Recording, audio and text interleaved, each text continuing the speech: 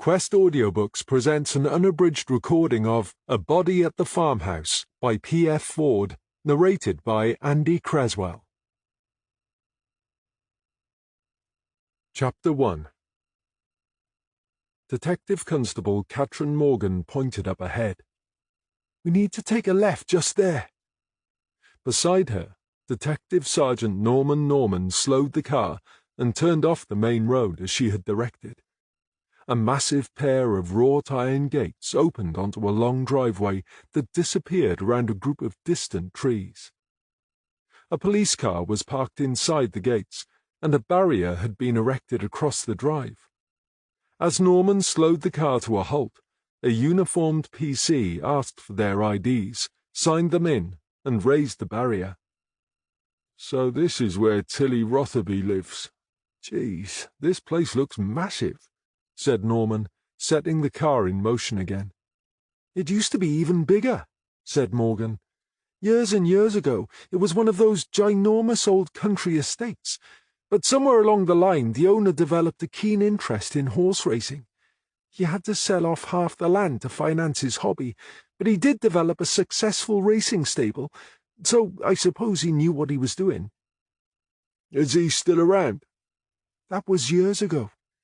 This may not be exactly right, but I believe the guy in question was Tilly's grandfather, and when he died the estate passed to Tilly's father. But he then died quite young. I think everyone expected Tilly's older brother to inherit, but it turned out when the will was read it specified Tilly was to inherit everything. The brother was left with nothing." "But if Tilly was the younger child and the daughter, why leave it to her and not the son?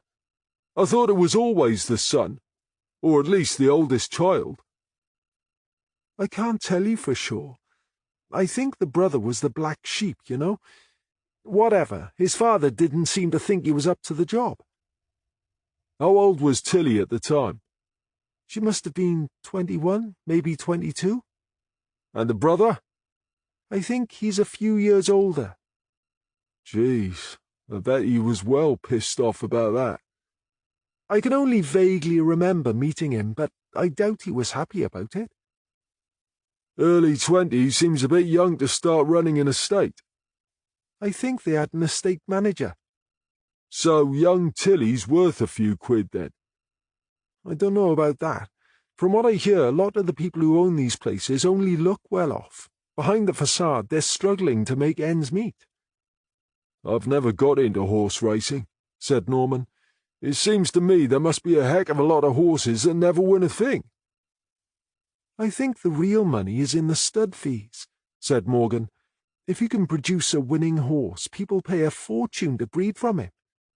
"And did they produce any?" "I'm not sure," said Morgan. "I believe they always used to have 2 or 3 stud horses that brought in enough money to keep the stables going, so they must have been winners at some stage.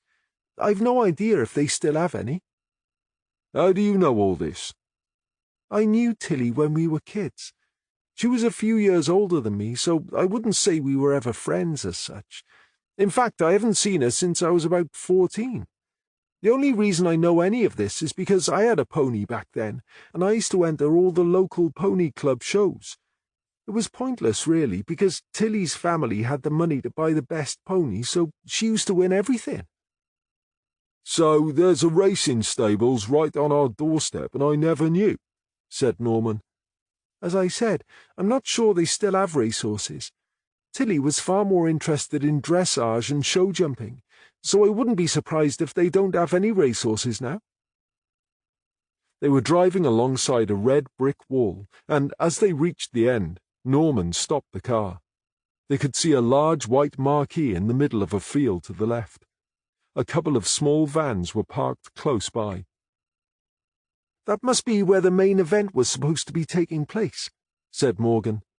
"So where is the house?" asked Norman. He pointed to a huge Georgian house about a mile away across some fields. "Is that it?" "Apparently it was once upon a time," said Morgan. "It was sold along with half the estate." "They only kept the land?" "They kept the farmhouse and a few cottages that were originally built for the staff who worked on the farm and the stables. We're heading for the farmhouse. It's that way." She pointed back along the other side of the wall, and as Norman turned the car, an old farmhouse came into view about 100 yards ahead. "It's not exactly on a par with the mansion, but I guess in its day it wasn't too shabby," he said. "It would do for me," said Morgan. As they approached the house, the gravel drive widened, and they could see 3 cars and a Land Rover parked to one side, with space for another 2 or 3 vehicles. An ambulance was parked on the other side of the house, its back doors wide open. A man wrapped in a blanket was sitting on the back step of the ambulance, being tended by a paramedic. "I think I can fit my car in there," said Norman, heading for the parking spaces. As they climbed from the car, a young, pale-looking detective emerged from the front door. "Are you okay, Frosty?" asked Norman.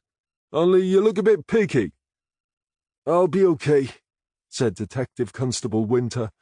"I guess I'll get used to seeing dead bodies one day." "I'm afraid there's no quick cure for that," said Norman.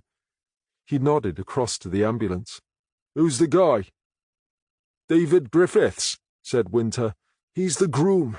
He's in shock." "I'm not surprised," said Morgan. "It's not exactly how he would have expected to find his bride on their wedding day." "That's for sure," agreed Norman. "Anyway, Frosty, what have we got?" Winter pointed towards the back of the house.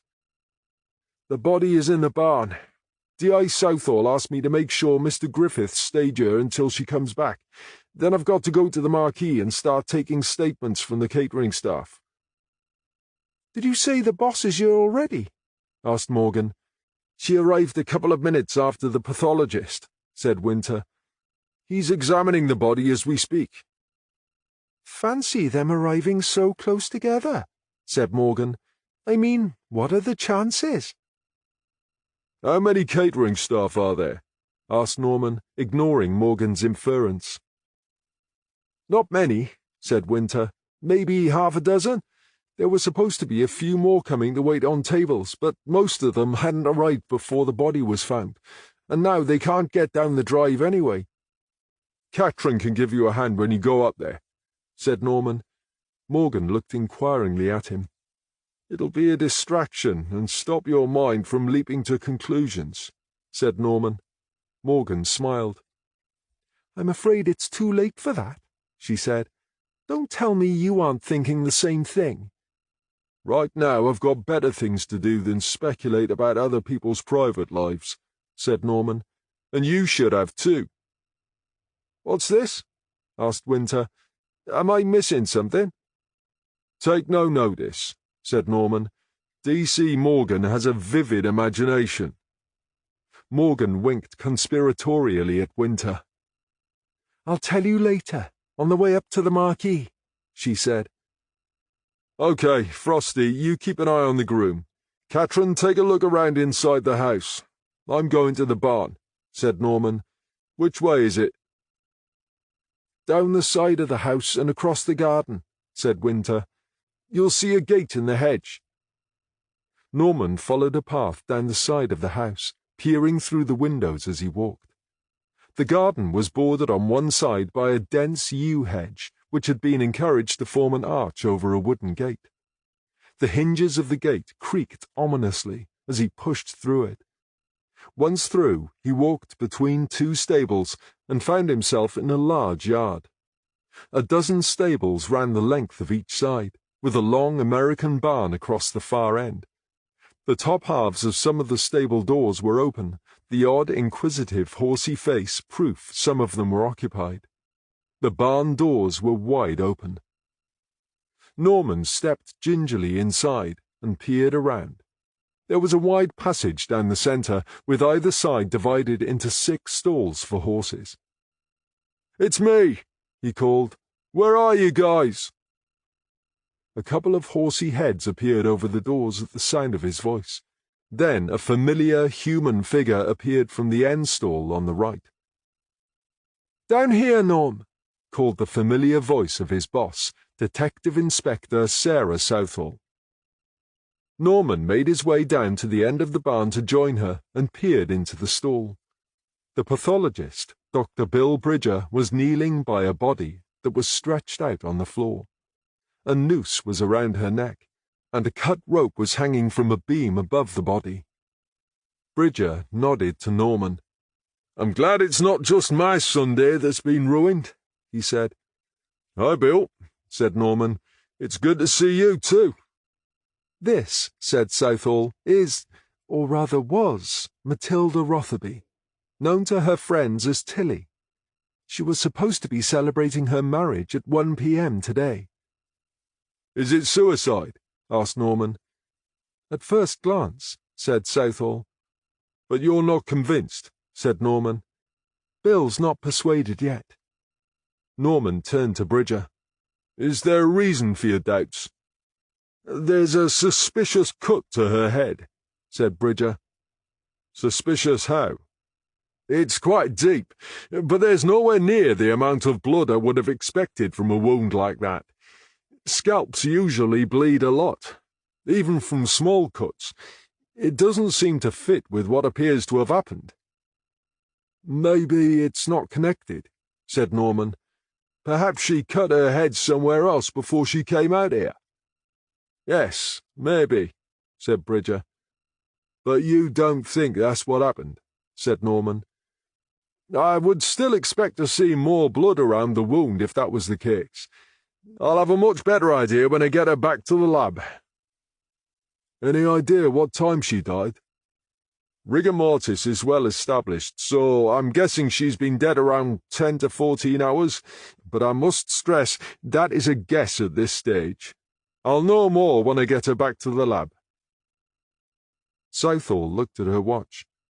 "It's 10:30 now, so until we know better, let's assume she died between 8 p.m. and midnight." Norman nodded. "Who found her?" he said. "Was it the guy down by the house? Winter says he's the groom." "A girl called Caris Howells comes in and looks after the horses at weekends.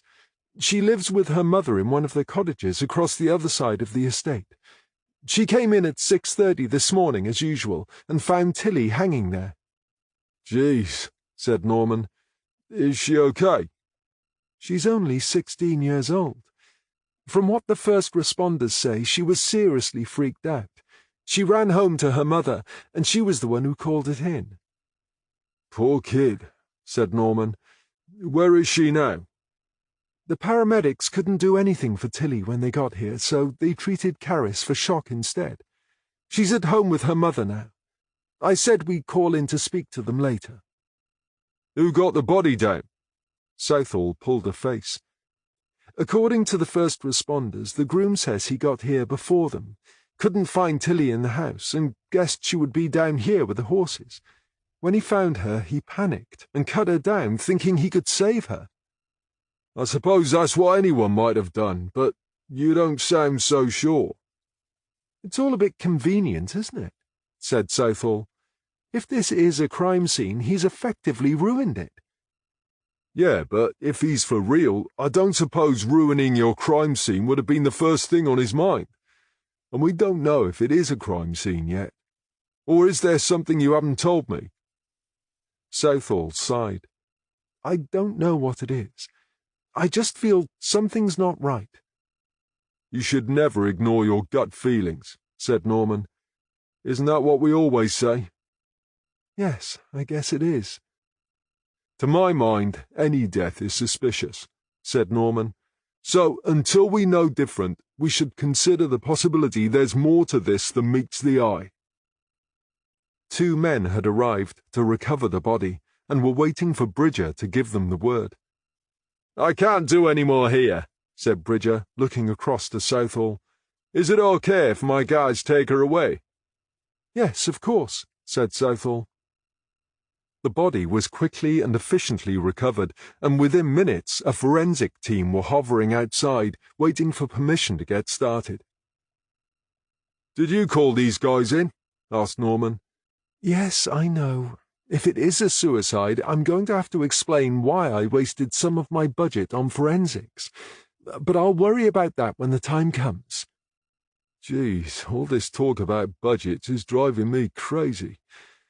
I know there isn't an infinite pool of money, but doesn't anyone realize you can't allocate budgets to solving crimes? Come on, Norm, said Southall. Let's get out of the way and let forensics do their thing while we talk to her husband. Chapter 2.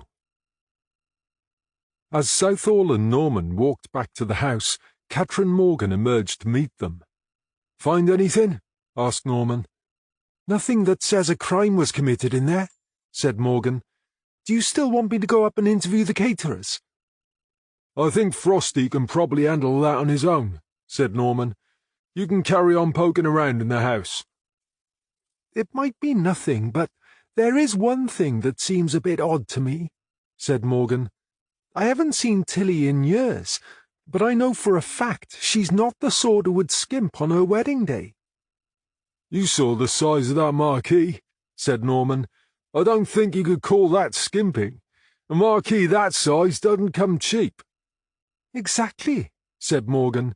"No expense spared, right?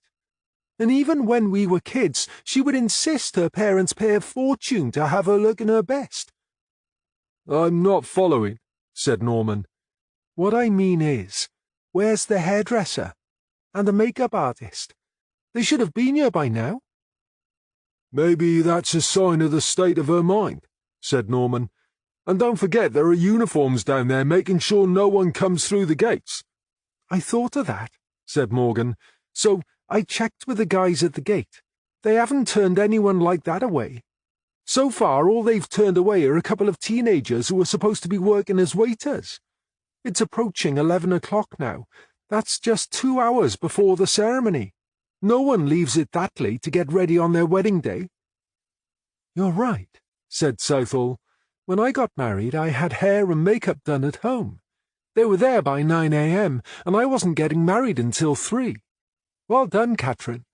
See if you can find a mobile phone, a diary, or one of those wedding planner things. That should tell us if she had anyone booked." "You think it's relevant, then?" asked Morgan. "I've no idea what's relevant right now," said Southall. "But as Norm said, it might give us an indication of her mindset. And you know more about Tilly than any of us. If you think it's odd, I think you should check it out." Morgan looked pleased with herself as she returned to the house. "Maybe David Griffiths can tell us about that," said Norman. Southall grunted. "Unless he's one of those guys who left everything to the bride to arrange." "Yeah, there is that possibility," said Norman. "But I'm feeling optimistic today." If the subtle hint about her pessimism registered with Southall, she chose to ignore it, and led them across to the ambulance. David Griffiths got to his feet as they approached. Southall made the introductions and made sure the paramedics were happy for them to speak with the patient. The paramedics nodded their approval and began packing their equipment away. "How are you feeling, Mr. Griffiths?" she asked. "Stunned," he said. "That's understandable," she said. "Would it be okay if we went into the house? I'm not sure I feel up to standing out here in the open." Southall pointed to a bench nearby. "I'm afraid we can't let you in the house, Mr. Griffiths, but we can sit on that bench. I've officers looking around inside, and as it's a possible crime scene, we're going to have to ask you to keep away for a few days. Is there somewhere you can stay?" "Crime scene? I thought Tilly had committed suicide." "Sadly, you're probably right. But we need to make sure, so for now at least, I'm afraid the house is out of bounds." "I suppose I can go back to the hotel." "Which hotel is it?" "The Sea View, out on the coast." "Oh, yes, I know it. I can get someone to arrange for you to stay there for a few days." "It's okay. I can manage." "If you're sure," said Southall. "Is it okay if we ask you some questions now?" "Of course, although I'm not sure how much help I'm going to be." "Was there anything bothering Tilly that you know of?" "If there was something bothering her enough to take her own life, she never mentioned it to me." "And she's been okay this week?" "I've been out of the country on business until yesterday. I stayed in the hotel last night, and came over first thing this morning. Is there any particular reason you stayed away last night? It was Tilly's idea. She thought it was the right thing to do. It was silly, really. We've been together for a couple of years, so it's not as if we've never slept together.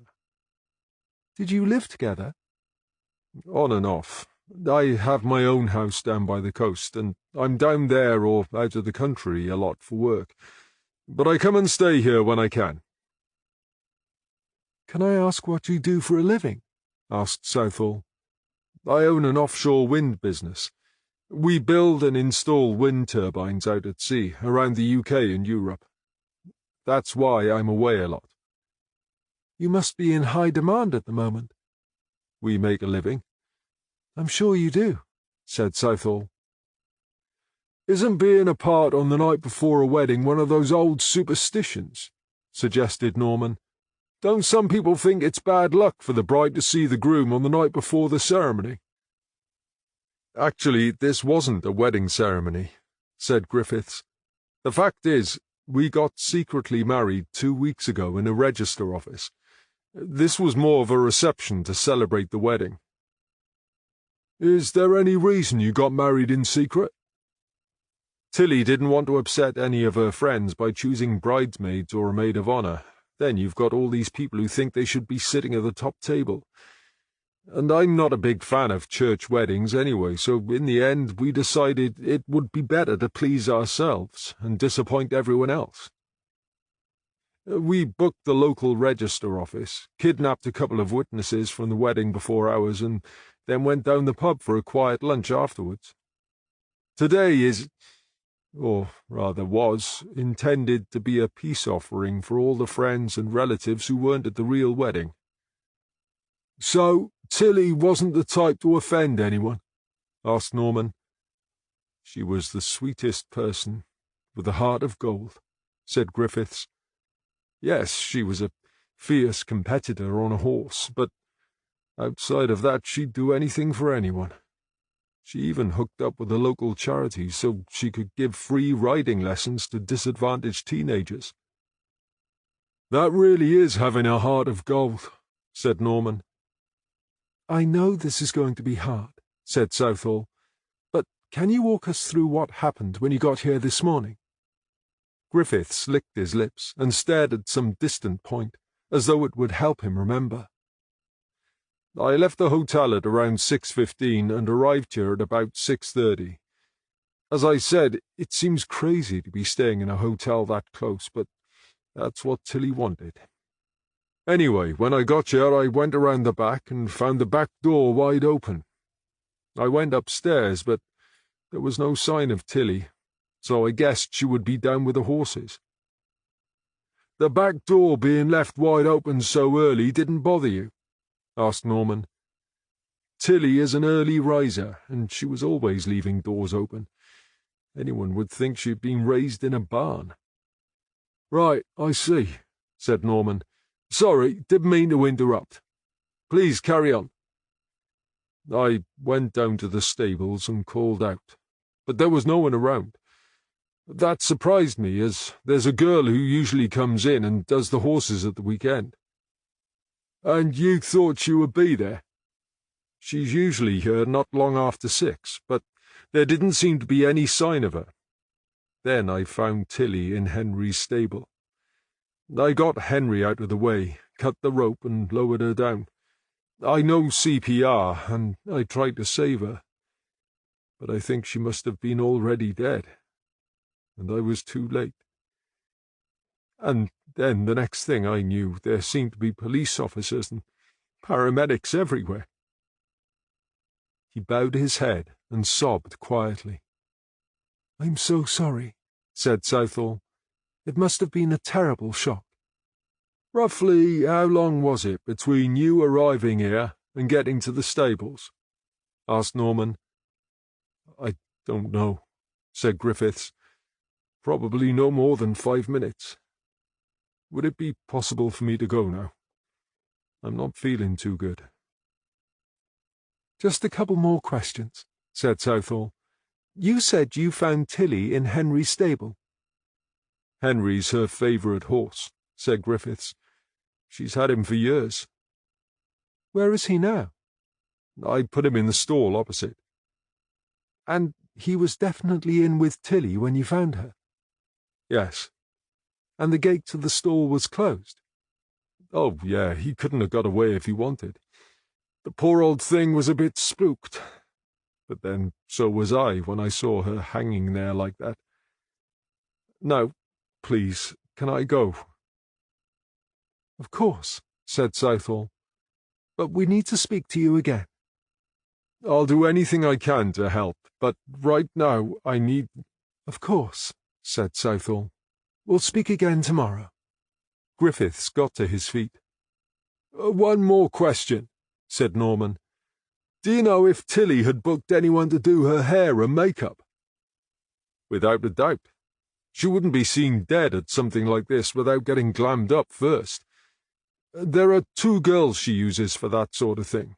I can't tell you their names, but she used them all the time." "Why do you ask?" "Because we figured that would be the case, but no one has arrived." "Is that important?" "Probably not," said Norman. "We were just curious." Griffiths looked confused as he turned and headed for his car. "Shall we have a look around the house?" Norman asked Southall. "Catherine's waiting outside. Let's go and see what she's found." Morgan was waiting by the car and had been joined by Winter. "Any sign of a mobile phone?" asked Southall. "No, but I've only done downstairs so far." "OK, I'd like you two to go down to the marquee and speak to the caterers. We'll have a look around upstairs and then go and speak with Caris Howells." Morgan held a clear evidence pouch aloft. "I have found this diary, though." She handed the diary to Southall, who peered at it with interest. "Have you had a look inside?" "I did have a quick flip through." "Does it have an address for the beautician and hairdresser?" asked Southall. "There's a home mobile number for Donna Price, the hairdresser. I tried ringing, but it goes straight to voicemail. Do you want me to keep trying?"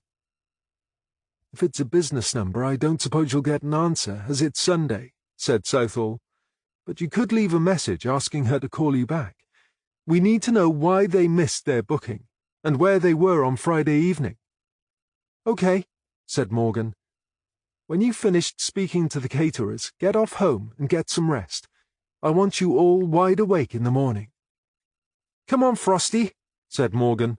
"I can leave a message on the way down to the marquee." Chapter 3. Norman drove them along a rough track to the 6 cottages which formerly housed staff who worked on the estate farm. They formed a small, neat terrace, their red brick walls and rusty brown tiles making them appear warm and welcoming. They were positioned closer to the huge country house that had been sold off years ago than they were to the farmhouse. "It's a lovely spot to live," said Southall, as they approached the cottages.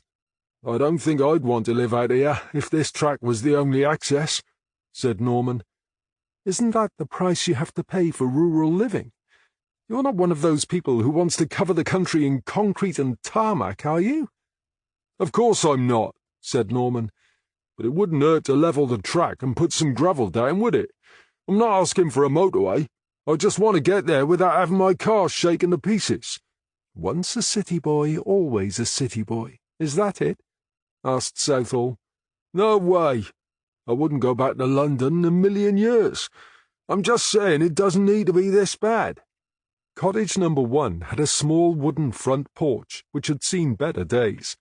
A small boot rack provided home for 2 pairs of upside-down knee-length Wellington boots and a shorter pair of mucker boots. The door was answered by a tall, slim, dark-haired woman. Large round spectacles seemed to magnify her brown eyes and give a slightly owlish appearance. Norman guessed she was probably in her mid-30s, and she appeared to already be a little worn down by life. He showed her his warrant card and made the introductions. "Are you Mrs. Fionn Howells?" "It's Ms." "Oh, right. Well, Ms. Howells, Is it possible for us to come in and speak to Caris? I'm afraid not. The doctor gave her a sedative, and she's completely out of it right now. Of course, it must have been a terrible shock for her, said Southall. What about you? Would you be able to answer a few questions? About Tilly? Yes, I suppose so, if it will help. She led them into a tiny, shabby sitting room. We know Caris looked after the horses for Tilly, but did you know Tilly? Asked Southall. We were friends years ago, but we drifted apart. You know how it is. Any particular reason for that? Asked Norman. Fionn sighed impatiently. How about Tilly owns an estate and I rent a tiny cottage? You could say we don't exactly move in the same circles. But you did move in the same circles once before. We used to compete at the same horse shows. That's how we first met. We used to travel all over, and to make life easier we shared transport. Our fathers used to take it in turns to drive, but that all stopped when I got pregnant with Caris. And you didn't go back to riding? It costs a lot of money to keep show horses and compete. My parents used to pay for most of it, but when I became a single mother, that all stopped. That must have been hard. Being disowned by my parents and finding myself alone with a baby on my 18th birthday was harder, she said bitterly.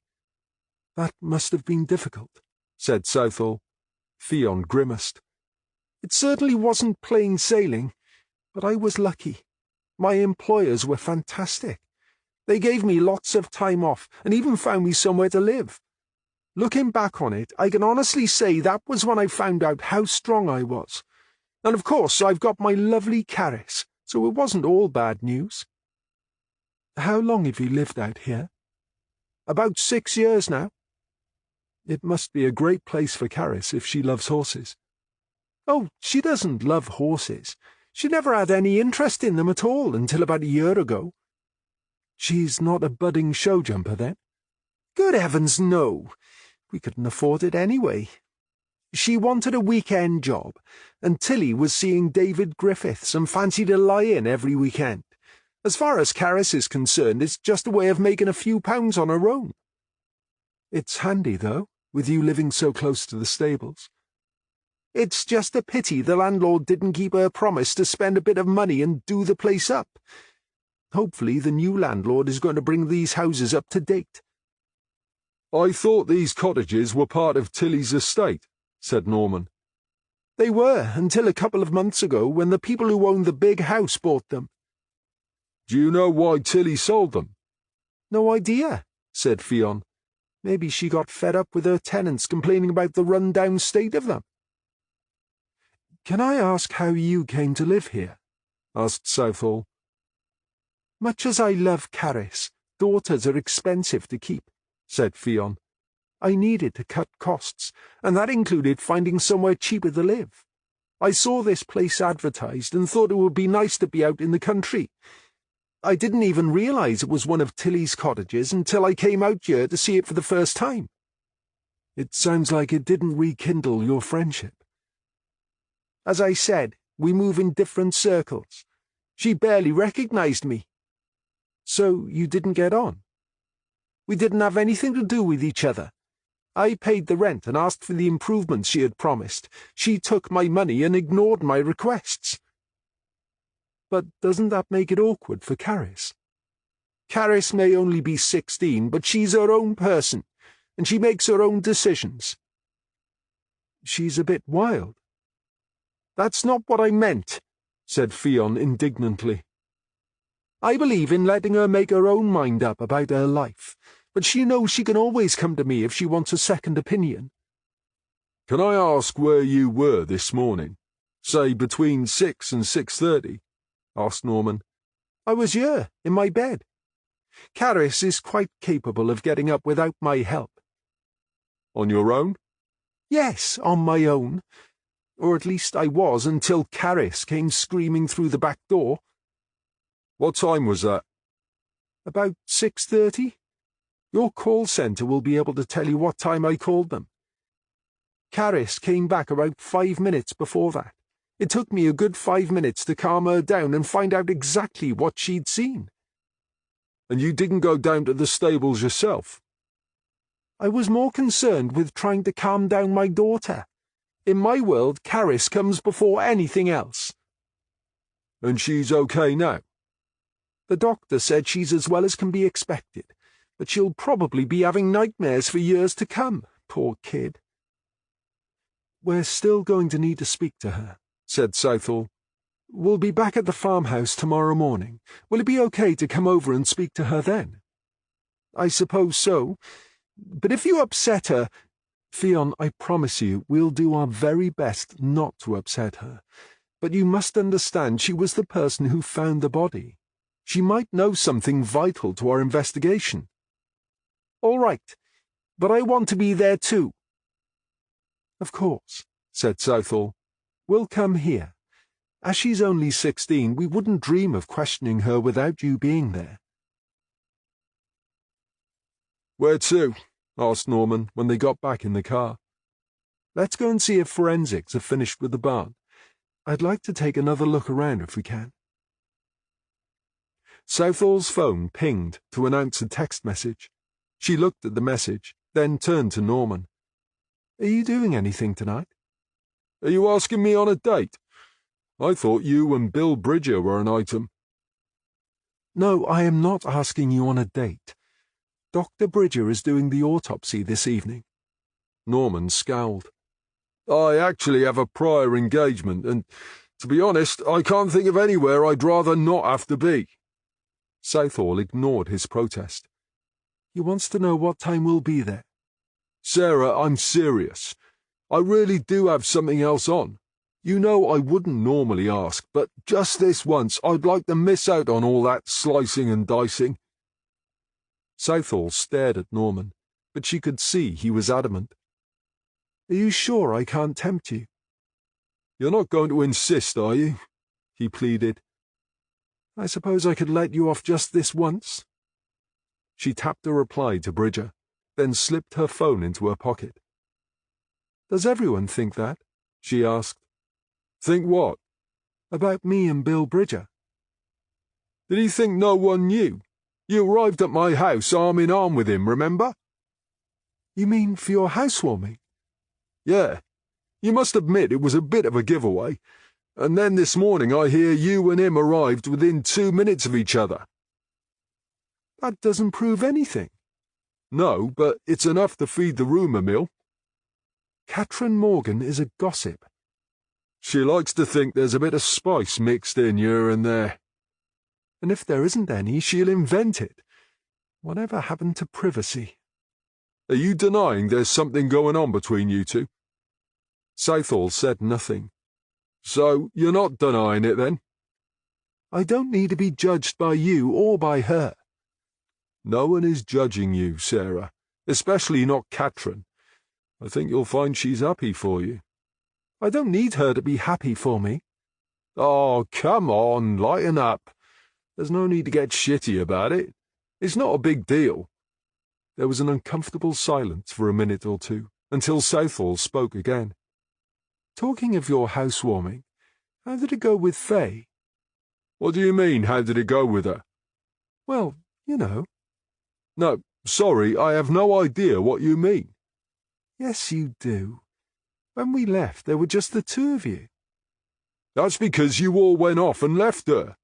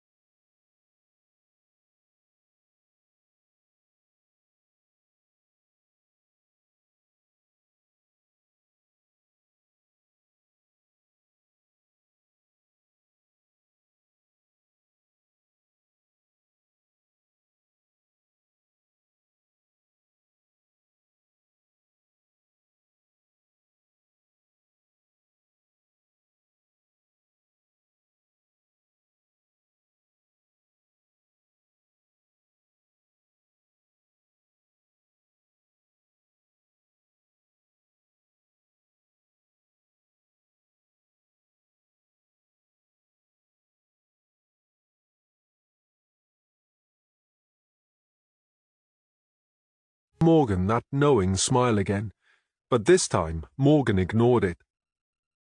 Did she give a reason for cancelling? All she said was that she had changed her mind and was calling the wedding off. She was calling the whole wedding off? That's what she said? How did she seem when you saw her? Oh, we didn't see her. It was all done by email. You didn't speak to her? I tried calling to ask why she was leaving it so late to cancel, but she never answered her phone. Was that the house phone? Mobile. I think the landline was only there for the broadband. If she did use it, she never gave us the number.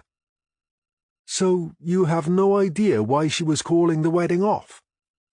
I assumed she'd fallen out with him again. Fallen out with whom? That boyfriend of hers, David Griffiths, or whatever his name is. You don't like him, then?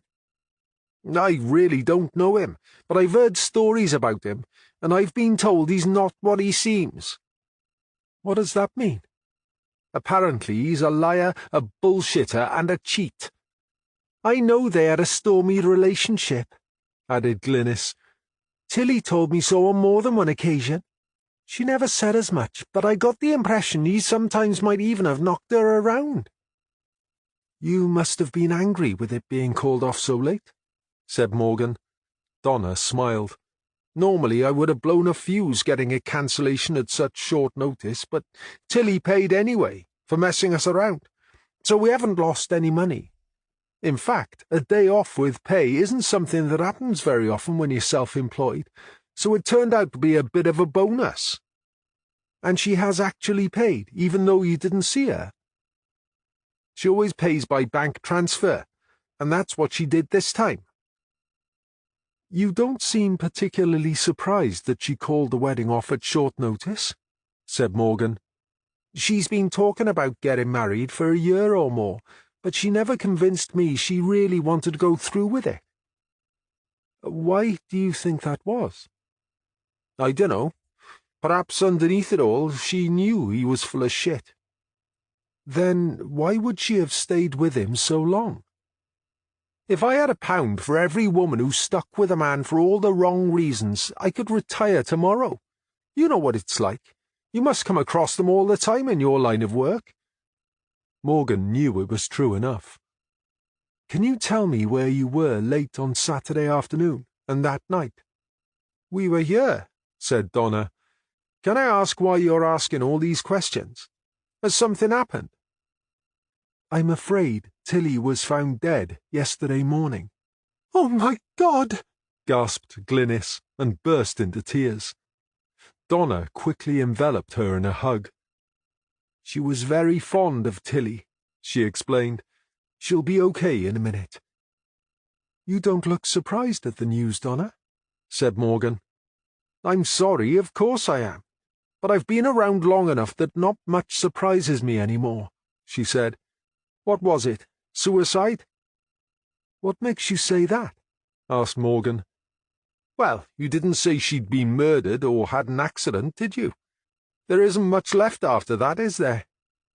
I'm afraid I can't tell you any more than I already have, said Morgan. And I don't think we have any more questions for now. If we can help in any way, just let us know, said Donna as she led them back to the front door. Tilly could be difficult at times, but underneath it all I liked her, you know. She opened the door and stepped back to let them out. There is one thing, said Morgan, pausing in the doorway. Do you have Tilly's phone number? Donna frowned. It's just routine, said Morgan. Some people have more than one number, you know. Just a minute. Donna disappeared for a moment, then returned, offering Morgan a business card. This is our number, in case you need to get in touch, like when you want to book that makeover. I've written Tilly's number on the back. Morgan took the card. Thanks, she said. You've been very helpful. As she climbed into the car next to Winter, Morgan showed him the card. She gave me her card, she said. You didn't mean that, did you? Asked Winter as he pulled away. You mean about booking a makeover? Why not? Every girl likes to be pampered now and then, you know. I think she was offering to give you a bit more than a makeover. Do you think so? Don't tell me you didn't realize what she meant. I mean, come on, you even said it yourself. Said what? About it being an intriguing proposition. Don't you think it would be intriguing? As Winter began to blush, Morgan saw an opportunity for a bit of fun. The way I look at it, life is full of opportunities to experience new things, she said. How can you know if you like something if you're never brave enough to experience it? But that Donna, I mean, she's a she. I can see why the boss was so keen to get you on the team, said Morgan. I expect you noticed Glynis was also a woman. Yeah, well, of course I did. And your point is? Well, she's old enough to be a mother. I don't think she's quite that old, said Morgan, and I don't think that's actually what you're getting at. Anyway, age means experience, and in my opinion there's nothing wrong with a bit of experience. Winter was blushing furiously now. I just didn't know that you were that way inclined, he said. Morgan was laughing out loud now. That way inclined, she repeated. What's that supposed to mean? It's a good job I'm not the sort to take offence. Winter wished he'd never started this conversation. Norman had warned him that Morgan would seek to embarrass him given the opportunity, and now he knew exactly what he had meant. If the ground had opened up right now, he would have happily jumped into the hole. The deeper, the better. As it happens, I'm not inclined one way or the other, said Morgan. You could say I'm undecided. Not that it's any of your business. You're right, it's not my business, and I'm sorry if I'm speaking out of turn, said Winter. Can we end this conversation and change the subject? You started it. Yes, I did, and now I'm sorry, and I wish I hadn't. Just so you know, I'm not offended by your narrow mind, said Morgan. I'm not narrow-minded. I really don't care what you do or who you do it with. Good, because I'm not going to change who I am to suit you. I'm afraid you'll just have to learn to put up with me as I am. Chapter 8. As they left Llangwelly Station, Southall made a call to the Sea View Hotel. Right, she said a few minutes later when she finished her call. David Griffiths is happy to answer a few more questions and has agreed to wait around until we get there. That's very magnanimous of him, said Norman. I've also spoken to the hotel manager and asked her for copies of any CCTV they have from 8 p.m. on Saturday until 8 a.m. on Sunday. She's going to have them ready for us to collect. It's all systems go, then, said Norman. Where do you want to start? Asked Norman, parking the car next to the farmhouse. Let's have another look at that stable. Now we know a bit more about the cause of death, perhaps we can figure out what happened. I'm sure half the stables were empty yesterday, said Southall as they walked through the yard towards the barn. I think Katrin asked Animal Welfare to move them out of the barn, so they wouldn't have to keep walking through our crime scene, said Norman. Good thinking, Katrin, said Southall. Yeah, she's pretty switched on, said Norman. I have no idea why anyone would have suggested she was useless. She's not useless, Norm. She's outspoken. A lot of senior officers want their female officers to be meek and mild. Katrin doesn't fit that mould, and I suspect someone somewhere couldn't handle it, so they moved her out to Llangwelly. Perhaps they were hoping she'd become so demoralized she would leave. Yeah, well, that hasn't worked, does it? In fact, I think she's about ready for promotion. Southall nodded. Yes, I think you're right. Have you spoken to her about it? I've dropped a few hints. Do you think she's ready to pass the exam?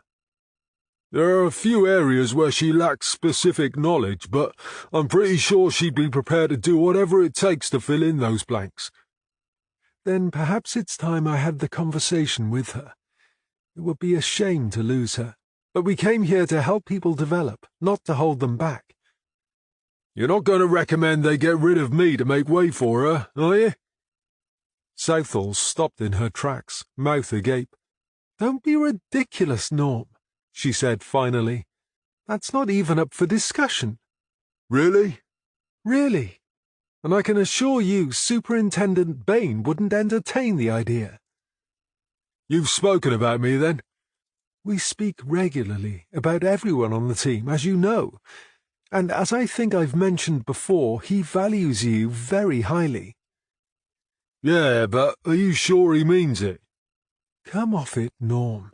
He didn't seek you out and then beg you to join the team because he thought you were useless, did he? Well, no. I suppose when you put it like that. Is there any particular reason you're feeling insecure this morning? I'm sorry, Sarah, but even I need a little reassurance now and then, you know. And there I was thinking you were superhuman. My only superpower is an uncanny ability to get the wrong end of the stick. Well, switch it off for a while, will you? The last thing we want to do now is waste time chasing shadows. They had reached the barn now. Right, said Southall, sliding the door open. Now we've massaged your ego, can we get on with our work? Yeah, right, of course. Southall led them to the end stall and stopped. Let's just take a minute to look before we go in, she said. They looked into the stall, the cut rope still dangling from the beam above, acting as a centerpiece. Remember yesterday I was asking how she could have got her head through the noose, said Norman. Well, now we know she was dead before that, I've got two new questions. We're assuming our murderer was trying to make it look like Tilly committed suicide, right? So, question one, how the hell did they manage to get her up there?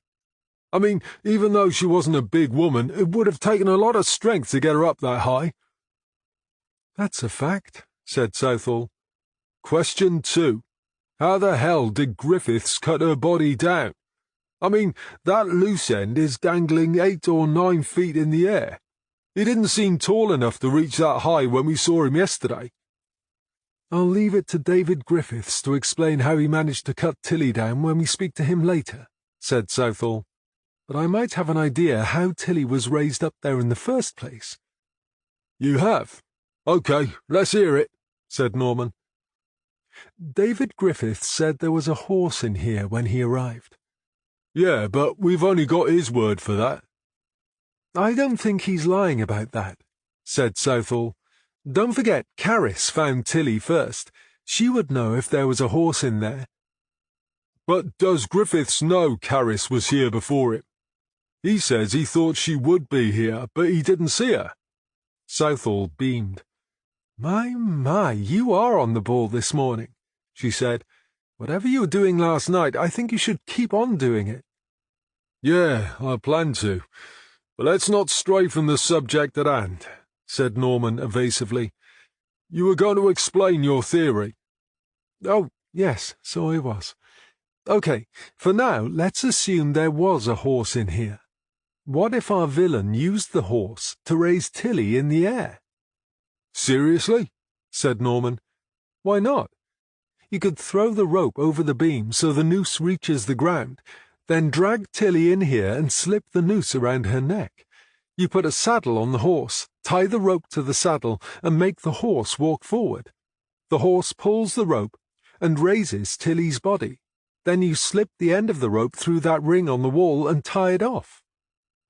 Norman nodded thoughtfully. And you don't think Tilly was too heavy for a horse to pull? A horse would easily be powerful enough to raise her up high enough. In that case, Sarah, I think you might be onto something. It's probably a bit more complicated than that. But if you had time to get everything ready beforehand... It works for me, said Norman. And if it was planned, that's clearly premeditation. It's a theory to work on, said Southall. We'd have to test it, and, of course, proving it's possible doesn't necessarily prove it's what happened. Even so, it makes sense. I think you might well have cracked it, said Norman. Southall placed a hand on his arm and put a finger to her lips. They both listened for a moment. What is it? He asked, his voice hushed. Can you hear a phone ringing? It's very faint, but I'm sure it's a phone. I can't hear anything, said Norman. Southall pointed to the far end of the barn. It's coming from that stall on the right at the other end. They walked quickly to the far end of the barn and stopped outside the stall. I still can't hear anything, said Norman. It's stopped now, said Southall. Bugger. I'm sure it was a mobile phone. Let's have a look around, said Norman. There are plenty of places a phone could be concealed. They spent 5 minutes searching the stall, but found nothing. Norman even raised the food manger in the corner, but to no avail. Damn, said Southall. I must be imagining things. Maybe it was someone calling a random number about a car accident, joked Norman. As no one answered, perhaps they'll try again in a minute or two. That's what seems to happen when they call me, and I don't answer first time. I wish, said Southall. Come on, Norm, let's go. Maybe we can get forensics back down here later. Norman followed Southall out of the stall. Just as he turned to close the gate, they both heard a familiar ping from the corner where the food manger was. You definitely didn't imagine that, said Norman. I heard it too. Someone just sent a text to that phone, and it's over there in that corner. Yes, but we already looked there, said Southall. Then we obviously didn't look close enough. Norman walked back to the manger and bent down so his left ear was right next to it. What are you doing? Asked Southall. If it's like my phone, it'll ping again in a minute or two, he said. It drives me mad, but it might be quite handy in this situation. Sure enough, after a minute or two, they heard the familiar ping once again. It's definitely behind this food thing, said Norman. He lifted the empty manger from the wall and turned it over. Aha, he said. Carefully, he placed the upturned manger on the ground and fished a pair of latex gloves from his pocket. Got the little sod, he said, prizing away a mobile phone which had been taped to the back of the manger. Southall held open a clear evidence pouch, and he slipped it inside. Do you think that's Tilly's phone? He asked. I'll try it, said Southall, pulling her own phone from her pocket. But why would she hide it there? And I'm sure we would have heard it when we were trying yesterday. She tapped in Tilly's number and waited, but the phone before them remained silent. No self-respecting killer is going to hide their mobile phone within yards of the crime scene, she said. So whose phone is it? And why is it hidden like that? Whoever owns it must have access to this barn, said Norman. The thing is, anyone could come in here unseen, said Southall. There's no obvious security, is there? They don't even have a guard dog. Yeah, I've been thinking about that. Catherine told me they had stud horses here. Now, I don't know much about these things, but aren't they supposed to be valuable? Yes, I think so. Some of them are worth millions. So, being valuable, they would need to be insured, right? And wouldn't an insurance company insist there should be decent security in place? I mean, if you made a claim with no security, they'd laugh in your face, wouldn't they? Let's take a look at these horses and see if we can identify the studs, said Southall. Not being funny, but I doubt I could tell a racehorse from a donkey, said Norman. Do you think you can? I think I know a stud horse from a riding stable pony, and we can always find an expert if we need to. They went back to the main yard and slowly made their way from stable to stable. Apart from Tilly's horse, Henry, and maybe 2 others who have a bit of quality about them, these are all ponies, said Southall. They're the sort you find in riding stables all over the country. I take it that means they're not stud horses, then? Asked Norman. Henry is the only male here, and he doesn't have the equipment to be a stud," explained Southall. "The others are all mares." "So Catherine was wrong when she said she thought it was the stud fees that provide the income to keep the place going," said Norman. "But we've both seen the inside of that house. Tilly must have had an income from somewhere." "Come on, Norm," said Southall. "Let's go and speak with Carys Howells, and then I think we need to ask David Griffiths some serious questions about Tilly Rotherby and her business affairs." "What about the house?" "Forensics have already been through the house, so I think it can wait until later, or maybe even until tomorrow." Chapter 9. Fionn Howells wasn't pleased to find the two detectives on her doorstep. "Do you have to do this now?" she demanded. "Carys is only 16, and I've kept her off school because she's still in shock. Can't it wait?" "I'm afraid your daughter is also the person who discovered a murder victim yesterday," said Southall. "So I'm sorry, but no, it can't wait." Fionn's eyes widened. "Murder victim? Carys said Tilly had committed suicide." "Yes, well, I don't know where Carys got that from, but she got it wrong." "Are you sure? She was hanging, wasn't she? It must have been suicide." "You sound very sure about that," said Norman. "Yes, well, people associate hanging with suicide, don't they?" "Do they?" said Norman. "I think you'll find sleeping pills are a much more common means." "Did you go across to the stables after Carys came home?" asked Southall. "As I told you yesterday, Carys came home in a terrible state. It took me 5 minutes to calm her down and find out why she was in a state. When she managed to explain, I called 999 to report it." "And you didn't go over there to see if you could do anything?" "I'm not one for wasting time on people who don't want to live. I thought it was more important to stay here and look after my hysterical daughter who has her whole life ahead of her." "We still need to speak to her," said Southall. "Is she here?" "She's upstairs." "Could you ask her to come down for us, please?" "She's still in bed." "Yeah, maybe she is," said Norman. "But as my boss already said, this is a murder investigation. The sooner she comes down here, the sooner we can ask our questions, and the sooner we can get out of your hair." Fionn swung the door open for them. She was muttering darkly about heavy-handed policing and human rights, but if she was spoiling for a fight, she was wasting her time. Southall and Norman had heard it all before.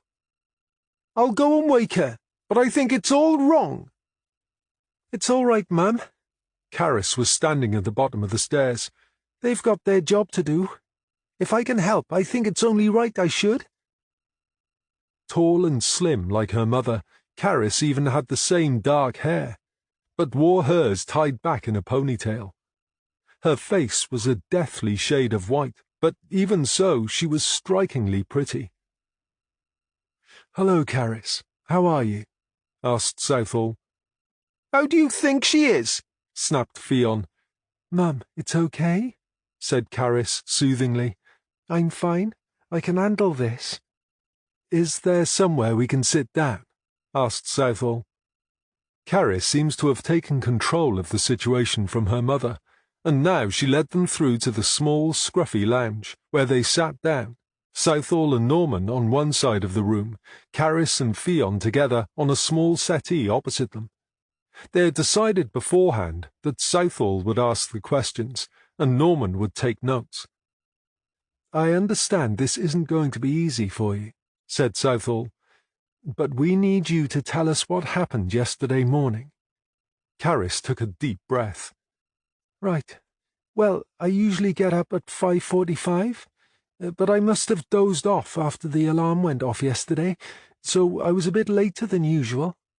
I suppose I must have got to the barn at about 6:20. "Are you sure about the time?" "Because I was in a rush, I forgot to put my watch on, so I'm guessing, but I know it was just after 6:15 when I left you."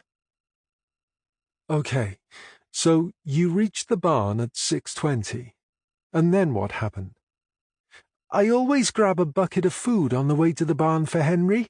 He's my favourite, so I always see to him first.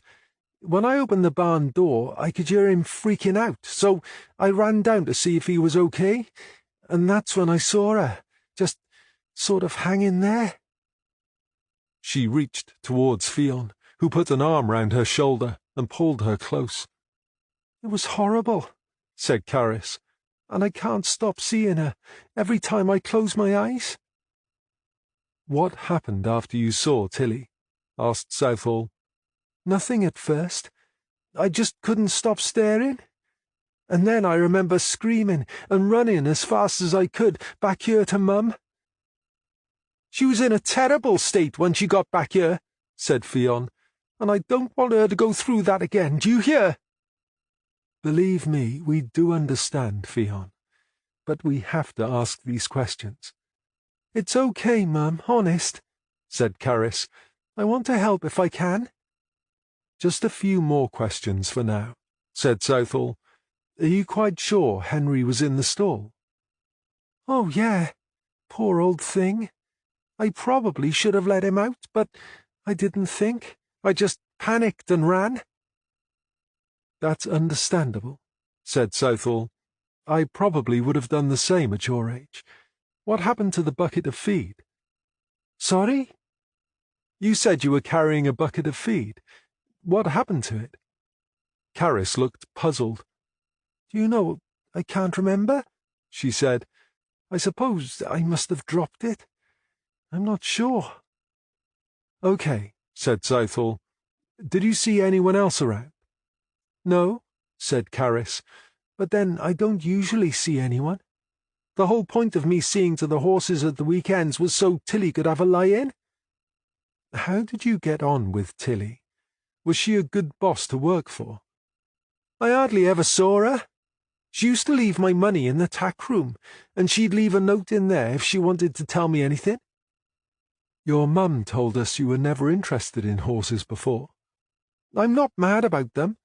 I can take or leave them, you know. To me it was just a convenient job." "But don't you have to know what to do?" asked Southall. "I wouldn't know where to start unless someone showed me." "Oh, yeah. Jimmy showed me the ropes for the first couple of weekends."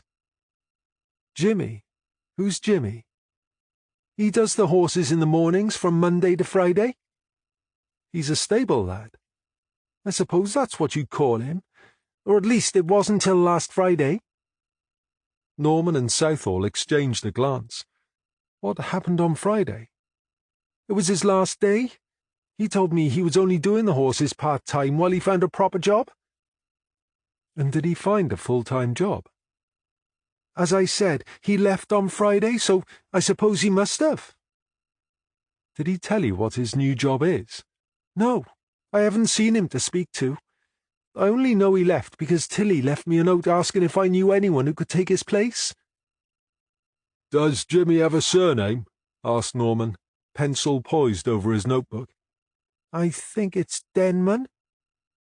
"I don't suppose you know where he lives?" "Sorry, I don't know.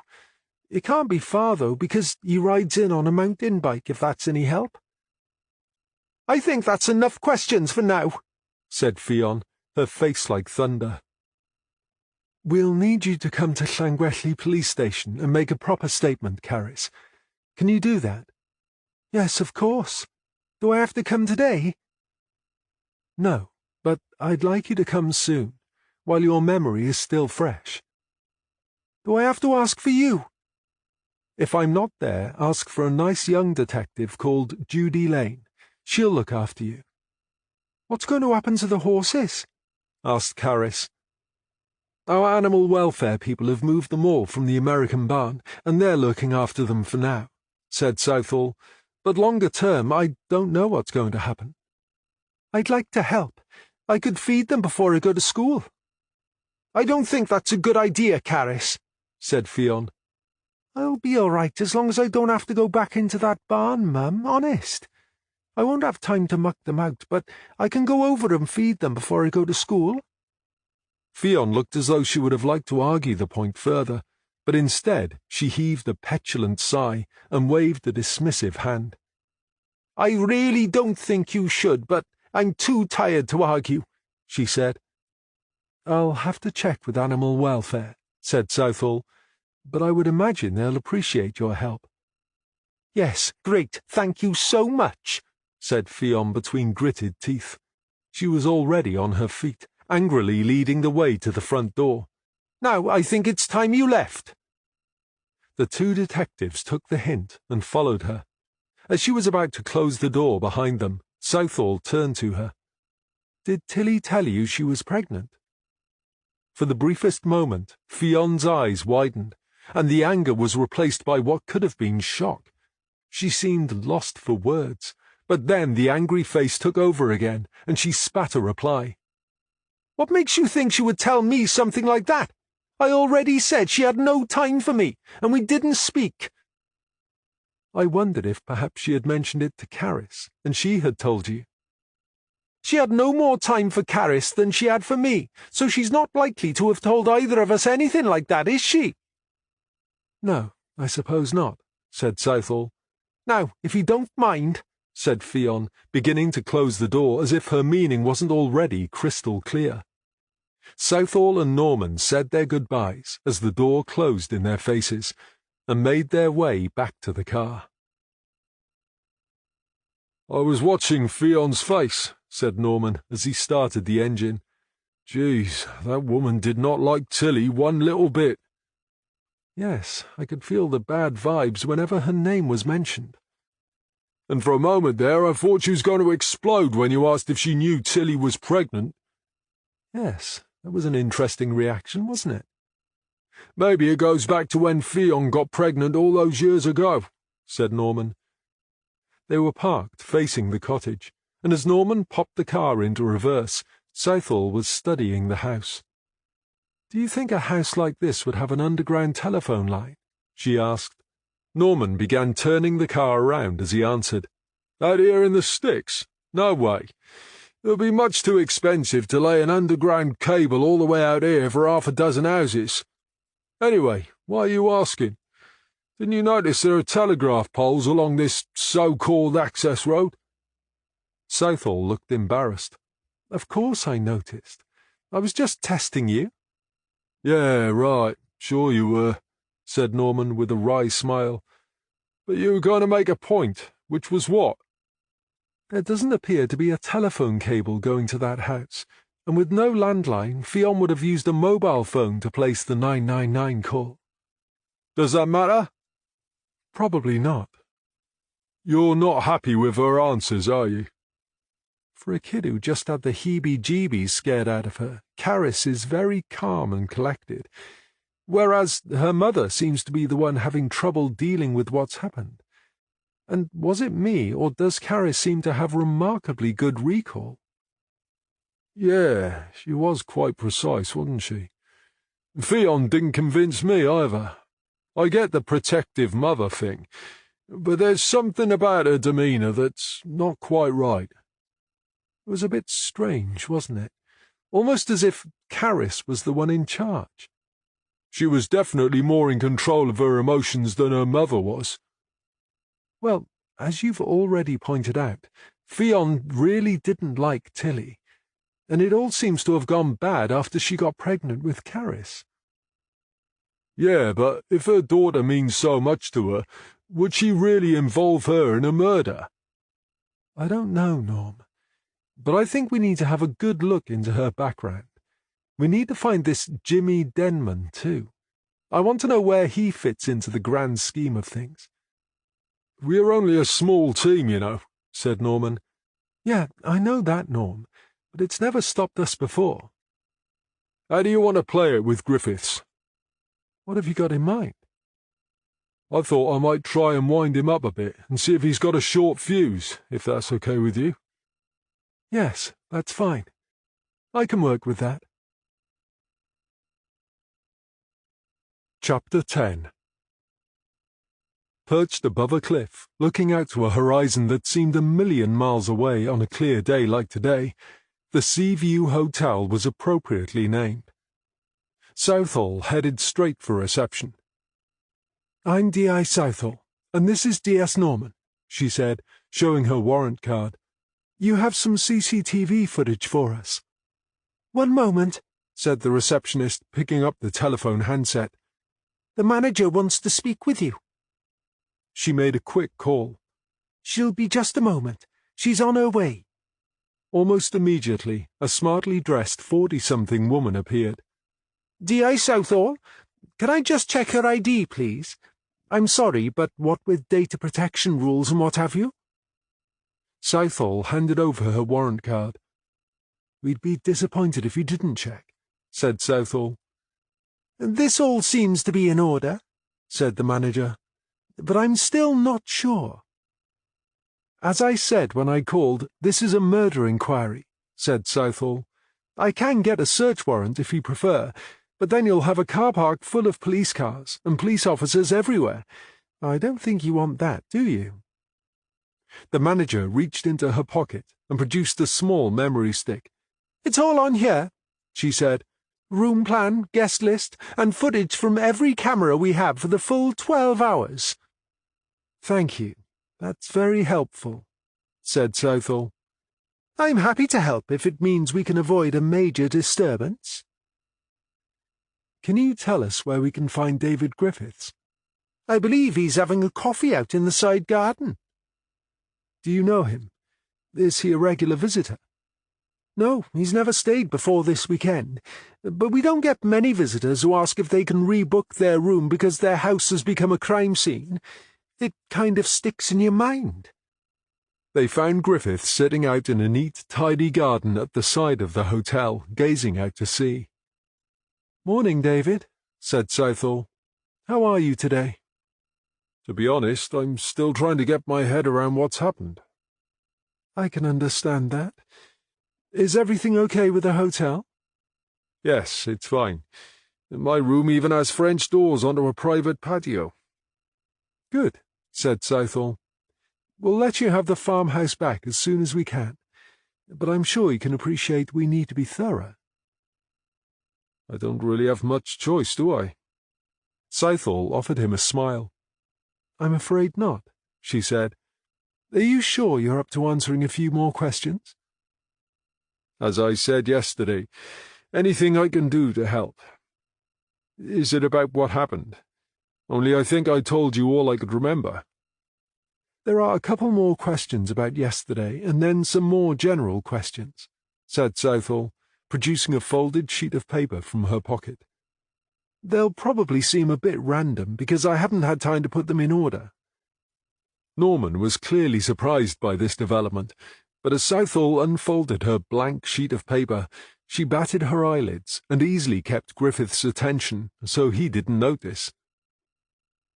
"That's okay," he said. "I understand. My own thoughts are rather random at the moment." "Right," said Southall, glancing at the sheet of paper. "We forgot to ask you what time you arrived at the hotel on Friday." "I'm not sure. I guess it would have been around 8:15. Does it matter?" "Probably not," said Southall. "We just like to have these little details for our timelines." She looked at the sheet of paper again and seemed to hesitate, allowing Norman to step in. "When you found Tilly hanging in the stable, you said you cut her down," he said. "Yes, that's right." "Do you always carry a knife with you?" "There's always a sharp knife in the tack room. They use it for cutting the string on hay bales." "So, you went to the tack room, got the knife, and then came back and cut her down. Was this before you put the horse in the stall or after?" "What are you suggesting?" "I'm not suggesting anything. I'm just trying to establish the order of events. I went to get the knife first, and it was only when I got back I realized the horse was going to be in the way." "You could have just opened the gate and let him out." "Yes, I suppose I could have, but I wasn't thinking straight. Tilly had a rule that a horse was never allowed to wander around on its own, and I guess I've had it drummed into me so often I didn't think about it. I just did it out of habit." "How did you manage to reach so high when you cut the rope?" asked Norman. "I'm sorry." The rope was severed about 8 feet above the ground. I'm guessing you're a little under 6 feet tall. I'm just curious how long your arms must be." Griffiths rolled his eyes and tutted. "There was a feed bucket on the floor outside the stall. I grabbed that, turned it upside down, and stood on it." "And you held on to Tilly as you cut her down?" "Of course I did. I wasn't going to let her drop, was I?"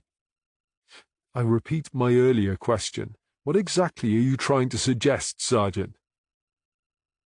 "I'm just trying to work out how long Tilly must have been hanging there while you were getting all this stuff together." Griffith's jaw jutted and his voice lowered. "I don't like your tone, or the implication in your question, Sergeant."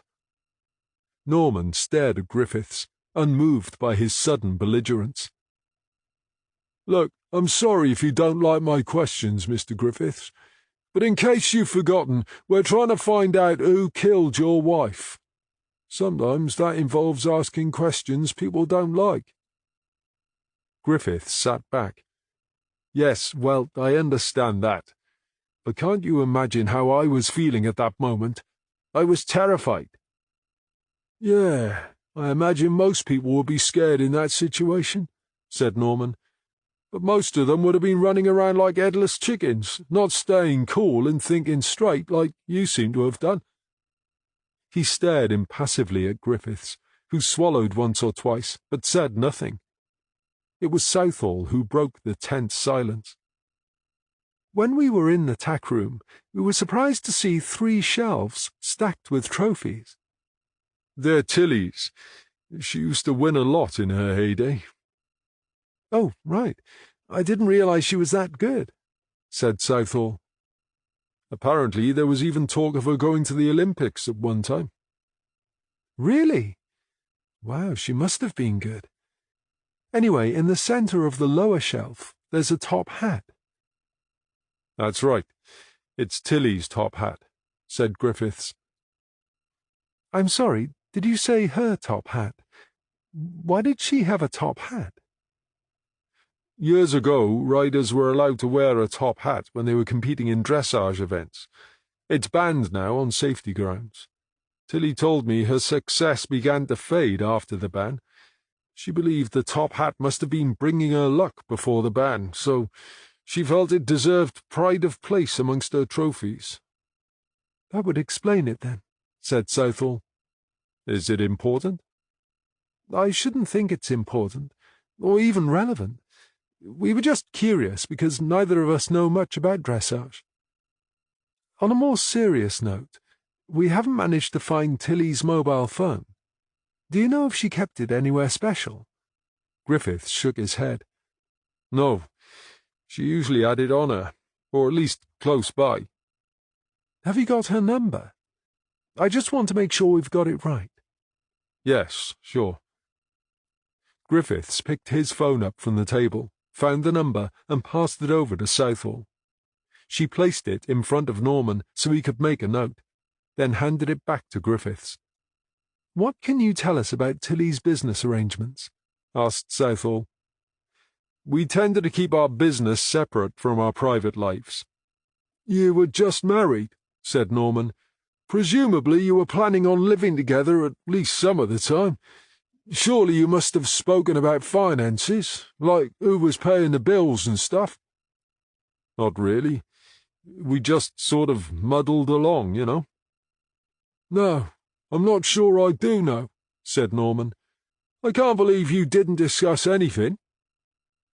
"Well, I knew some stuff, of course." "Some stuff? Like what?" "I know she had stud horses and she made money from the stud fees. And she owned 6 cottages. The rent from those brought some money in." "And that made enough money to keep the estate going?" "Well, yes, I suppose so." "You suppose so," said Norman. "You've got your own business, and you're successful, right?" "I like to think I do all right." "So it would be fair to say you've got a business brain?" "I think so." 6 tatty rental cottages in Wales are going to bring in how much?" I reckon 4 or 5K a month if you're lucky. Are you telling me you seriously think that's enough income to run the estate? Ah, yes, on its own it's not enough, but the stud fees bring in the real money. Where are these famous stud horses that bring in all this money? Asked Southall. In the stables, of course. Southall shook her head. I'm afraid not, she said. There's only one horse in those stables that could ever have been a stallion, and that's poor old Henry. But I suspect he was gelded long before he ever got the chance to prove himself. Griffiths looked at Southall in disbelief. No, you've got that all wrong. There are 3 of them. So, where are they? Asked Norman. I don't know. Perhaps Tilly moved them for some reason. I hope you're right, said Southall. Oh, and by the way, the cottages won't be bringing in any more income. They've been sold to the neighbour who owns the mansion. That's not right. They're part of the estate. Why would Tilly sell them? We were rather hoping you might be able to tell us, said Norman. Griffiths looked blank. You see the problem we have here, David? We know Tilly sold the cottages months ago, and it appears she may well have sold the stud horses too, and yet she seems to be living very comfortably. So where is the money coming from? Is it you? Tilly never, ever asked me for money. As I said, we never really spoke about that side of things. So you want us to believe that you know nothing about her business dealings, and she knew nothing about yours? That's just how we were. We didn't pry into each other's business lives. We didn't feel we needed to know. Did you pry into each other's private lives? We had no secrets, if that's what you mean. Oh, really? Said Southall. You knew Tilly was pregnant, then? Griffiths spluttered into his coffee, but didn't say anything for a moment or 2. Finally, when he had regained his composure, he spoke. Yes, of course I knew. We kept it quiet for now because she's miscarried before. Were you the father? Asked Norman. What sort of question is that? Snarled Griffiths. Actually, it's a very relevant question, said Southall. You see, Tilly had sex not long before she died, and you told us you had been away all week and hadn't seen her. Was she raped? We don't believe so. There's no evidence to suggest she was anything but a willing participant, and that suggests the possibility of a lover. I don't believe any of this, said Griffiths. Of course the baby was mine. We could prove that if you allow us to take a DNA sample, said Norman. I don't have to prove anything. I know that baby was mine.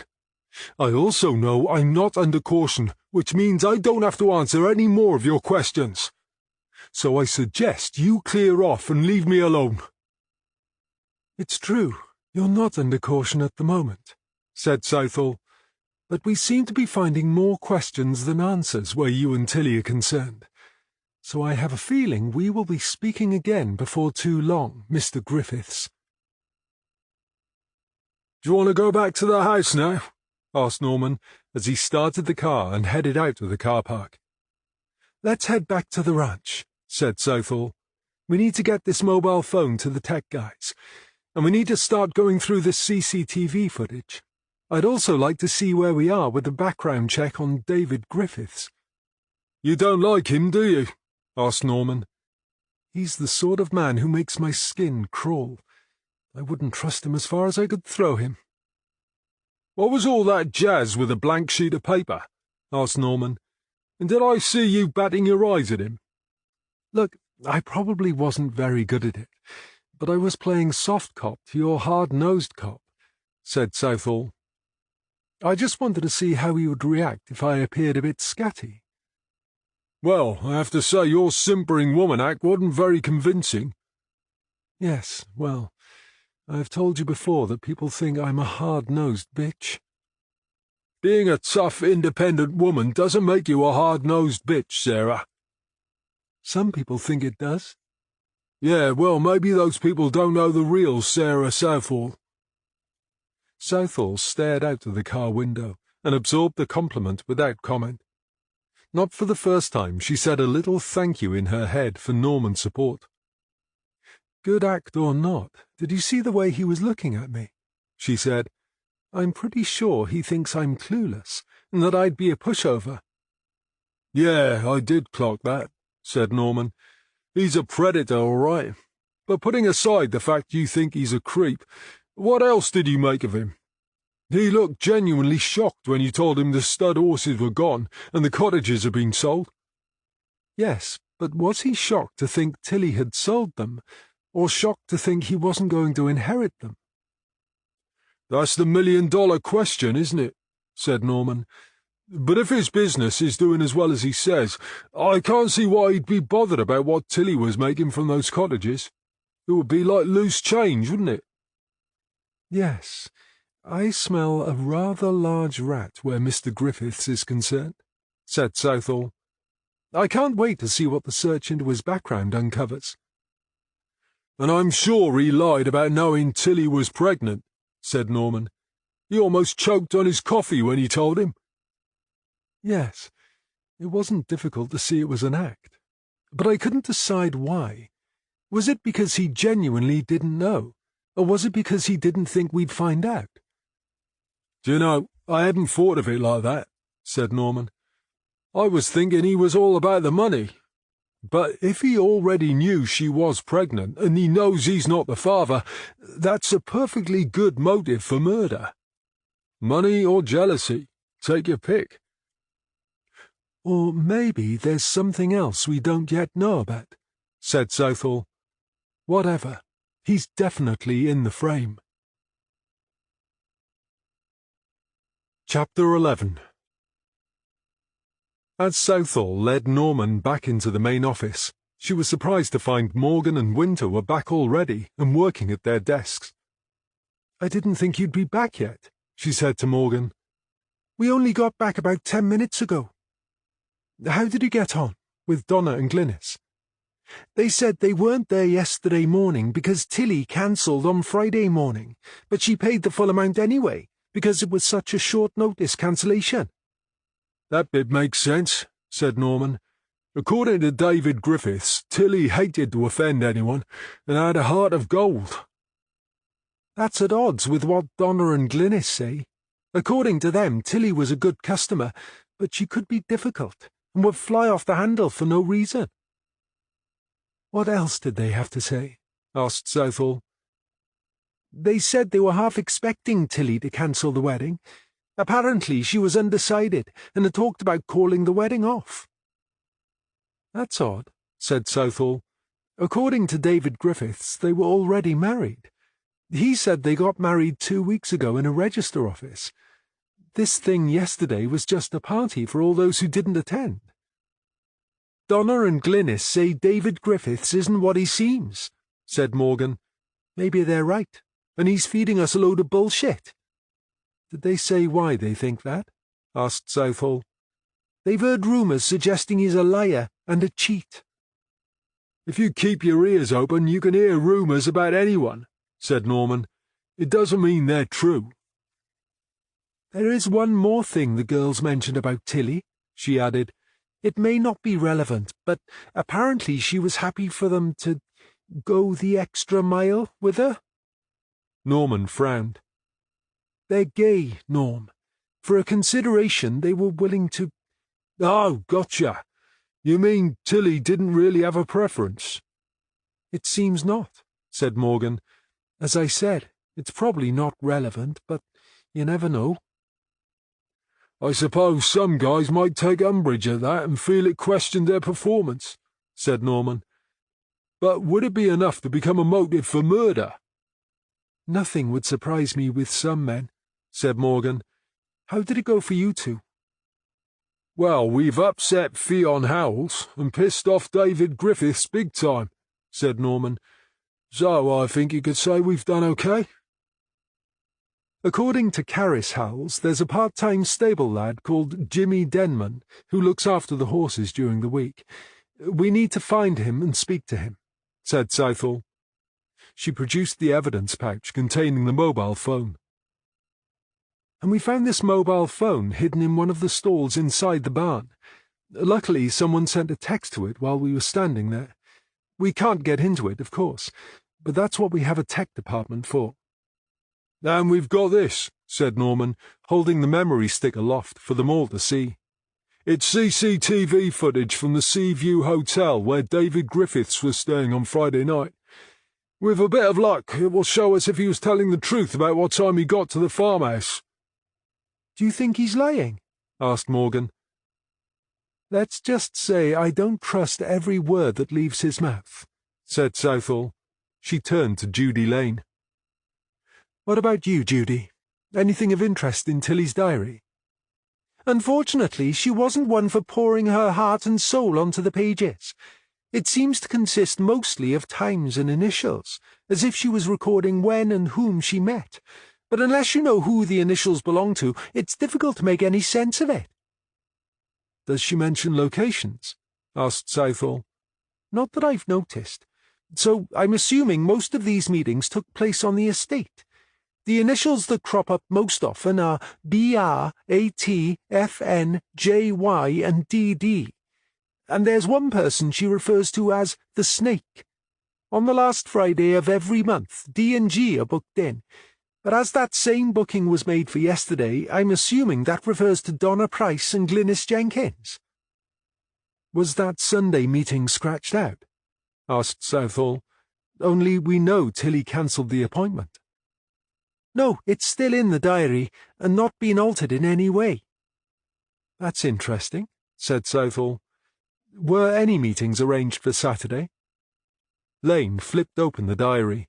Yes, there's BR, but there's no time, which is unusual. And she hasn't made any comments about any of the meetings? Some of the DDs have been crossed through. I wondered if that was meant it was a no-show, but it's just a guess. I don't suppose there are any contact details, phone numbers, or anything like that? Asked Norman. I'm afraid not, said Lane. I guess that would have been too easy, wouldn't it? Said Norman. I'll take a look at her financials when I get time, said Lane. Maybe I can find something there that will help us identify some of these people. Right, I think you all know what you've got to do this afternoon, so I'll let you get on, said Southall. But don't forget to eat. I don't want anyone missing lunch. I'm glad you're here, Frosty, said Morgan, because it's your turn to make the teas. But I make lousy tea. Then you obviously need more practice. Go on, off you go. I make my share, and Judy always makes her share, so it's your turn. But that means I'm going to have to make 5. Yeah, well, you could make one when there are just the 3 of us, but you always make an excuse for putting it off and putting it off, said Morgan. This is what happens when you try to dodge your turn. It's called karma, added Judy Lane, with a sweet smile. As Winter made his way reluctantly towards the small kitchen, Southall retreated to her office, picked up her phone, and dialed the number for the control centre. Hi, she said. This is D.I. Southall at Llangwelly Station. There was a 999 call placed at around 6:30 yesterday morning about a woman hanging in a stable. Yes, that's right. I'd like to know the exact timing of the call, and I'd like a recording of the whole conversation, please. Norman slipped off his jacket, rolled up his sleeves, settled at his desk, and plugged the memory stick into his computer. 4 folders popped up on the screen before him, 3 of which were labelled as CCTV footage. Geez, 3 cameras with 12 hours of footage each. Holy crap, that's going to take 2 or 3 days to get through, he muttered, even though he knew it wouldn't take that long, because he would be going fast forward most of the time. Sometimes he'd just like to have a little gripe to himself. He nodded to Winter as he set a mug of tea on his desk, then opened a notebook and set a pencil next to it.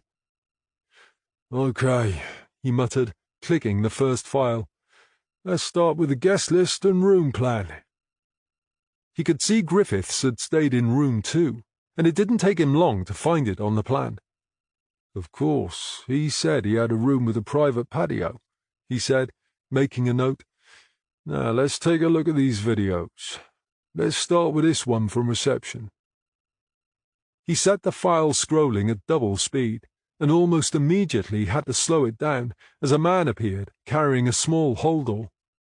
It was David Griffiths. Norman made a note of the timestamp from the video. 2018, he muttered. I guess that's close enough to what he told us. He watched as a man and woman arrived while Griffiths was signing the register. On the screen, smiles and greetings appeared to be exchanged, and then Griffiths moved off across reception towards his room. Norman watched as the man and woman stopped at the reception desk and began checking in. But he'd already seen what he wanted to see, so he clicked to speed the video up again and skimmed on through it. Over the rest of the afternoon, Norman worked his way through the footage. He slowed it down every time someone came into reception through the outside door or down the stairs, and again to watch the couple from earlier make their way through to the bar less than half an hour after they arrived. So far, David Griffiths hadn't reappeared. Southall had emerged from her office to make sure everyone was packing up, ready to go home. Okay, it's approaching 5 o'clock. Has anyone found anything they want to share? Griffiths was right about the time he arrived at the hotel, said Norman. And if he left again, he didn't go through reception. But I've got more cameras to go yet. They can wait until tomorrow, said Southall. Anyone else? From what I've found so far, I'd say taking everything David Griffiths says with a pinch of salt is probably the right approach, said Morgan. Have you found a few inconsistencies in his background? Asked Southall. You could say that, said Morgan. I haven't got as far as I would have wanted, because I got sidetracked by his business. You'll soon see why. I started with his Facebook account. According to his profile, he's a 42-year-old entrepreneur who lives in Aberystwyth. He also says he's the chief executive of a company called Off-Turb UK, which was formed 3 years ago. The company deals in wind turbines and is also based in Aberystwyth. It's listed at Companies House, but they don't seem to have submitted any financial results to date. I think the name is a shortened version of offshore turbines, but although he mentions it in his personal profile, there's no Facebook page for the business. I thought that was a bit odd, so I took a look at LinkedIn. He's listed on there too, but the information is sparse, to say the least. There's only one contact number listed, which I tried, but the line was dead. However, there was a website listed for the business, so I tried that. Sure enough, an offturbuk.com website does exist, and at first glance it looks like the shop window to a thriving business. But when you check out one or two rival websites, it's not hard to see the Off-Turb website has been cobbled together by cloning various pages from numerous other sites until there were enough pages to do the job.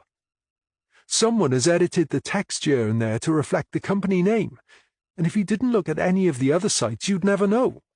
I was looking for it, and even I might not have noticed if they'd moved some of the photographs around. But when it's the exact same photographs in the exact same places, it's a bit of a giveaway. So the website is fake? Asked Southall. We'd need to go up to Aberystwyth and take a look, but I believe the whole business is fake, said Morgan. I've checked Google Maps, and the headquarters address they list does exist. The thing is, I would expect a business like that to need a lot of room. But what I'm seeing is a porter cabin on the edge of a business park, not a big factory unit or warehouse on an industrial estate. What about a bank account? Sorry, I haven't got that far yet. I'll get onto that in the morning. So, from what you know so far, do you think your makeup and hairdresser ladies were right to think he's not what he seems? It looks that way, said Morgan. I'm afraid that's all I can tell you for now. But as I said, I got a bit sidetracked. Don't worry, you've done well, said Southall. After speaking with David Griffiths, we already had our doubts. Now you've confirmed he's someone of interest. What about you, Frosty? Asked Norman. Any luck with a brother? His full name is Giles Augustus Rotherby, said Winter. He was born in May 1979, so he's 7 years older than Tilly and is now 43. He was educated at Eton and in 1999 went on to Swansea University where he studied business law. Did you say Swansea? Asked Norman. It costs a fortune to send a boy to Eton. Wouldn't he have been expected to go on to Oxford or Cambridge? Paying a fortune to send your son to a good school doesn't necessarily mean you're going to end up with a genius, said Winter. As my grandfather would say, you can take a horse to water, but you can't make it drink. You mean Giles is thick? Said Morgan. I mean he seems to have an aversion to hard work, said Winter. As I said, he went to Swansea Uni, but he dropped out after less than one full term. Any idea why? Asked Norman. Winter shook his head. No idea. Do you want me to find out? Maybe, but it's not a priority at the moment, said Norman. After he dropped out, Giles seems to have run off to London, where he lived in a small flat leased by his father and had a succession of bartending jobs in various London clubs. But he never seemed to be able to hold any of these jobs down for more than a few months. He finally came back home when his father died. Presumably thinking he was going to inherit the estate, said Norman. But instead it was Tilly who inherited, said Southall. So I think it's safe to assume his father thought he wasn't responsible enough to run the estate. But I wonder, was that the only reason? Maybe they just never got on, said Norman. It happens, right? Yes, but if it was that bad, would his father have let him live in his London flat? Now that's a good point, said Norman. What happened to the flat?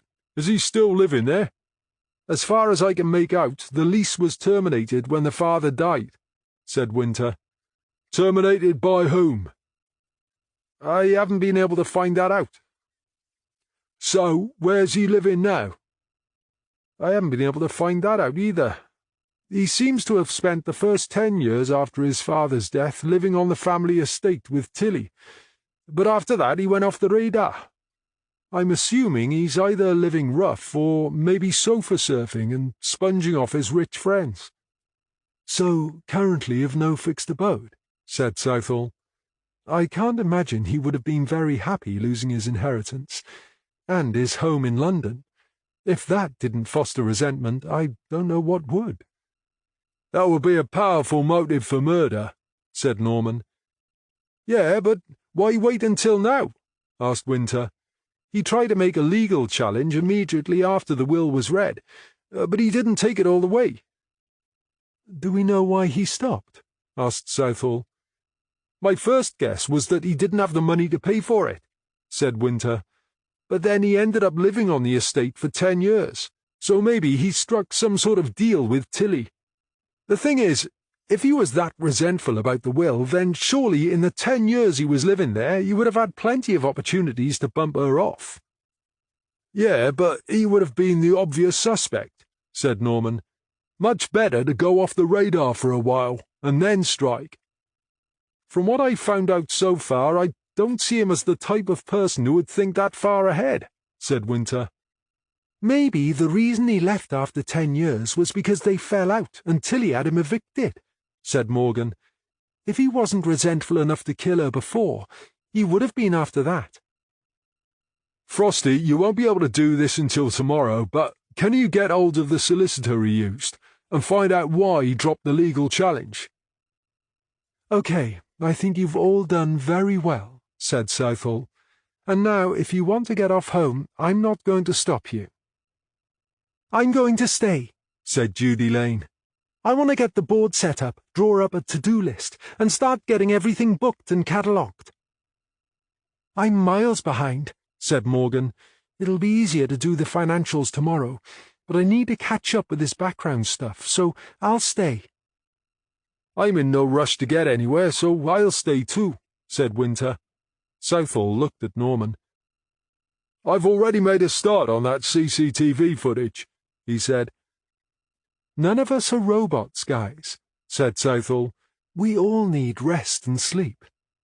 Yeah, we know we don't have to stay, said Morgan. "Well, we're a team, right? So if one stays, we all stay." Southall looked at the clock.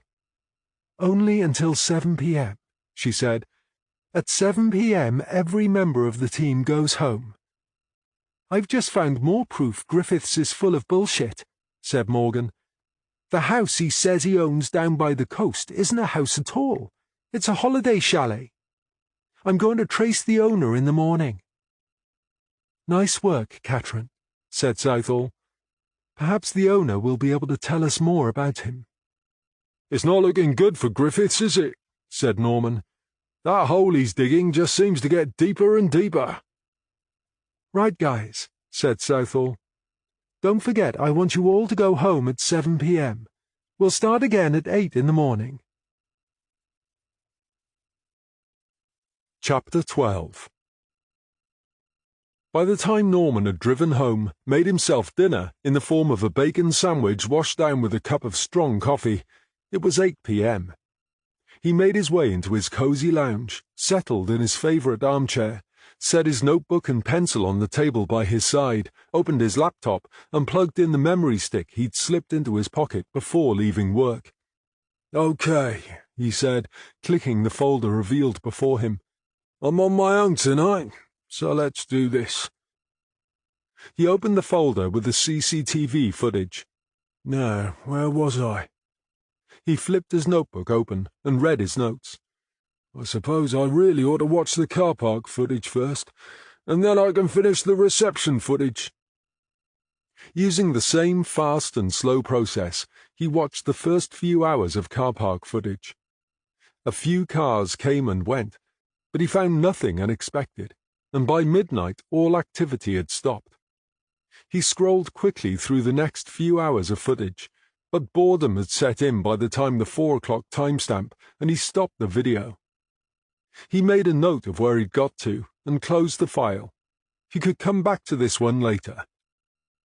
He did the same with the footage from reception, watching the same people who had arrived by car, entering, and making their way to the restaurant. But there was no further sign of Griffiths after he checked in. Between 11 p.m. and midnight, all the non-residents made their way back out to their cars. At 11:30, the couple who had checked in after Griffiths provided the one real moment of interest when they staggered across the reception area, heading for their room. At first, Norman thought they were both drunk, but then realized the woman was sober and merely staggering under the weight of her apparently comatose husband. "Geez, I wouldn't have wanted his head on Saturday morning," muttered Norman. He fast-forwarded through to 4 a.m., as he had with the other video, and then stopped. He set the laptop to one side, climbed stiffly from his chair, and made his way to the kitchen. He grabbed a beer from the fridge, found an opener, and flipped off the lid. Then, humming quietly, he made his way back to his chair, placed his beer on the table, settled back in the chair, and set the laptop on his knees again. He clicked the third camera folder and studied the location. At first he thought it was the side garden where they had spoken to David Griffiths, but soon realized this camera was set up high and showed a view of the back of the hotel where some of the ground floor rooms had doors leading out onto private patio areas of their own, with 6-foot-high fencing dividing them and providing privacy. A wide path ran along the back of the gardens towards the side garden. "Aha," muttered Norman. "The rooms with patios. So if Griffiths was in the second one along, this is how he could have got to the car park without going through reception." He started the video at 4 times normal speed, reached for his beer, and settled back, quite sure that any minute now he would see Griffiths leave his room and head off along the path. The timestamp had reached 1 a.m. when a movement caught Norman's attention. He rewound a couple of minutes and set the video playing at normal speed. As he watched, a door swung open onto the patio of room 2, and in the gloom a man made his way across to the gate leading out to the path. Convinced this was Griffiths heading off out, Norman held his breath as the man appeared to undo the bolt securing the gate. But then, to his surprise, instead of opening the gate, he went back across the patio to his room. As he passed through the door and back into the room, a wall light came to life, flooding the patio in light. Disappointed, Norman muttered a curse and took a swig of his beer. But then, as he focused on David Griffith's patio, there was a movement on the patio behind the next room along. As the door swung open, a pale, ghost-like figure emerged onto the patio and turned to close the door. In the darkness, Norman couldn't make out who it was, but there was enough light to show the figure walk across the patio, undo the bolt on the back gate, and step out onto the path. The figure briefly disappeared behind the 6-foot fence. Then the back gate to Griffith's patio opened, and the figure reappeared. As this patio was illuminated by the wall light, Norman could now clearly see the figure was a woman. Her appearance ghost-like because of the flimsy white negligee she wore. Fascinated, Norman watched as she glided across the patio and through the door into Griffith's room, pulling it closed behind her. Norman rewound the video until he found a frame with a good view of the woman's face. Then he zoomed in. "Well, hello again," he muttered. "And down in reception you were acting like you'd never met before. I wonder, does your husband know about this?" He paused the video, went back to the guest list, and made a note of the name booked into room 3. Then he returned to the video and watched some more, noting the timestamp when the woman made her way back, carefully bolting the gate before crossing the patio, opening the door, and disappearing from view. Chapter 13. "You look like you've been up all night, Norm. Are you okay?" asked Southall when Norman arrived for work next morning. He held up the memory stick. "You know when you start watching one of those TV series and your intention is just to watch the first episode because you're not sure you're going to enjoy it, only then something unexpected happens and you get so involved you can't stop? Well, this CCTV footage is a bit like that. Sure, there are loads of boring bits where literally nothing happens. But trust me, the good bits more than make up for that." "If it's that good, you better share it with the rest of us." "I compiled all the relevant footage together like a highlights reel. Give me a couple of minutes to get set, and then I'll talk you through it as you watch it." Less than 5 minutes later, he called for their attention. "Okay, I'll play it on the bigger monitor so you can all see," he said, setting the video in motion. "So here we see David Griffiths parking in the hotel car park. It's within a couple of minutes of the time he stated, so there's no issue there. I've let this footage roll on so you can see this second car, which arrives a couple of minutes after Griffiths." On screen, the second car pulled up. A woman climbed out of the passenger seat and stomped off towards reception, leaving the male driver to gather a suitcase from the boot and then hurry after her. "Okay, now this is the reception footage where we see Griffiths signing in and collect the key to room number 2, which is on the ground floor. Watch what happens as the man and woman from the car park arrive." They watched the next few seconds in silence, until the video stopped. "Was that bit relevant?" asked Southall. "What did you see?" asked Norman. "Apparent strangers saying hello," said Southall. "Right," said Norman. "Apparent strangers. Remember that bit." He started the footage playing again. "Just before 2100, the couple come back through reception heading for the restaurant and bar, and over the rest of the evening a handful of non-residents come to the restaurant, stay for 2 or 3 hours, and then leave. I checked the plan, and there's no other way in and out of the bar and restaurant. You have to go through reception to get there, but at no point during the rest of the evening does Griffiths reappear. The only bit of interest is this." He played the footage of the couple staggering back across reception towards their room. "At first I thought they were both plastered, but it's just him. You can see it quite clearly here where she lets him fall to the floor. Going by her body language, I'd say she wasn't exactly happy about having to help him back to the room, but I don't think it was a new experience for her either. They watched as the woman struggled to help the man get up off the floor, and then continued to help him on his way. I would have left him there, said Morgan. I know what you mean, said Norman, but she knows he'll sleep much better in a comfy bed, and you'll soon see she had a very good reason for wanting him to do exactly that. The footage changed from inside to outside, and stopped as Norman explained what they were seeing. OK, now, each of the ground floor rooms has a private patio area surrounded by a 6-foot privacy fence. Each room has French doors opening onto its own patio, and there's also a gate allowing access to a path which runs along the back of the patios and out to the car park. With the path along the back, it must be a security nightmare, which is probably why they have the CCTV watching it all the time. When I started watching this footage, I thought I was going to see Griffiths sneaking out to the car park, but what actually happens is quite unexpected. He set the video running and added his own commentary on events as they unfolded. OK, it's 1 a.m. Griffiths comes out of the door. Just as I expected, he crosses the patio and unbolts the gate, but instead of heading for the car park, he goes back inside. I thought maybe he'd forgotten something, but now watch what happens in the next room along. They watched in silence as the ghost-like figure appeared from the next room and made her way across her own patio, unlocked the gate, and made her way around to Griffith's room, closing the door firmly behind her. Now that's an unexpected complication, said Southall. Ain't it just, said Norman. Do we know who the woman is? Oh, yeah, said Norman. Remember the apparent strangers Griffith spoke to in reception just after he checked in?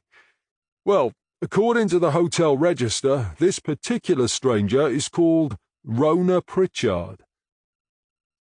Norman froze the appropriate image and zoomed in on her face. The drunk she was struggling with earlier is her husband, Thomas. What do we know about them? I have an address from the hotel register, but I haven't checked it out yet, said Norman.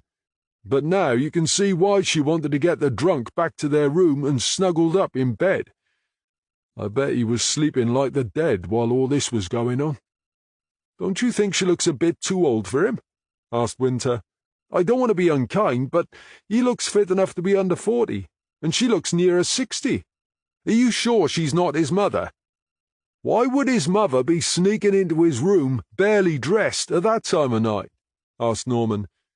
And I really wish you hadn't put that idea into my head, Frosty. Does she stay all night? Asked Morgan. She returns to her own room just after 2 a.m., said Norman. I can only think of one reason why she'd be creeping to another man's room at that time of night, and I don't think it was because he needed help with a crossword. I'm still finding it difficult to picture them together, said Winter. Maybe he likes her because she's like his mum, but she's not his mum, if you see what I mean, suggested Morgan. Can we just forget about her being his mother and take it at face value for now and assume they're lovers? Said Norman. Are you thinking what I'm thinking? Asked Southall. Do you mean that this was prearranged? Asked Norman. Yeah, I reckon it must have been. There's no way they could have met and arranged something like that after they arrived. Is there anything else? Asked Southall. Yeah, one more thing. He started the video again. At 5:30 a.m., Griffiths opens the door onto his patio, walks to the car park, gets into his car and drives away. He told us he left the hotel at 6:15, said Southall. Do you think he had a phone call about Tilly? Well, if he did, he didn't seem to be too bothered about it. You can see for yourself he's in no hurry, wherever he's going. Yeah, said Morgan, but what if he's arranged her death? In that case, he knows there's no need to rush. Tearing around like an idiot would only draw attention to himself. So, what do we think? Asked Southall. Now we know Griffiths left the hotel 45 minutes before he told us. We need to find out why. Did he go somewhere before he went to the estate, or did he reach the farmhouse much earlier than he said? If he got a phone call, it can't have been about Tilly, said Winter. She wasn't found until after that. That's what we've been told, agreed Southall, but perhaps that's just what someone wants us to believe. What if she was found earlier, but someone doesn't want us to know? You think a 16-year-old would lie to the police about something like that? Asked Winter. Even a cute teenager can tell lies to the police if they have a strong enough motive, said Norman. But it doesn't have to mean Carys lied. Maybe someone else found the body before her, called Griffiths, but didn't report it to the police. This is a murder, right? So we know for sure that at least one person knew Tilly was hanging there before Carys found her. Or perhaps I'm right about Griffiths paying someone to bump Tilly off, said Morgan. Maybe that person called him to say they wanted a bit more money.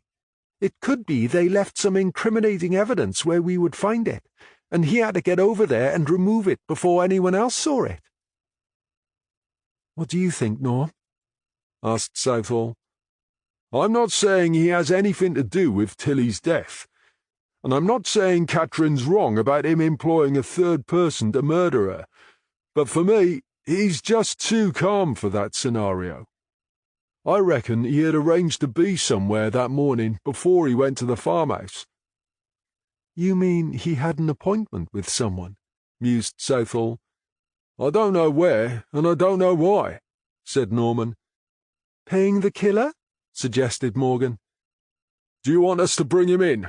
Norman asked Southall. Hang fire on that for now, she said. If he's as smug as he appears to be, he'll think he's too clever to get caught. When we're sure he's involved, we can arrest him. In the meantime, let's carry on with the background checks. Judy, please make the necessary notifications so he can be picked up if he tries to leave the country. Lane nodded and reached for her phone, while the others headed back to their desks. 20 minutes later, Morgan called out to Norman. What was the name of that woman in the video? Rona Pritchard. Wow, it certainly is a small world, said Morgan. Guess who owns the chalet Griffiths calls home? Ah, now it's all starting to add up, said Norman. What's her address?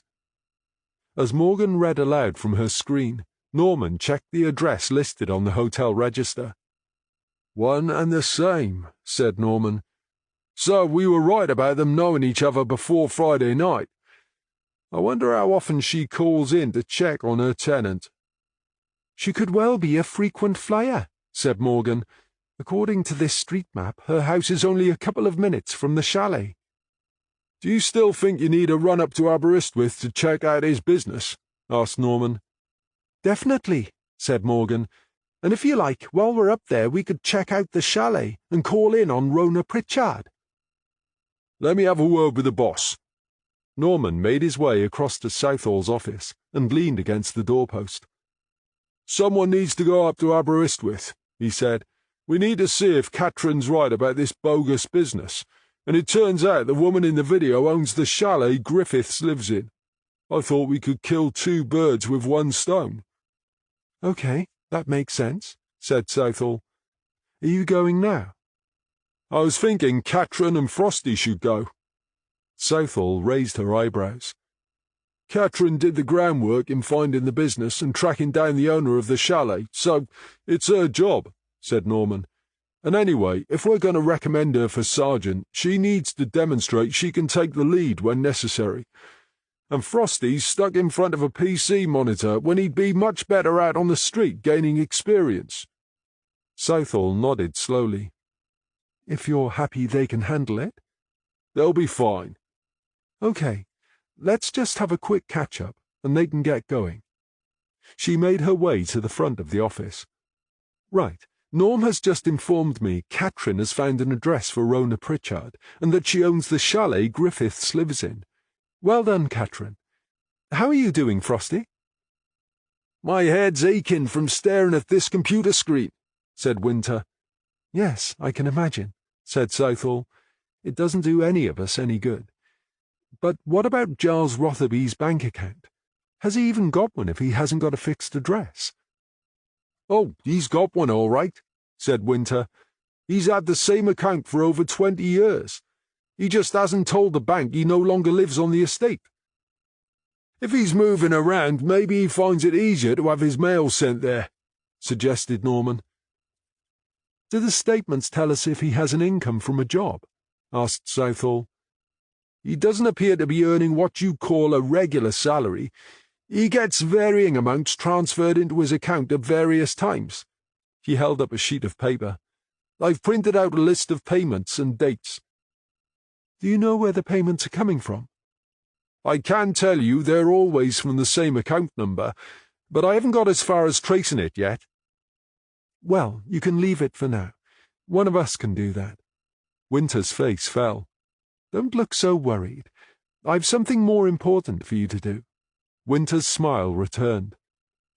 Catherine's going up to Aberystwyth, and I'd like you to ride shotgun. She needs your help, and you need the experience. You're going to check out Griffith's business and speak to this Rona Pritchard, as she's obviously close to Griffith's.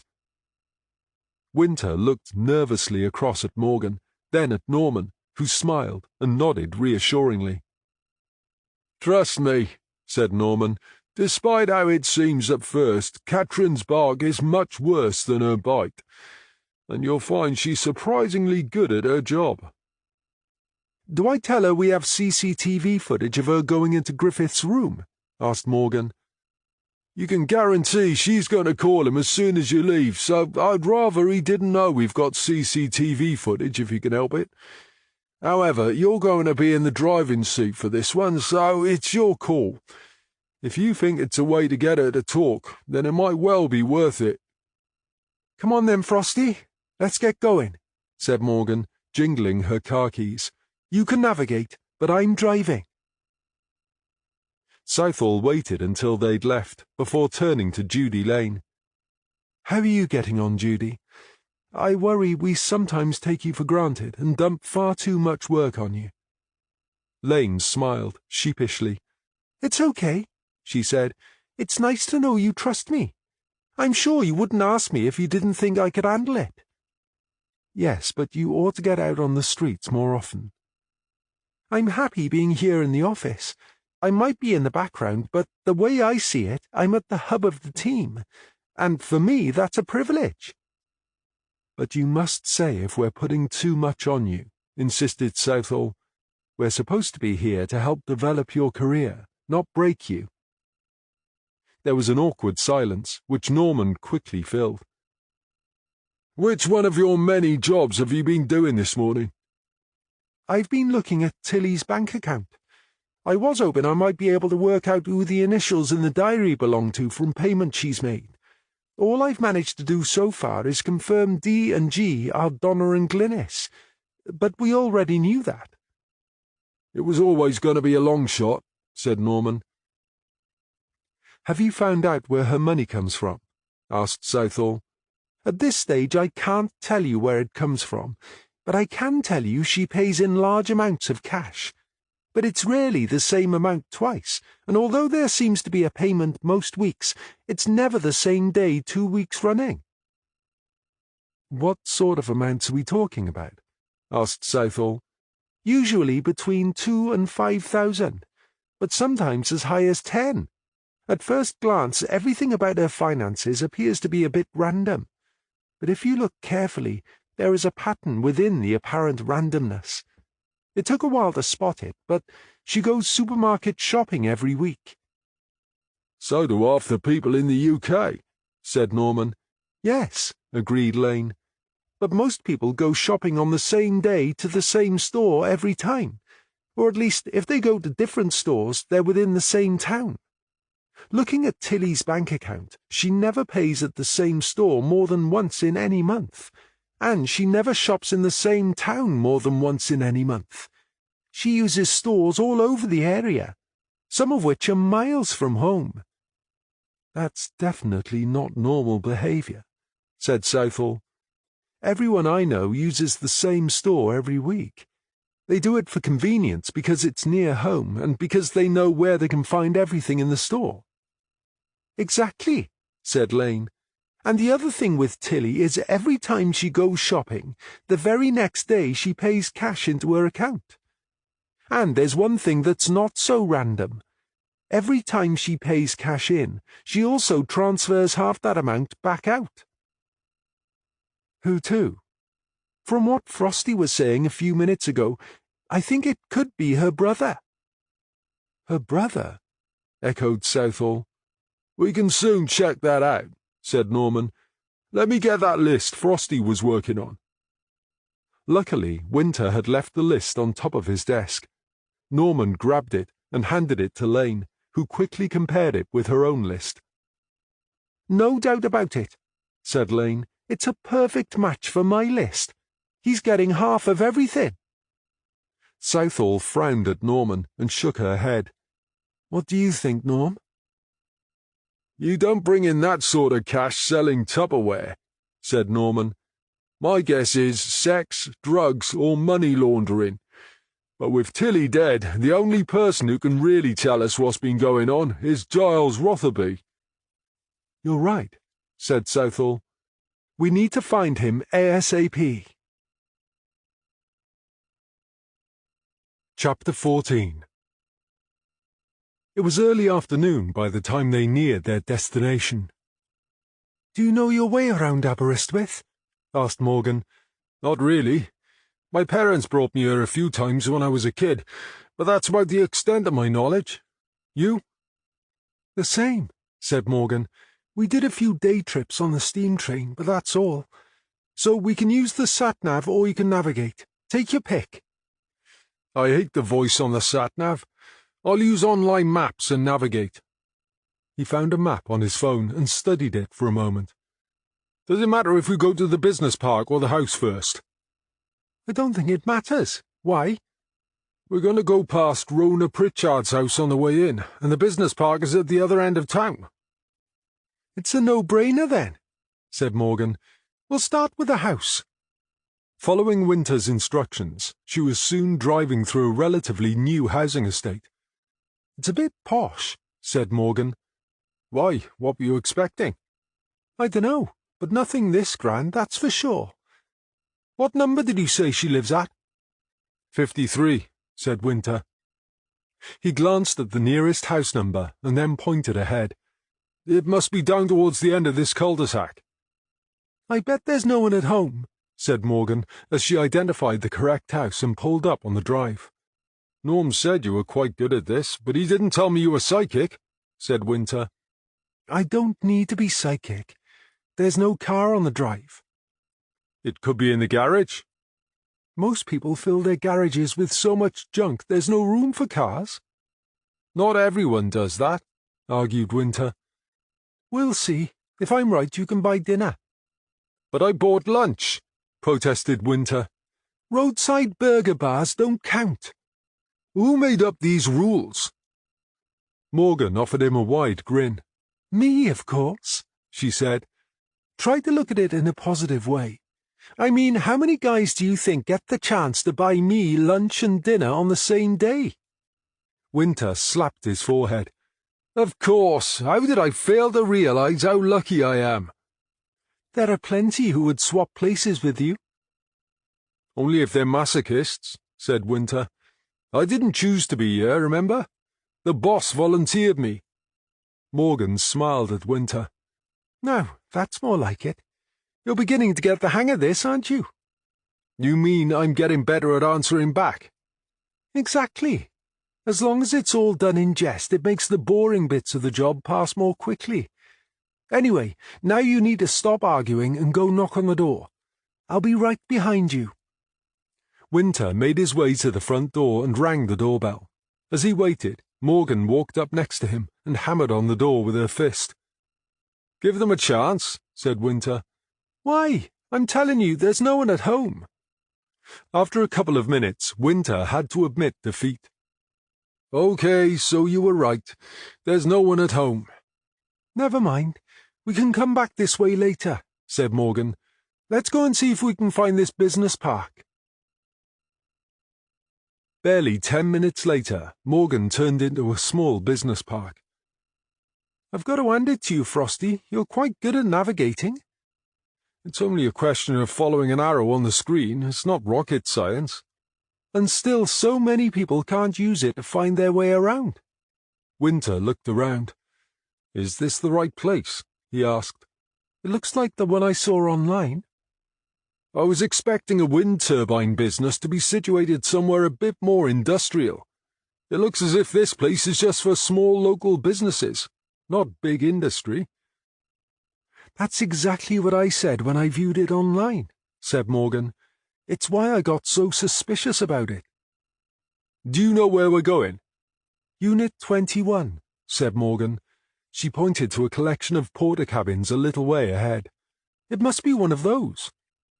She pulled up in the small car park in front of the porter cabins, and they climbed from the car. "There's not even a name outside," said Winter.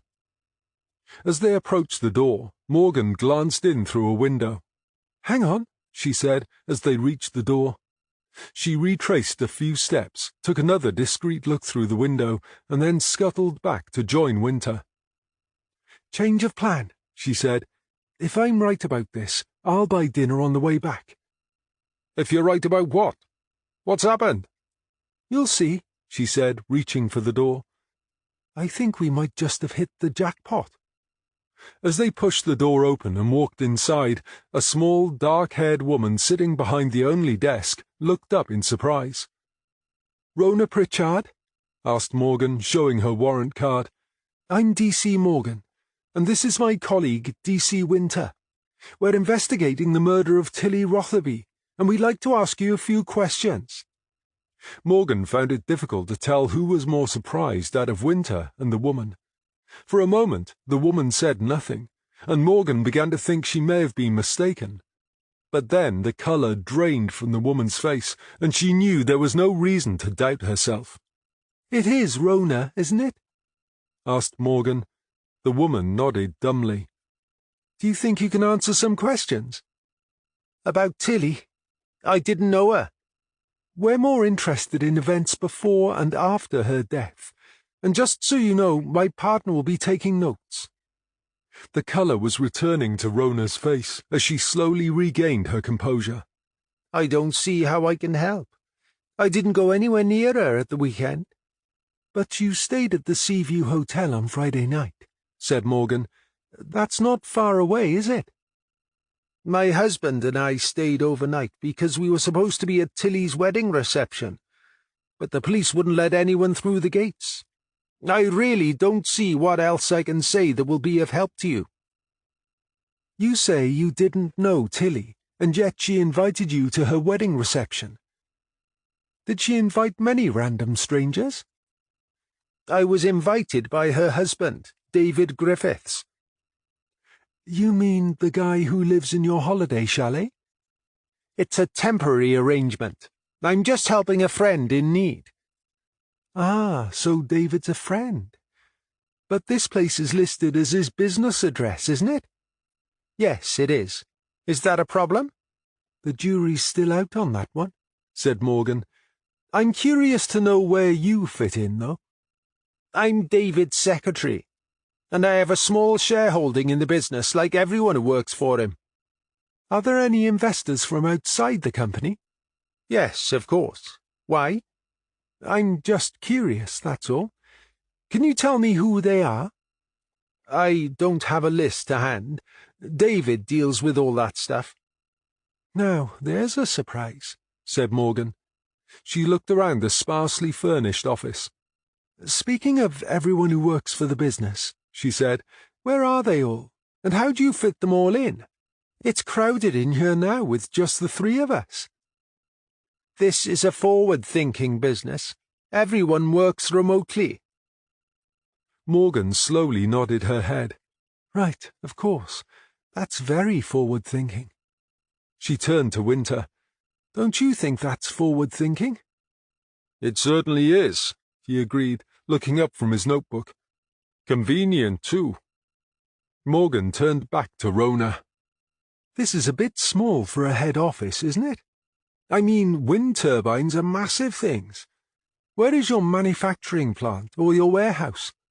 We don't make the turbines here. David has shares in a plant up in Scotland. We order from there and have them delivered to wherever they are needed, and then one of our installation teams install them. David's very cash-conscious and likes to save money where he can. This is a much more cost-effective way of operating. Manufacturing and warehousing would be an enormous drain on profits. Oh, right, I see. So you have installation teams that travel around the world? Exactly. Morgan turned to Winter again. Efficient and cost-effective, she said. And what was that other thing you said? Convenient. Yes, that's it, said Morgan, turning back to Rona.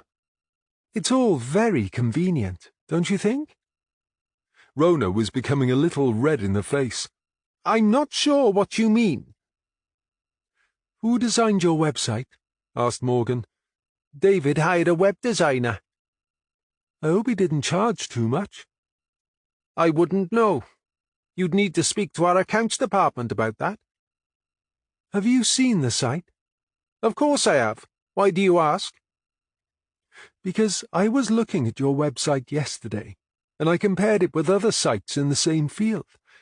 Did you know your site is the only one that seems to have cloned pages from your competitors? Rona was beginning to fidget. As I said, David organized the website. I'm sure he'll get it put right if what you say is true. If you're David's secretary and a shareholder, you must know all about the business. I don't need to know the nuts and bolts. No, but you must know if the business is making a profit. Of course we're making a profit. Are you? I can't find any financial records submitted at Company's House. That's not my department. I guess that's the accounts department again, right? So, where is the accounts department? And how do I contact the head of accounts? I'm not sure I can give you that information, said Rona. There are privacy rules we have to follow. There's also a rule that a company's shareholders should be listed at Company's House. What's that supposed to mean? You said you've invested money in this company, and that every member of staff is a shareholder, and you also have outside investors. That's right. And yet there are no shareholders listed at Company's House. I'm sure that's just an oversight. David will put it right when I tell him. I hope you're making a list of all these things he has to put right, said Morgan. What's the company turnover like? I'm sorry?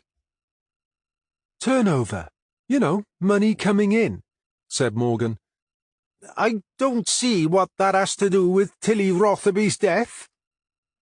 Have you ever seen what's in the company bank account? Asked Morgan. I told you that's not my depart— Oh, yeah, said Morgan. That's the accounts department, right? What would you say if I told you there's less than £1,000 in the account, and that not a single penny has been deposited in the last 4 months? I'd say you were probably looking at the wrong bank account. Is that right? Asked Morgan. What about this plant in Scotland that makes the turbines? Can you tell me where that is? Rona's face was becoming increasingly red, and she shifted uncomfortably in her seat. I don't know. I believe it's in Aberdeen, but I've never been there, she said. Does it have a name? I'm not sure off the top of my head. Campbell and Stewart, I think. What about a telephone number? David deals with all the technical stuff. So you don't know the telephone number? I don't have it to hand, but I expect I can find it. And you're sure this manufacturing plant exists? Asked Morgan, her voice laden with skepticism. Of course it does, insisted Rona. David spends 2 or 3 days a week up there. Does he take you with him when he goes up there? Well, no. He goes up there to work. What would I do all day? Tell me, Rona, How much money have you invested in this company? I don't think that's any of your business. You really don't see what's going on here, do you? I'm not sure what you're getting at. No? Well, it's lucky for you we've come along then. The thing is, it's our job to recognize a scam when we see one. And you appear to be involved in one. You're mistaken. This isn't a scam. It's a very efficiently run business. Okay, as you've pointed out, David may be a bit lax here and there, but he's a very busy man. I guess he must be away a lot, overseeing all these turbine installations. He likes to be there when the work starts, but he has managers to run the projects. He told us he's away a lot of the time. I already told you he's up and down to Scotland, and sometimes we travel the world finding new projects and investors. We? Said Morgan. Well, yes. I'm his secretary. I go with him. So, if he's doing what we think, and he's conning money from people, that makes you an accessory. This is absurd. He's not conning people. I keep telling you it's all above board. I suppose you know this because you attend when David's meeting investors? Asked Winter. There wouldn't be any point. I've never been one for technical things. Aha! So you actually have no idea what happens at these meetings? There was a short, stunned silence before Rona spoke. I don't need to know. But you're a shareholder. Surely you have a right to know. I trust David. He knows what he's doing. Yeah, said Morgan. I think DC Winter and I both agree he knows what he's doing, but I'm not sure you're on the same page as us. Morgan wasn't sure if Rona missed the inference, or if she was choosing to ignore it. Who covers your job while you're away, Rona? We close the office. A busy company like this, running large-scale installation projects, and you close the office. David handles all the inquiries. He diverts them to his mobile phone. So, what exactly do you do all day? Well, I arrange mine and David's travel, book hotel rooms, that sort of thing. So, really, what you're saying is you're more travel agent than company secretary? Said Morgan. And I suppose it's because David is so cost-aware that you book double rooms when you both travel? Suggested Winter. He was taking a punt, but knew immediately that he'd guessed correctly, as Rona's right hand shot up to her mouth, and for the second time all the colour drained from her face. For a moment she seemed to have trouble breathing, and it appeared as if she might faint. But she pulled an inhaler from her drawer, took a couple of shots, and slowly recovered. So, what came first? Asked Morgan. The job or the affair? There is no affair. Oh, come on, Rona. Do we look stupid? You travel with the guy, and you share a double room.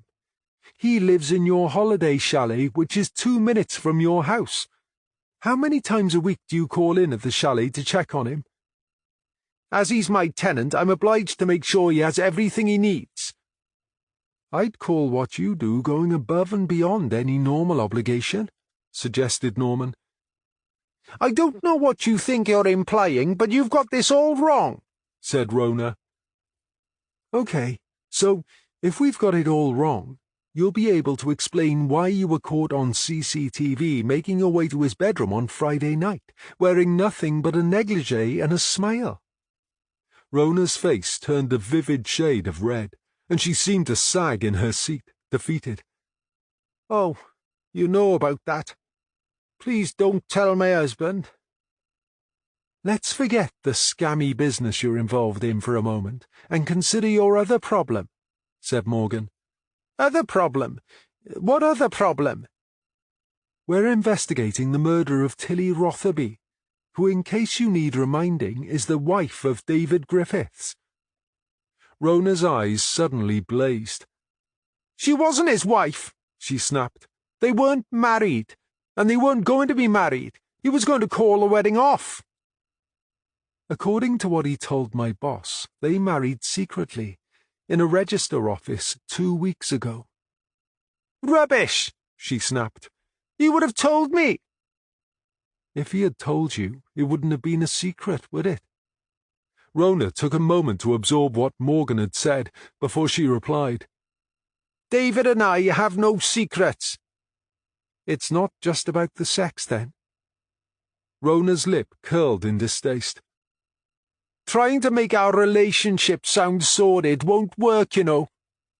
We don't have to make it sound sordid, Rona. It is sordid. Or are you suggesting there's something romantic about sneaking from your husband's side in the middle of the night so you can spend an hour in your lover's bed? It's not like that. That's how it looks on CCTV. We have a meaningful relationship. We can talk about how meaningful your relationship is later. But right now, as I was trying to tell you, you have a bigger problem. I don't know what you mean. Then let me explain. A young woman was found dead on Saturday morning, and now we find you've been having an ongoing affair with her husband, and you shared his bed for an hour on the night she died. You can't blame me. I had nothing to do with her death. I never went anywhere near her. Maybe not. But you can see how it looks, right? I mean, we've already established that you and David Griffiths are involved in an affair. Perhaps Tilly found out. You already told us you don't want us to tell your husband about your affair, so I'm sure you wouldn't have wanted Tilly to tell him either. You can't seriously think I had anything to do with her death. Why not? Tilly didn't know about the affair. This would be the same affair that a few minutes ago you said wasn't an affair. Am I right? Asked Morgan. I'm sure she didn't know, said Rona. Okay, perhaps Tilly didn't know about the affair, but she could have figured out the business scam. Maybe she was threatening to spill the beans. Neither you nor David would want that to come out, would you? Maybe you were both involved in her death. This is preposterous. Winter had been happy to let Morgan do most of the talking so far, but now he couldn't help himself. I hate to say this, Mrs. Pritchard, but it's no more preposterous than a man who could pass for 35 having an affair with a woman who looks old enough to be his mother. Morgan winced at his words and wasn't surprised by Rona's response. How dare you! She shrieked. I have to agree my colleague's choice of words wasn't great, Rona, said Morgan, but even you must be able to see he has a point. Rona looked daggers at Winter, but said nothing. Mind you, I can imagine how good it must have made you feel when this good-looking younger guy started to take an interest in you, said Morgan. You wouldn't understand, said Rona. Sure I would, said Morgan. We see this sort of predatory behavior all the time. Good-looking guys like David Griffiths are on the lookout for unhappy women all the time. I'm not unhappy. Perhaps you tell yourself that now, but I bet you were when he first spotted you. Guys like him can spot an unhappy marriage from miles away. My marriage is not unhappy. Your husband looked wrecked on the CCTV. I can imagine if he makes a habit of doing that and you end up cleaning up behind him every time, that would make you seriously unhappy. Maybe you've even thought about leaving him. But then I've seen your house. You couldn't continue to live like that if you left your husband. He's loaded all right, but he might be reluctant to share much of it with you in a divorce settlement. And of course, as you get older, the idea of starting over gets scarier and scarier. My husband is retired. But he's still loaded, right? I mean, that house didn't fall from the sky, did it? Even here in Wales, a house like that is going to be worth a fortune. Yes, all right.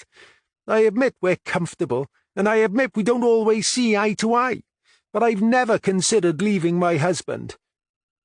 But then along comes this young guy who sees you're not happy and takes an interest. He sweeps you off your feet and makes you feel wanted, and suddenly there's a light in your darkness. Better still, he offers you a job, working with him, and even takes you away with him sometimes. Now, for the first time in years, you have something to look forward to every day." "It's a very good story, but it's not mine," said Rona. "How did you meet Griffiths?" asked Morgan. "He used to belong to the local golf club. My husband was the club captain at the time. Still is, actually. He used to hold these dinners at the club, and as the dutiful wife I had to attend and pretend I was enjoying myself. We met at one of the dinners. He was very attentive, unlike my husband, who was too busy getting drunk to even notice I was being charmed." "And you really don't think he saw you as an unhappy wife with money? He would have identified you as a victim as soon as he set eyes on you." "It wasn't like that, and I'm not a victim." "Oh, Rona, please open your eyes. Of course it was like that. I don't want to be unkind, but what my colleague said about a young man and an older woman is right. I hope you realize he's only sticking around because you keep giving him money." "I haven't given him that much. I just pay a few of the bills. I'll get it back when the company starts to make a profit." "What sort of bills?" "As a shareholder, I agreed to pay the running costs for this place. I let him live in my chalet for free, and I pay the travel costs." "You pay for him to go up and down to Scotland, and fly all over the world?" "He takes me with him some of the time." "How much do you think you've given him so far?" "I don't know. I haven't counted it up." "Okay, take a guess. Roughly how much?" "I don't know. 50,000, maybe?" 50 grand?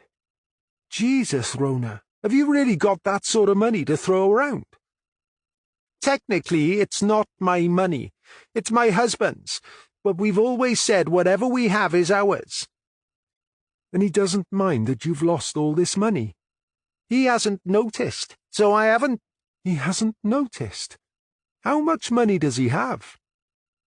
"I don't know. 3 or 4 million? You said you were a shareholder in the company. I take it you had to invest money to buy the shares?" "Yes, of course."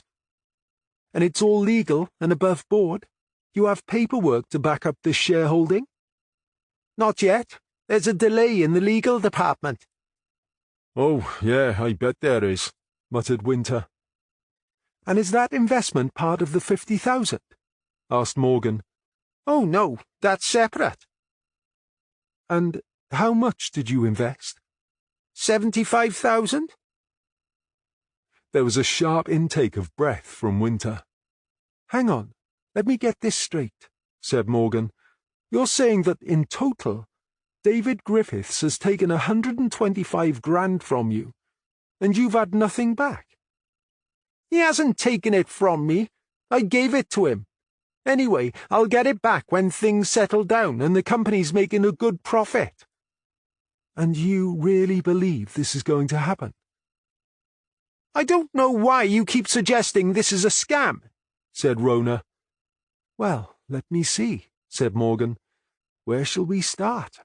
How about your head office is a porter cabin, there's no money in the business bank account, and you've never set eyes on anyone else who works for the company? Then there's this imaginary manufacturing plant up in Scotland which you know nothing about. If I had to guess, I'd say it doesn't even exist." "That's rubbish," hissed Rona. "Of course it exists. I'll find the damned phone number for you and prove it." She opened the drawer of her desk and rummaged around, finally producing a card with a number. She slapped the card down on the desk. "Yeah," she said. "Here's your proof. The trouble with you people is you just don't want to believe me." Winter studied the card, then slipped it into his pocket as Morgan spoke.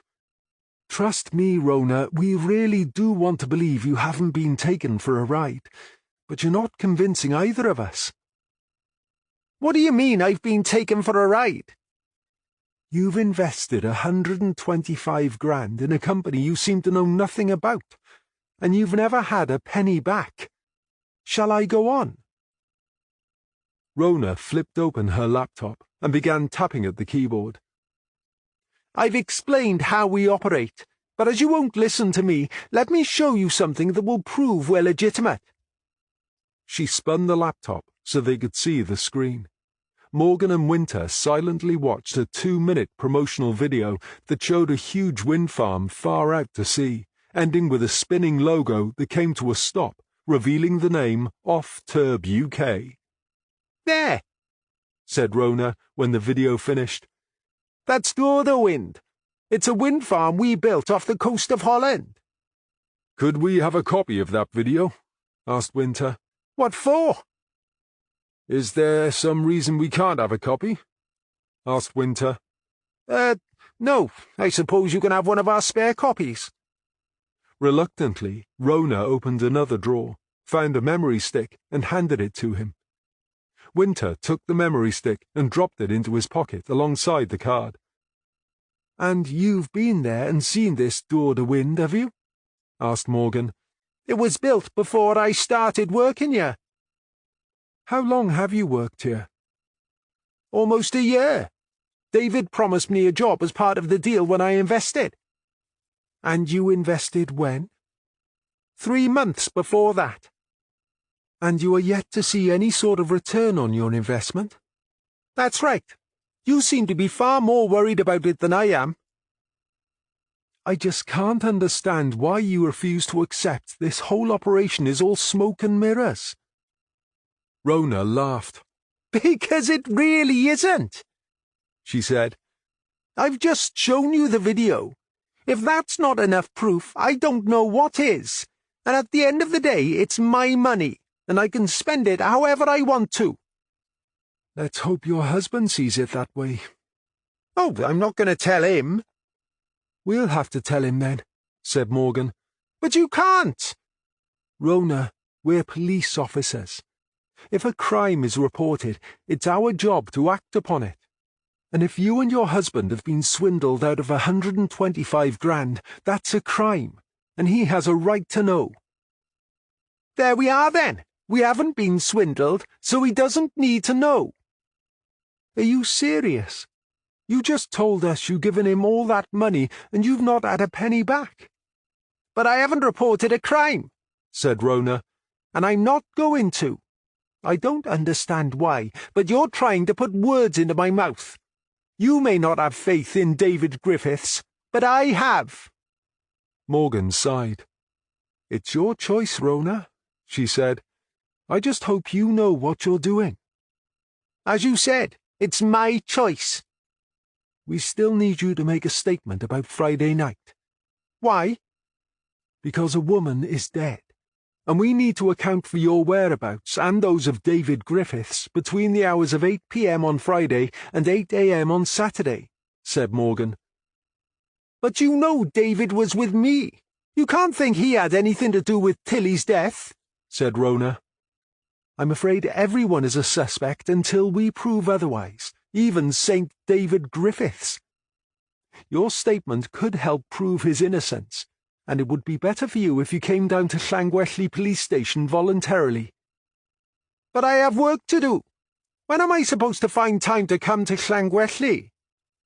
"From what you were saying earlier, you don't do any actual work, Rona. Besides, if you can close the office to go off on a jolly, what's stopping you closing it for something important like helping with a murder inquiry?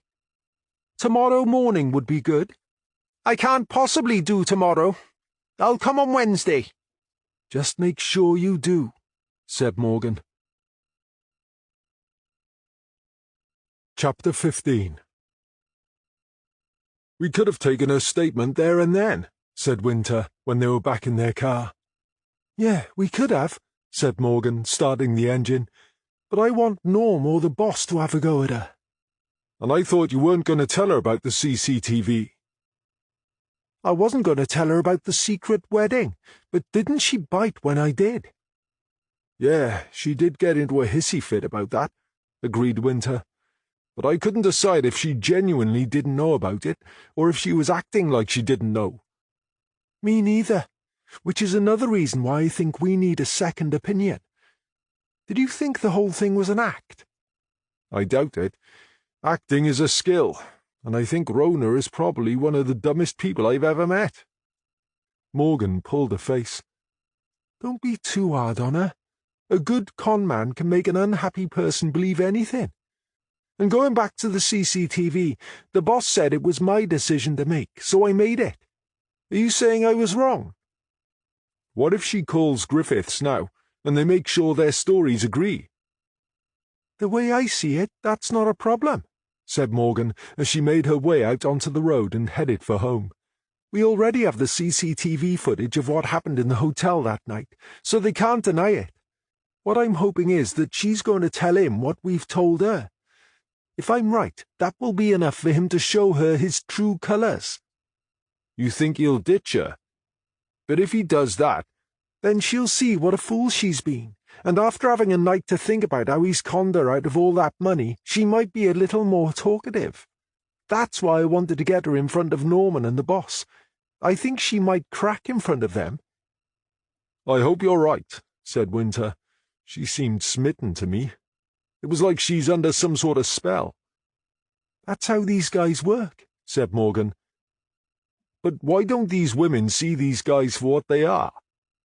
Because the guys know which ones to pick. It's like a gigolo being paid to satisfy some sad middle-aged woman. I don't think any woman in that situation would thank you for saying it, but that's not far from the truth, said Morgan. I mean, look at Rona. If her husband's captain of a golf club, guess where he spends all his time? On the golf course? Or in the bar at the golf club, added Morgan. So, if she's not interested in golf, that means she doesn't see him. Exactly. And I bet when he does come home, he's already had a skinful. On top of that, she has to attend these golf dinners and play host. Can you even begin to imagine how dull and boring her life must be? I almost feel sorry for her. Almost? If a marriage is really that bad, I don't see having an affair is the answer, said Morgan. It's a temporary solution at best. She's going to be just as unhappy when she gets out of her lover's bed and goes home. And then there's all the lies and deceit you must live with. That can't do you any good, can it? I think if it's that bad and there are no kids involved, you should just pack your bags and leave. Yeah, but look what she'd lose. You mean the house and the money? What good is any of that if your life is so miserable? I'd rather start again with nothing. That's easy for you to say, but you're not married. You're also a young woman. Rona's almost 60. I realize it's scary and it takes guts, but at least you've got a chance to find happiness. But she thinks she has found happiness, said Winter. Yeah, that's the problem. What she's really found is an illusion of happiness that Griffiths has sold her. All I can say is that she must be desperate. But that's the whole point, said Morgan. He's only been able to sell it to her because he's identified how unhappy she is and how desperate she is to find an escape. I mean, she's no spring chicken, right? And yet here's this much younger, nice-looking guy giving her all this attention, said Winter. Yeah, I suppose I can see what you're saying. You can see how it works now, can't you? Looking in from the outside, we can see it's so unlikely it has to be a con. But she's so blinded by all this attention that she can't see it. Even when you put it to her so bluntly you made me cringe, she still wouldn't consider it as even the remotest possibility. Yeah, I feel bad about that. I was well out of order, conceded Winter. I just couldn't believe it when she wouldn't listen to you. Well, now you understand why she wouldn't listen, said Morgan. She's a classic example of a woman in denial. Yes, you can say that again. And I wouldn't lose sleep over what you said. It was a bit of a blunt instrument to hit her with, but I'm sure she won't make a big deal out of it, especially when she realizes you were right. Do you think she will realize? We'll just have to wait and see. What did you think of the video she showed us? Asked Winter. I think it's all part of an elaborate con, said Morgan. Wind farms are all the rage, aren't they? And everyone wants to do their bit for the environment. So why not encourage them to invest in a company that builds them? Winter fished the memory stick from his pocket. That's just what I thought, he said. I mean, did you see the size of it? If it's for real, it must stretch halfway to England. And if Rona has worked there for a year, and it was built before she started working there, it just doesn't add up, said Morgan. I don't know about these things, but I would think it must take years to build something like that. And then you've got the tendering process and all the legal stuff beforehand. Surely it would take the best part of 10 years from start to finish. And the company was only formed 3 years ago. Do you really think Tilly was murdered by Rona? Asked Winter. We can't ignore the possibility when there's more than one possible motive. If Tilly found out about the affair, maybe Rona felt she had to be silenced. Or if Tilly found out about the business being a scam, maybe Griffiths needed to silence her. Anyway, forget that for now. Just think about what you want to eat on the way home. I'm buying, remember? Just don't think it's going to happen all the time. They were heading south, back through the town, and now as they headed out of town, the houses began to give way to fields and trees. Up ahead on the right, they could see an ornate signpost. That must be the golf club, said Winter. Are you thinking what I'm thinking? Asked Morgan. I suppose now we know Rona was having an affair with Griffiths, we're going to need her husband to confirm her whereabouts, apart from the hour we know about. And as we're passing anyway— That's exactly what I was thinking, said Morgan, indicating right and slowing the car. She drove up the drive to the car park, and then crawled around looking for a parking space. I think we're in luck, she said, pointing to a Mercedes parked close to the entrance. Look, that's the club captain's parking space. Let's hope he's still sober enough to speak, said Winter. Confident they knew where to find Thomas Pritchard, Morgan and Winter approached the steward behind the bar, who pointed out a lean, fit-looking man in his 60s. He was sitting at a table on his own, studying a laptop, sipping from a glass that appeared to contain orange juice. Mr. Pritchard, my name's D.C. Morgan, and this is my colleague, D.C. Winter. Pritchard looked up in surprise, but immediately switched on a warm smile. Have I done something wrong? He asked. Not as far as I'm aware, said Morgan. We're investigating the death of Tilly Rotherby. Was she the woman who was going to marry David Griffiths? That's right. I didn't know her, but that was a terrible business. And what a time for it to happen. Would it be possible to ask you a few questions? Yes, of course, if you think I can help. He indicated the chairs around the table. Please, sit down. Can I get you a drink? That's very kind of you, but not while we're on duty, said Morgan, although a cup of coffee would be nice. Pritchard organized 2 coffees and settled back in his chair. Now then, he said, how can I help? I understand you were invited to the reception. It was my wife who was invited, really. As I said, I didn't know Tilly, and I barely know David Griffiths. I tagged along because Rona wanted to go. But in the end, the police turned us away at the gate. Can you confirm where you were the night before? Seaview Hotel. We got there sometime between 8 and 8:30. My wife can confirm that. Yes, we've already spoken to your wife, said Morgan. Ah, well, there you are then. She's already told you. And you stayed at the hotel all night? We had a meal in the restaurant, had a couple of drinks, and went to bed when the restaurant closed. I'm sure the staff will remember me. I was a little drunk. Yes, said Morgan. We've seen the CCTV footage. Ah, said Pritchard. Just as well I told the truth then. And neither you or your wife left your room again? Well, I certainly didn't. What about your wife? I'm afraid you'll have to ask her. Oh, hang on a minute, you already have. What did she say?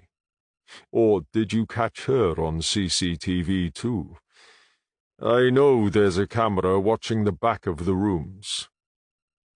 I'm not sure what you mean, said Morgan evasively. Oh, come now, Miss Morgan. There's no need to be coy. I know all about my wife and David Griffiths. You do? He's not the first, you know. Rona likes to think that by having affairs with younger men she's striking a major blow for women's lib. But I think any woman who allows herself to be used so readily is achieving quite the opposite. Exactly how much do you know about David Griffiths? You mean, do I know he's bleeding Rona's bank account dry? Yes, of course I do. She told us it's your money, but it's in a joint account, and you have no idea she's spending it. I suppose, technically, it is my money, as I earned it, but it's hers to spend. I put $500,000 in the account for her. When it's gone, so is she. For a moment, Morgan thought she must have misheard. Was that a threat to Rona's life? I'm sorry? What exactly does that mean? It means I've put up with her abuse for many years, but now I've had enough. I'm going to divorce her. Does she know? I've told her, but I doubt she's taken it on board. The thing you must understand is that Rona thinks I'll never kick her out, because she has some sort of power over me, and I can't live without her. And you say she abuses you? Pritchard smiled. It's hard to believe, isn't it? I'm sure you're sitting here thinking I don't look abused. And it's true, on the outside there's nothing to see. But abuse doesn't have to take the form of physical violence or verbal abuse. There's another form which is much more insidious. But I'm sure you don't want to hear about my problems. No, I think we'd like to hear more, said Morgan. Pritchard scratched his head and seemed to consider for a moment. He took a sip of orange juice and then spoke. You probably won't believe this, listening to me now, but there was a time when I adored Rona, and I would have done anything for her. And back then I thought she loved me, too. But now, looking back, I don't think she ever did. I'm not sure she's capable of really loving anyone. So, there I am, standing there looking at her with stars in my eyes. And then it starts. First, to soften me up, there was a string of continuous small indiscretions. They were the sort of things that most normal people would forgive, and, of course, I wanted to forgive them because I loved her, and I desperately wanted to trust her. But what I didn't realize was every time I forgave her, I was slowly being programmed to accept her bad behavior. Pritchard had a faraway look in his eyes, as if he'd never heard this before, and was understanding it for the first time. It's a vicious circle, you see. All the bad behavior created a greater need within me for Rona to reassure me that she loved me. But instead she became more and more emotionally distant. Pritchard stared accusingly at Winter. Do you know what happens to someone in that position? Caught out by the question, Winter didn't know what to say, but Pritchard didn't give him time to answer anyway. When your wants and needs are increasingly ignored like that, you begin to feel unloved and unimportant, and over time your feelings of self-worth fade away to nothing. It's a progressive manipulation that eats away at an individual until they're just an empty shell of who they were. It happens far more than you would think, and for most people it becomes a long, slow slide into depression. But there are a few lucky ones who wake up one day and wonder how they ever got in that position. And the lucky ones get to plot their revenge, right? Asked Morgan. It's just a divorce, Detective. I'm not planning her murder. I've told her what's going to happen when that money's gone. It's up to her if she wants to kid herself that I'm bluffing. Why don't you just divorce her anyway? Why wait? Because I want to give her a chance to sort herself out before the divorce. She could buy herself a nice house with that money, but it appears she wants to fritter it away on that con man David Griffiths. Did she tell you how much she's wasted on him?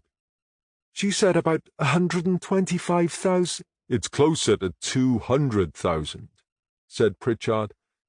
I may not use the account, but I know what she's spending.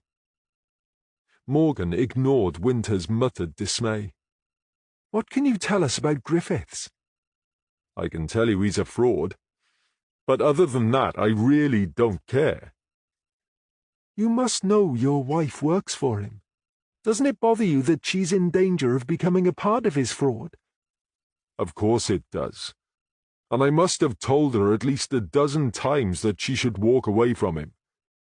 The problem is she chooses not to listen to me on principle. The steward was trying hard to attract Pritchard's attention and indicated a man standing at the bar. "Is there anything else?" asked Pritchard. "I have a visitor waiting." "No, I think we're done for now," said Morgan. "Thank you for taking the time to speak with us."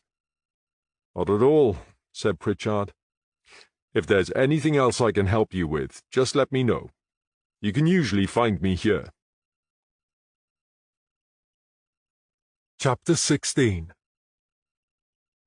"How did you get on in Aberystwyth?" Southall asked Morgan next morning. "We confirmed all our suspicions about David Griffiths and his business. We've still got a couple of things to check out, but I'm convinced he's a con man and his business is totally bogus." "What about this Rona Pritchard who owns the chalet?" "She's a bit more than just a chalet owner. It turns out she's also his secretary and a shareholder in his business. She pays the running costs of the porter cabin, his rent for the chalet, and even pays for him to travel the world on supposed business trips. She says she's probably put 125 grand into his business." "You mean he's conned her?" "I tried to tell her it's a scam, but she wouldn't believe me. As far as she's concerned, he's a saint, and the sun shines out of his backside. She's convinced she'll get her money back." "Has she really got that sort of money to throw away?" asked Norman. "Oh, it's not her money. It's her husband's." "Jeez, have you spoken to him?" "We took a punt on the way back and found him at the golf club." "What does he think?" "Well, here it gets interesting. She says he hasn't noticed the money has gone, but when we spoke to him, he said he knows exactly how much has gone, and so far it's nearer 200 grand. "He knows about it?" "Oh, yeah. Rona thinks he's only interested in playing golf and getting smashed. But the reality is he's not as dumb as she thinks he is. He's put 500,000 into an account that she thinks is a joint account, but only she uses." "Jeez, how much money does the guy have?" "According to Rona, he's got 3 or 4 million, but I get the impression he's got millions more that she doesn't know about. He also knows about her affair with Griffiths." "And he's just letting her fritter all his money away?" "He told us this is his revenge for her treating him like shit for years. He's even told her that when the 500,000 is gone, he's going to kick her out and divorce her. My guess is he's going to claim he didn't know she was wasting their money like that, and with proof of the affair as well, she won't have a leg to stand on." "He sounds like a great guy," said Norman, his face a picture of distaste. "He says he just wants to be able to play golf and enjoy his retirement without her berating him all the time." "Like he was enjoying life in the CCTV. My guess is he wasn't as drunk as he appeared to be. I reckon it was an act for Rona's benefit. He knew she'd left the room to sleep with Griffiths, and he knew he would have seen it on the hotel's CCTV. "So what are we saying? That she's a wealthy, unhappy wife?" said Southall. "If so, she's the perfect victim for a creep like Griffiths."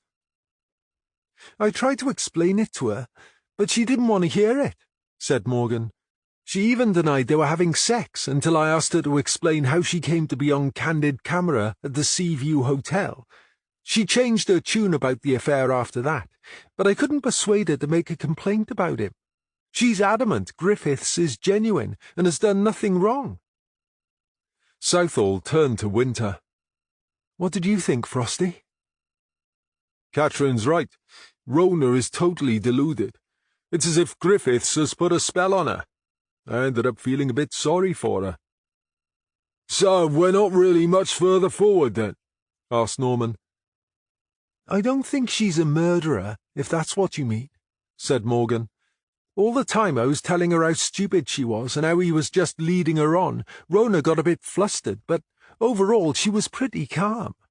There was only one thing that seemed to get her all fired up, and that was when I told her Griffiths had married Tilly in secret 2 weeks ago.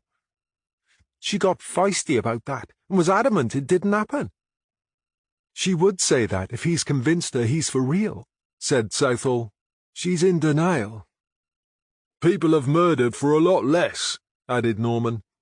Yeah, I thought that too, said Morgan. But the more I think about how she reacted, the more I think she didn't know until I told her. Southall turned to Winter. What about you, Frosty? Do you agree with Catherine? I think I do. Compared with the rest of the interview, her reaction was a bit like we just jabbed her with a cattle prod. I'm sure she knows a lot more than she's telling us, said Morgan, and I told her she'd have to come in and make a statement. I'm hoping she called Griffiths last night and told him what we said about the business being a scam, and that he then told her where she really stood. And you think by the time she gets here, she'll have had time to think about how he's conned her out of all that money, and she'll be willing to talk? Asked Norman. That's what I'm hoping, said Morgan. And I thought if you and the boss question her, she'll be even more forthcoming. Let's just hope they both don't panic and do a runner, said Norman. We'll soon find out if that's going to happen, said Southall. I've just told Griffiths forensics have finished with the farmhouse, and he can have it back after midday. Do you want me to go and pick him up? Asked Norman. Let's take a chance and wait, said Southall. I'm sure Rona would have called him last night, so if he was going to run, he would have gone by now. He didn't sound any different when I spoke to him earlier, but I got the feeling he couldn't wait to get back to that farmhouse. It's a gamble, but, as you say, he would have gone by now, unless there's something he needs to collect from the house. That's exactly what I'm thinking, said Southall. Perhaps we should have a team watching the house from the road, so we know when he arrives. There's only one way in or out, so if he tries to leave shortly after, we can grab him. Now you're thinking, Norm, said Southall. Me and Frosty can watch the house, suggested Morgan. We can be outside the main gate by midday, and I'll let you know when he arrives and if he leaves. That sounds like a plan, said Southall. In the meantime, Frosty, I want you to find Giles Rotherby's solicitor. And Judy, I'd like you to check with the register office. Let's find out if Griffiths and Tilly really did get married in secret. This wind turbine factory up in Aberdeen looks to be more bullshit, said Morgan 10 minutes later. You mean it doesn't exist? Asked Norman. I take the view that if a company doesn't have a website or an online presence of some sort, it's probably a scam. There are some exceptions to that, said Norman. Yeah, maybe, but something as modern as wind turbines? Surely they would have to be online. I can't argue with that, said Norman. But don't you have a phone number and an address? You should still check those out. I have. The phone number is real enough, although it only goes through to an answering machine. The address is real too, but according to the Aberdeen police, it's the address of a residential house on a rather posh estate. Any idea who lives there? Apparently it's owned by a woman called Patty MacDonald, a widow with a 12-year-old daughter. If this whole thing is a scam, suggested Southall, maybe Griffith set up the phone number and then just picked a random address in Aberdeen. It's careless because anyone could check it out and see it's not right. Yeah, agreed Norman, but even the best cons make mistakes now and then, and I don't have Griffiths down as a master of the art. You're right there, said Morgan. I'm surprised none of his so-called investors have seen through him yet." There was a brief silence while they considered David Griffiths and his scam. "Of course, it's possible that's because there's only one investor, and she's so blinkered she never thinks to check up on him," said Norman. "Don't you think it's a bit of an elaborate setup just to con Rona?" asked Southall. "Yeah, but is it so elaborate?" said Norman. "I mean, anyone can set up a company and register it at Company's House for less than 50 quid. "But aren't there checks?" asked Morgan. Norman shook his head. "You'd think so, wouldn't you? But Company's House is just a register. It has no powers to investigate if a company is real or not. It's always been open to abuse." Morgan was thinking about Norman's suggestion. "And anyone reasonably competent could clone pages from the internet to create a website," she said. "A promotional video could easily be copied and given a new soundtrack, and answering services are easy enough to set up. And we all know you can buy mobile phones just about anywhere." "That's exactly what I mean," said Norman. "It might be fiddly, but it's not that complicated." It would explain why the office is just a cheap old porter cabin, and why Griffiths has told Rona business calls are diverted to his mobile number, said Southall. "So, where does Tilly come into it?" asked Morgan. "Why did he marry her?" "Because he thought the estate would provide a more permanent source of money," suggested Norman. "But it won't. There are no stud horses, and the cottages have been sold," argued Morgan.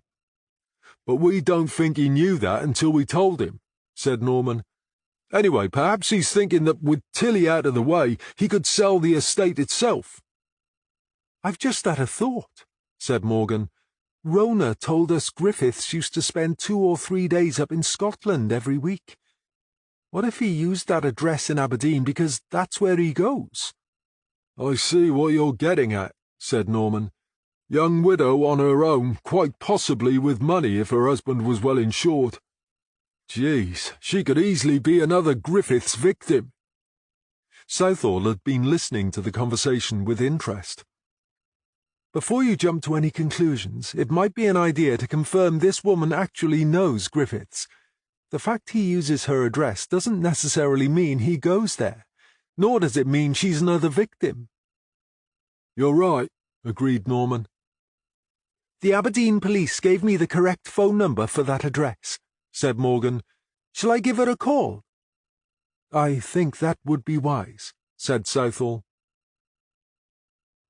10 minutes later, Morgan settled at her desk with a mug of tea and dialed the number in Aberdeen. Almost immediately, a soft, slightly accented voice answered. "Hello?" "I'm looking for a Mrs. Patty MacDonald," said Morgan. "That's me," said the woman. "Good morning. My name's Detective Constable Catherine Morgan. I'm calling from Llangwelly Police in Wales." "Why would you be calling me all the way from Wales?" "I'd like to ask you a few questions," said Morgan. "Do you know a man called David Griffiths?" "David? Yes, I know him." "Can I ask what your relationship is?" "Me and David? I suppose you could say we're good friends." "Can I ask how good?" "Do I need to be careful what I say here? He stays here 2 or 3 nights a week, but I don't want you to think I'm some merry widow. I take it you know I'm a widow." "Yes," said Morgan. "I'm sorry." Patty sighed. "It's the nature of the job," she said. "We always knew there were risks with my husband working as a diver. That's why they get paid so well, and why they're so well insured. I couldn't have afforded to stay in this house without the insurance money." "Even so, it must be hard to deal with," said Morgan, feeling her words were rather inadequate. "It's worse for my daughter. 5 years on, and she still doesn't understand why he was prepared to do a job that might kill him." "And you've not remarried?" "You mean to David? Good heavens, no way. I'll let him sleep here 2 or 3 nights a week, but we're not in love or anything like that. He's good company, and handy for fixing things and cutting the grass, He's even quite good in bed, but he's not the sort of guy anyone would want to marry. Can I ask why you want to talk about him? Is he in some sort of trouble? As this is an ongoing investigation, I'm afraid I can't tell you much. Oh, I see. So he is then, she said. Oh well, at least Maisie will be pleased. Maisie? My daughter. She never accepted the idea of David being a replacement for her dad. I tried to explain it wasn't like that, but she's too young to understand that I have needs that aren't quite the same as hers, if you see what I mean. That must have made things difficult when David was there. How did he cope with that? He was surprisingly okay with it. He seemed to understand where Maisie was coming from, and he never tried to take her dad's place. I got the impression he wasn't mad about kids, so I think deep down he was pleased she hadn't taken a shine to him. Did he ever talk about his business? Not really. I knew he owned a business in Wales, something to do with wind turbines, but he never spoke about it much. He didn't ask you to invest in the business? You mean, did he try to con me out of my husband's insurance payout? That was his opening pitch when we first met, but I told him right from the start that if he ever mentioned it again, he'd be out on his ear. You knew the business was a scam? How many business owners do you know who could afford to spend 3 days a week up here and never have any contact with the business in that time? We understood he had business connections in that area. Yes, he told me that, but it was like an act. He even used to go out every day, but never for long, and he never once took a business call when he was here. That's why I had my suspicions. I phoned his office number one time when he wasn't here, and that stupid secretary, I can't recall her name now. Rona? That's her, yes, Rona. I mean, she is a joke. If she's the first point of contact for inquiries, it's a wonder they have any customers. Don't be too hard on Rona, said Morgan. I hate to say it, but David has actually persuaded her to invest a lot of money in the business, and she's going to get nothing in return. Flattered her into it, did he? I'm disappointed to hear he's done that to her, but I can't honestly say I'm surprised. If it wasn't her, it would have been someone else. Did he ever mention a woman called Tilly Rotherby? Asked Morgan. I can't recall the name. Who is she? Another one of his scam victims? We haven't quite worked that one out yet. She owns an estate in Wales. We believe David married her a couple of weeks ago. She owns an estate, and he married her. That sounds like a pattern, doesn't it? Exactly how many women does he have on the go? That's what we're trying to establish. Does this Tilly know he's only married her for the money? The thing is, Tilly was murdered last Friday evening. Oh my God! But you can't honestly think David murdered her. I can believe he was a con man, but he was never a murderer. He was far too gentle to do something like that. Morgan spent a few more minutes speaking with Patty MacDonald before ending the call. As she explained to Southall and Norman, Patty MacDonald had merely confirmed their suspicions without adding anything of significance to their case. Chapter 17. It was 10:45 when Catherine Morgan's phone rang. Less than 5 minutes later, she hung up. I've just had Thomas Pritchard on the phone, she announced. He knows we spoke to Rona yesterday about Tilly's death and about David Griffith's business, and now this morning he's woken up to find she's packed a suitcase and gone. Gone where? Asked Southall. He says he doesn't know, and he's not sure he really cares, but he thought we should know in case it's relevant to our investigation. What do you think she's up to? Asked Southall. I'm sorry, but this is probably my fault, confessed Morgan. I suggested she would be an accessory if Griffiths was conning investors. I'm guessing she finally realized the truth about the business after we left, and now she's panicked and decided to do a runner. Do you want me to try and find her? I think before you rush off on a wild goose chase, we need to decide what our priority is. You mean you don't think Rona murdered Tilly Rotherby? Said Morgan. You spoke to her, Catherine. Do you think she's capable of murder? Honestly, no, I don't think she's clever enough. Frosty? I agree with Catherine. I don't think Rona has it in her. Don't forget the hotel CCTV gives her an alibi, said Norman, and if her husband wasn't really asleep, I'm sure he can vouch for her not leaving the hotel. He turned to Southall. Do you think Griffiths might have put her up to this to create a diversion? I wouldn't put it past him, said Southall. Or perhaps it's just about the money. Rona's still got over $250,000 left in that bank account of hers. That could be quite handy if he's planning to escape. What are we going to do about Rona? Asked Norman. I think we're all agreed she's not a murder suspect, and there's no reason to think she's in any danger, said Southall. On the other hand, she is the victim of a con man, even if she doesn't want to admit it. On that basis, she probably needs saving from herself. So let's put out a general alert for her to be detained if seen. We could still pick Griffiths up from the hotel, you know, said Norman.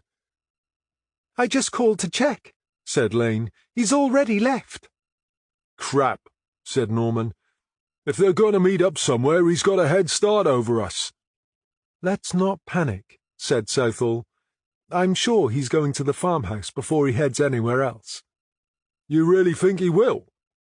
Don't forget, he doesn't know that we know Rona's gone, and anyway, if she is supposed to be a diversion, he'll be expecting us to follow her. Remember, he was keen to get inside the farmhouse on the day Tilly died. I think that's because there's something in the house he needs. I believe that's where he's going first, and if he is going to meet up with Rona later, he probably thinks he's got time on his side. Do you want me to get out there with Frosty? Asked Morgan. How are you getting on with the register office? They said they're happy to speak to me, but I need to catch the registrar between weddings. I was going to go over there this afternoon, but it can wait until tomorrow. What about you, Frosty? Any luck with the solicitor? I found him, but I've not made contact yet. I've also got this, he said, holding up a memory stick. Rona says it features a huge wind farm Griffiths has built that proves the business is legit. I was going to check it out, but I haven't had time yet. They all looked at Judy Lane. I know that's the sort of stuff I usually do, she said, but would anyone mind if I go on surveillance for a change? Norman exchanged a look with Southall. This was a bold move from Judy Lane, who hadn't volunteered to venture out of the office since she was knocked unconscious a few months ago. I think that's an excellent idea, said Southall. You and Frosty head over to the estate. Watch the gate, but try to keep out of sight. Let us know when he arrives, and we'll decide how to proceed when we know he's definitely there. Yeah, that's cool, said Morgan. Pass that other stuff over here, and I'll take a look at it after I've been to the register office. Lane and Winter gathered their coats and made a hasty exit. Shall I get going too? Asked Morgan. If I go now, I can take a look at Frosty's stuff when I get back. Good idea, said Southall. As Morgan left, Southall raised her eyebrows at Norman. What do you make of that? She asked Norman. Is that Judy getting back on the horse after a fall? Or is it something else? Well, we've always said Judy does a fantastic job in here, but there's no denying we have doubts about her confidence out in the field. Maybe she wants to prove she can work just as well out there.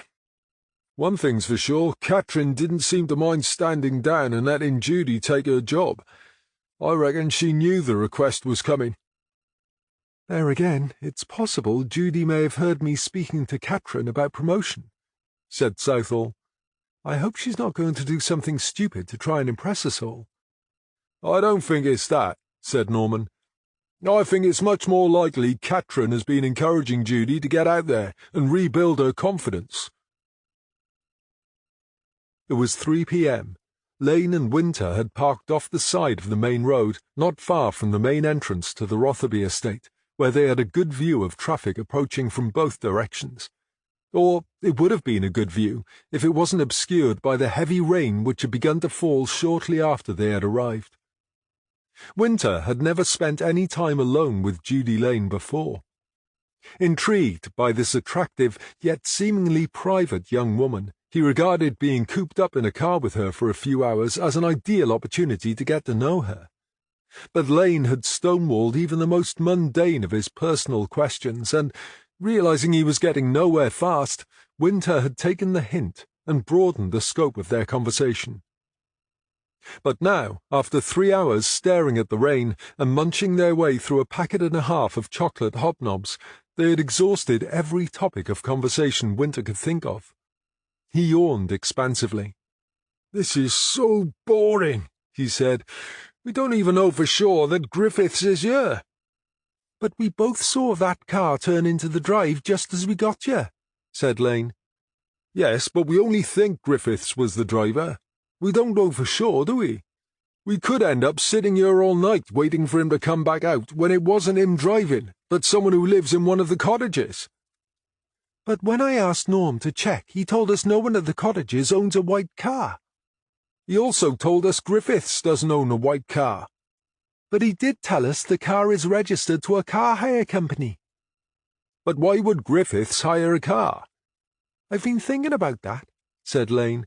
"He knows we know what car he drives, so perhaps he's hired a different car to try and throw us off the scent." "Okay, but what if it's just a visitor to one of the cottages?" "Yes, well, there is that possibility, of course. Look, if it's any consolation, I'm just as bored as you are." "I don't know why they were so sure he was going to rush in, grab something, and then rush off again." "Because they think he might be going to meet up with Rona." "But if he doesn't care about her, why would he do that?" "To get hold of the rest of her money." "But now he's got the estate. Does he need Rona's money?" "You're assuming Tilly didn't make a will." "But who would she leave it to?" "I don't know. What about her mysterious brother?" "We don't even know if he's still around." "Hold on, look!" Lane stopped Winter mid-sentence as a black Mercedes emerged through the rain, indicated a right turn, slowed as it approached, and then turned through the gates onto the estate. "Was that Griffiths?" asked Winter. "It's not easy to tell through the rain, but I think not. That guy was either bald or his head was shaved." "What do we do?" asked Winter. "Did you get his registration number?" asked Lane. "No, I couldn't read it. We're too far away to see through this rain," said Winter. "That's why you have the binoculars," said Lane. "Yeah, sorry.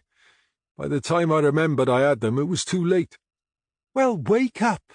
I know surveillance is boring and we do nothing for hours, but you still must stay alert and to be ready when something does happen. If we knew the registration number, we could find out who he was, and then maybe we'd know what to do." "Right, yes, I'm sorry," said Winter sheepishly. "Should we follow him?" "Without knowing who he is?" "I don't know. Let me call Norm. He'll know what to do." She put her phone on speakerphone and waited for Norman to answer. "Judy," said the familiar voice. "What's going on?" "As I told you earlier, we think we saw Griffiths driving in as we got here, but we couldn't be sure. But now, just a couple of minutes ago, a black Mercedes turned into the estate. We don't know if we should follow it or wait here." "Did he get the registration number?" "Sorry, we missed it. It's pouring with rain here, and there was too much spray from other cars passing by."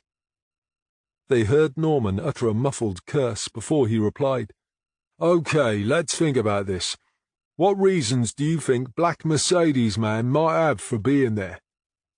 "The two obvious possibilities are that it could be someone meeting Griffiths, or it could be someone innocently visiting one of the cottages. But I'm sure if we think about it, there could be plenty of other reasons." "You haven't got time to go through every possibility, so I suggest you focus on the two you mentioned," said Norman. Also, you should bear in mind if you do go down there and the black Mercedes is visiting someone at the cottages, we could give Griffiths an excuse to claim we're harassing him. What if we had an excuse for calling in? Like what? What if I say I'm the one who called animal welfare, and I just want to make sure they were looking after the horses?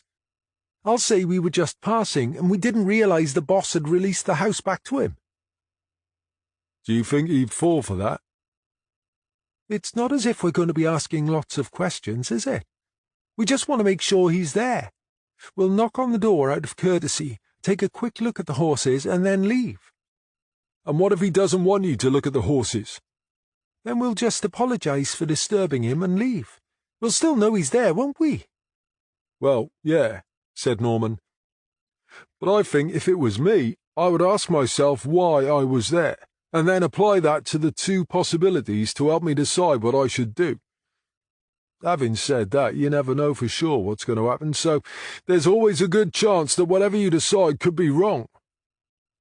We came here so we could follow Griffiths when he leaves, said Lane, reasoning out loud. So if we follow this guy and he's visiting one of the cottages, there's a chance Griffiths will see us, and, as you said, we'll have blown our cover. On the other hand, if he's delivering something to Griffiths, we could wait until he leaves, and then pounce and catch Griffiths red-handed. And don't forget, as we're such a small team, you're always going to be limited in what you can do. In the end, you can only ever go by your best guess based on what you do know, and that is where your intuition comes into the equation. Right, said Lane. On that basis, I think we should sit tight until the guy comes out, or if Griffiths comes out first, we should follow him. Is that right? What do you think, Frosty? Asked Norman. There is another possibility. What if he's collecting something from Griffiths? We could be sitting here all night waiting for Griffiths while Mercedes man is disappearing down the M4 with the loot. Lane's confidence suddenly evaporated. You're right. I hadn't thought of that, she said. Yeah, that could be the case, said Norman. But as I said before, we can't possibly cover all eventualities with such a small team. You're the boss, Judy. What do you think we should do? I think we should sit tight and see what happens, said Lane. In my opinion, it's the least worst option. That works for me, said Norman. Just keep me informed when anything else happens. Lane ended the call.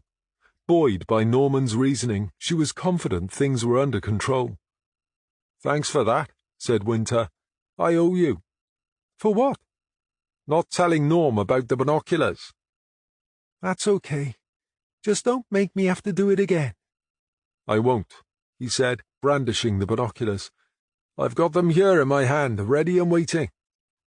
Good, said Lane confidently. Now we'll do what Norm said and carry on sitting here awaiting developments. Boring, said Winter. Yes, but it is what it is. If you want to play action man all the time, you should think about joining the SAS. Winter was beginning to enjoy being with Lane. She was like Catherine Morgan without being so loud and in your face. He offered her the biscuits. Do you want another hobnob? Yuck, no. I am well and truly hobnobbed out. If I eat another one, I'll throw up. Winter smiled. Oh, right, he said. In that case, I may as well finish the packet.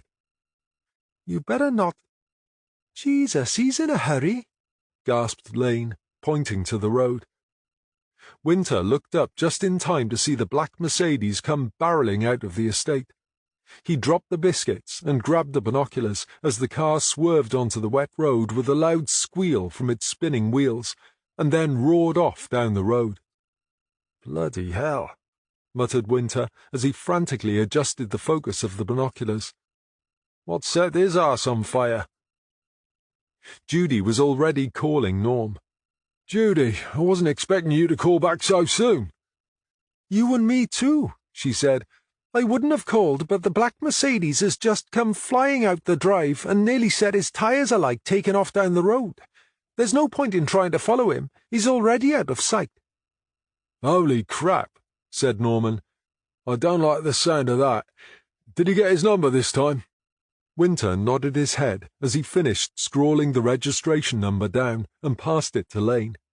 She read it out to Norman, who read it back to make sure he'd got it right. "I think we need to go down there and see what's going on," said Lane. "I think you're right," said Norman.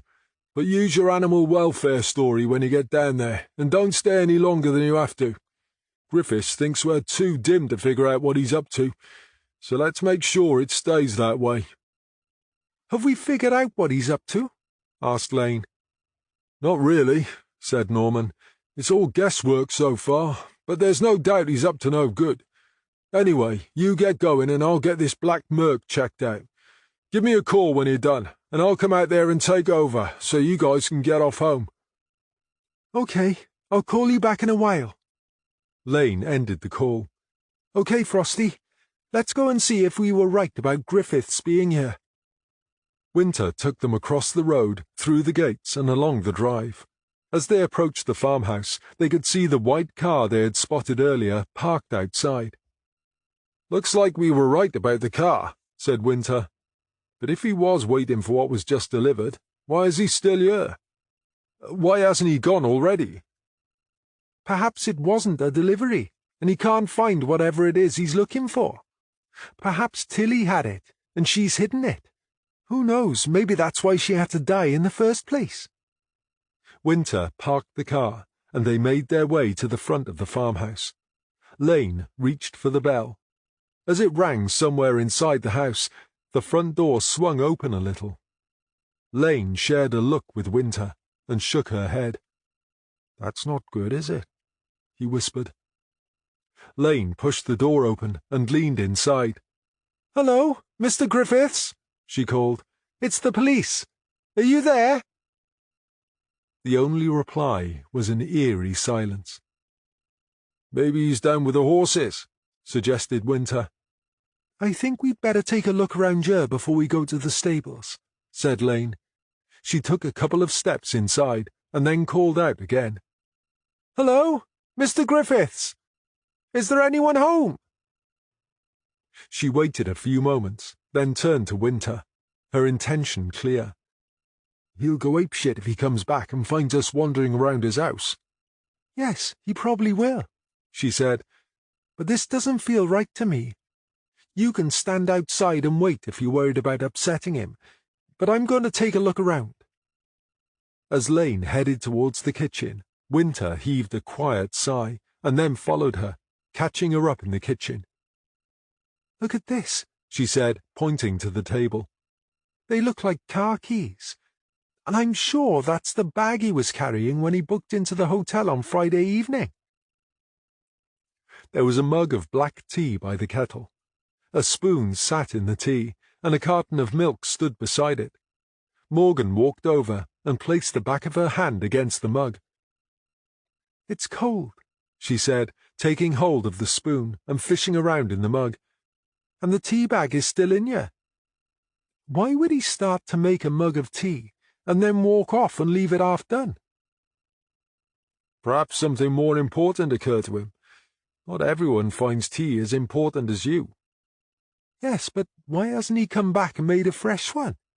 Joking aside, I think we need to check the rest of the house," said Lane. "Something bad has happened here. I can feel it." "I'll check upstairs," said Winter. A couple of minutes later, they were back in the hallway. "I don't think anyone's been up there since the forensics team were here," said Winter. "Okay, so what are we saying? He got here, dumped his bag on the table, put the kettle on, poured the boiling water into the mug, and then rushed off somewhere." "That's how it looks." "That suggests whatever made him leave must have happened almost as soon as he got here, over 3 hours ago. We know he didn't leave the estate, so he must be around here somewhere. Let's check the garden and the stables." The rain was finally beginning to ease as they made their way across the garden and through to the stables. "You take that side," said Lane, pointing to the stables along the left side, heading towards the American barn. As Winter broke off to the left, Lane peeled off to the right, checking stables as she went. But neither of them found anything out of the ordinary. They met up again as they entered the American barn. The barn was silent as they entered, as there were still no horses inside, but the gate to the stall where Tilly had been found was wide open. Lane led Winter to the gate and peered inside the stall, but there was no one inside. "How can we have missed him?" asked Winter. "He's got to be around here somewhere," said Lane. She led Winter from the American barn and stopped as they emerged into the stable yard. Facing them at the far end was the yew hedge, with the gate through to the garden in the centre. On the right-hand side, between the end stable and the hedge, was a gap. "Is that a path?" asked Lane, leading Winter towards the gap. "Let's see where that goes." They turned onto the path and followed it down the side of the stable. Lane was first to the end, looking to the right, and then breaking into a run. "Shit," she muttered. "Shit, shit, shit." Chapter 18. As Lane ended the call and Winter started the car, Norman was entering the registration number into his computer. Almost immediately he uttered a curse as a warning came up on the screen. Muttering to himself, he walked across to Southall's office. She seemed to have become less communicative as the day wore on, but, as usual, her office door was open. "How does that work?" he asked, as he walked through the door. Southall looked up from her desk. "How does what work?" "Someone drove into the Rotherby estate in a black Merc, then 5 minutes later came flying out like his arse was on fire. Then, when I run a vehicle check on the Mercedes, I get an access denied warning." "What sort of access denied warning?" "The sort that's above your pay grade as well as mine." "That's interesting." "I think we're going to need Nathan's help with this one."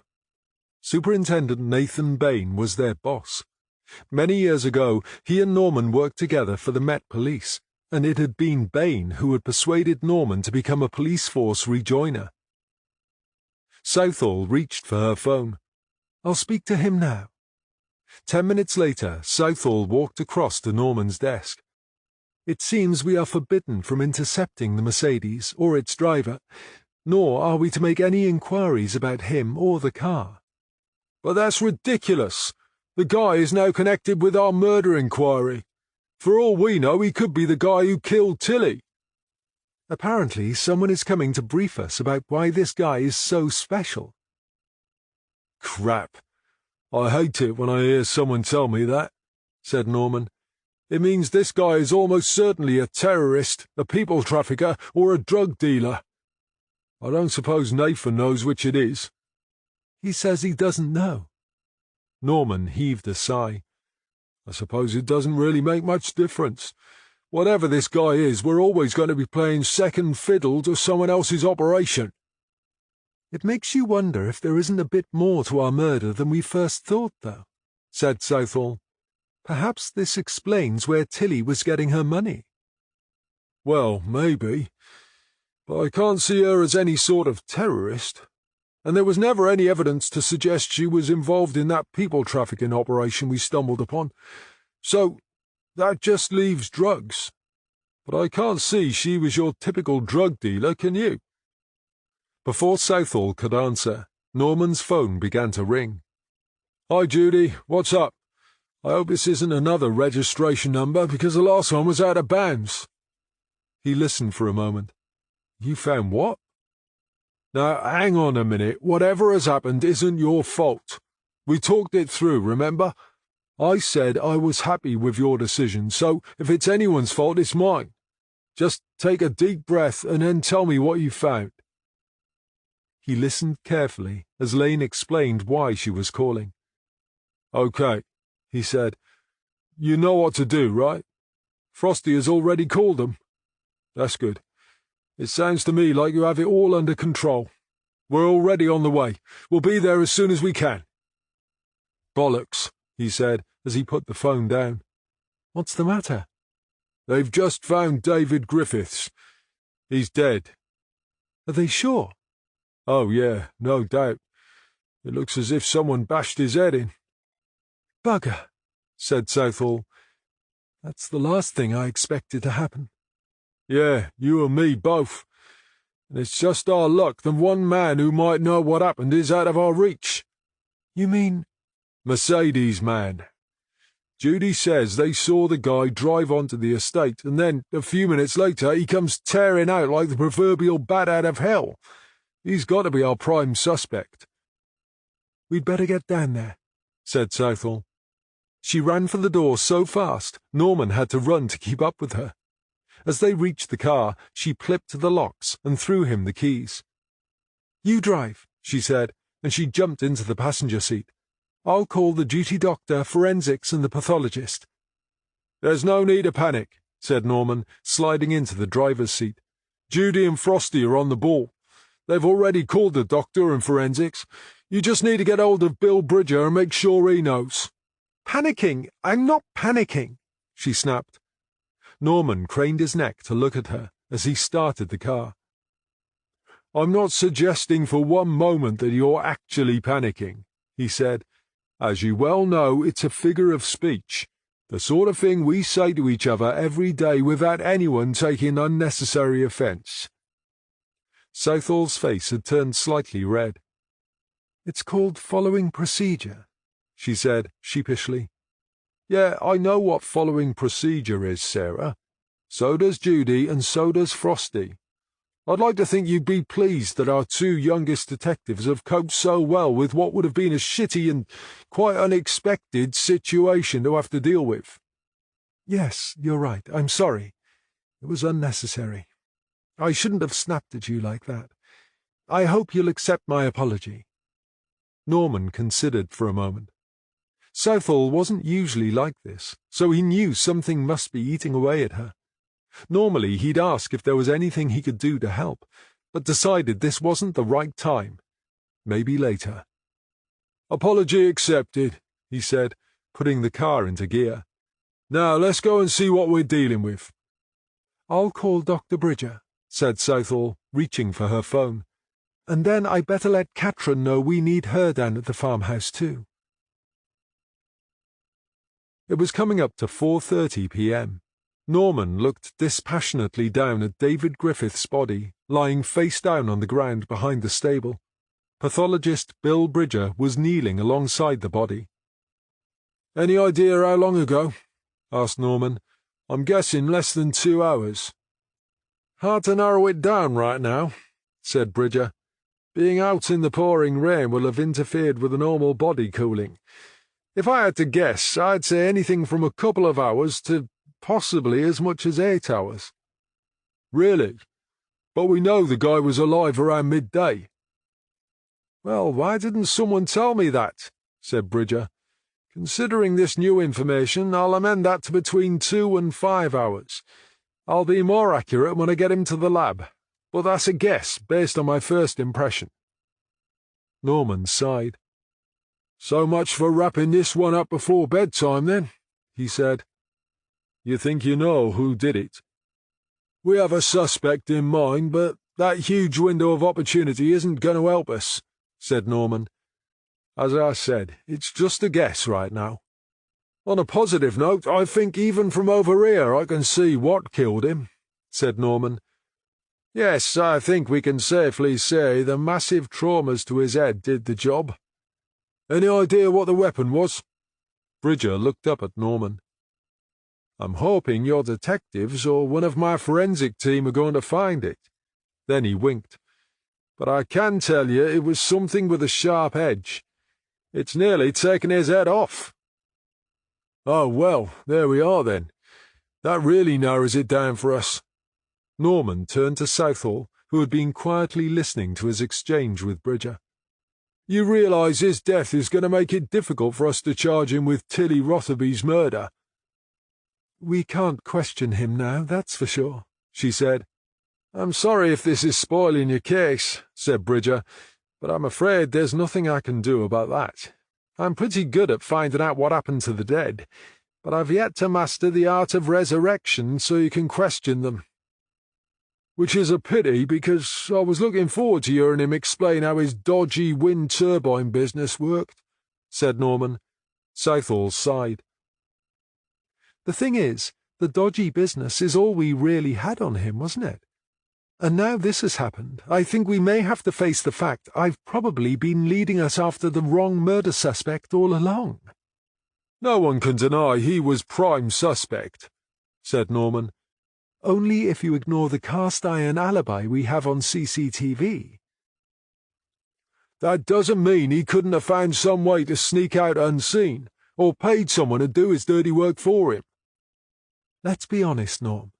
He might have been a con man, but we found nothing to suggest he was a killer. Even his girlfriend in Scotland doesn't think he could have done it. I think we need to accept I was wrong and change our focus." "There's no I in team," said Norman. "Isn't that what they used to tell us? I was just as keen to focus on him." "That's as maybe, but the buck has to stop somewhere, and as far as headquarters is concerned, I'm the boss. Therefore, it's my responsibility." Norman knew he couldn't argue with such a basic truth, and felt Southall wasn't in the mood to listen anyway.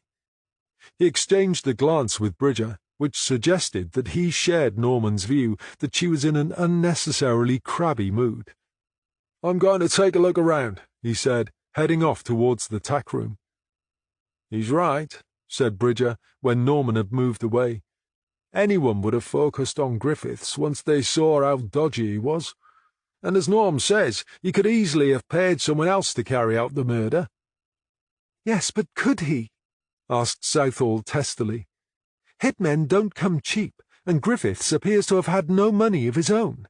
He relied on Rona Pritchard to fund everything, and she hasn't withdrawn enough cash recently to pay for a hit." "I was only saying—" "Well, don't," she snapped. "And when am I going to get those lab results?" "As you well know, there's a limit to how much I can do in my own lab, and sometimes I have to rely on outside analysis." "Yes, I'm aware of that. But why is it taking so long?" "The results should be here tomorrow, which, for your information, is taking no longer than usual. And for future reference, biting the head off your pathologist is never a good way to get test results any faster." Southall knew she was in the wrong, but unable to come up with an apology that wouldn't sound insincere, she stalked off after Norman. She found him in the tack room. "Apparently the pathologist is a bit sensitive to my mood today," she said. "Are you sure it's him that has the problem?" "What's that supposed to mean?" "I think you know exactly what I mean," said Norman, "but I'm not going to get into an argument about it." Keen to change the subject, he pointed to a yellow sticker that had been stuck to the shelf with all the trophies. "Is that a forensic marker?" Southall walked over to the shelf and stared at it. "There's nothing there," she said. Norman peered over her shoulder. "I think that's the point," he said. "If you look at it from here, there's like a clean patch, almost a circle in the dust. Something that was on that shelf when we were here the other day isn't there now." "Tilly's lucky top hat," said Southall. "Yeah, of course. But why would anyone want to take an old top hat?"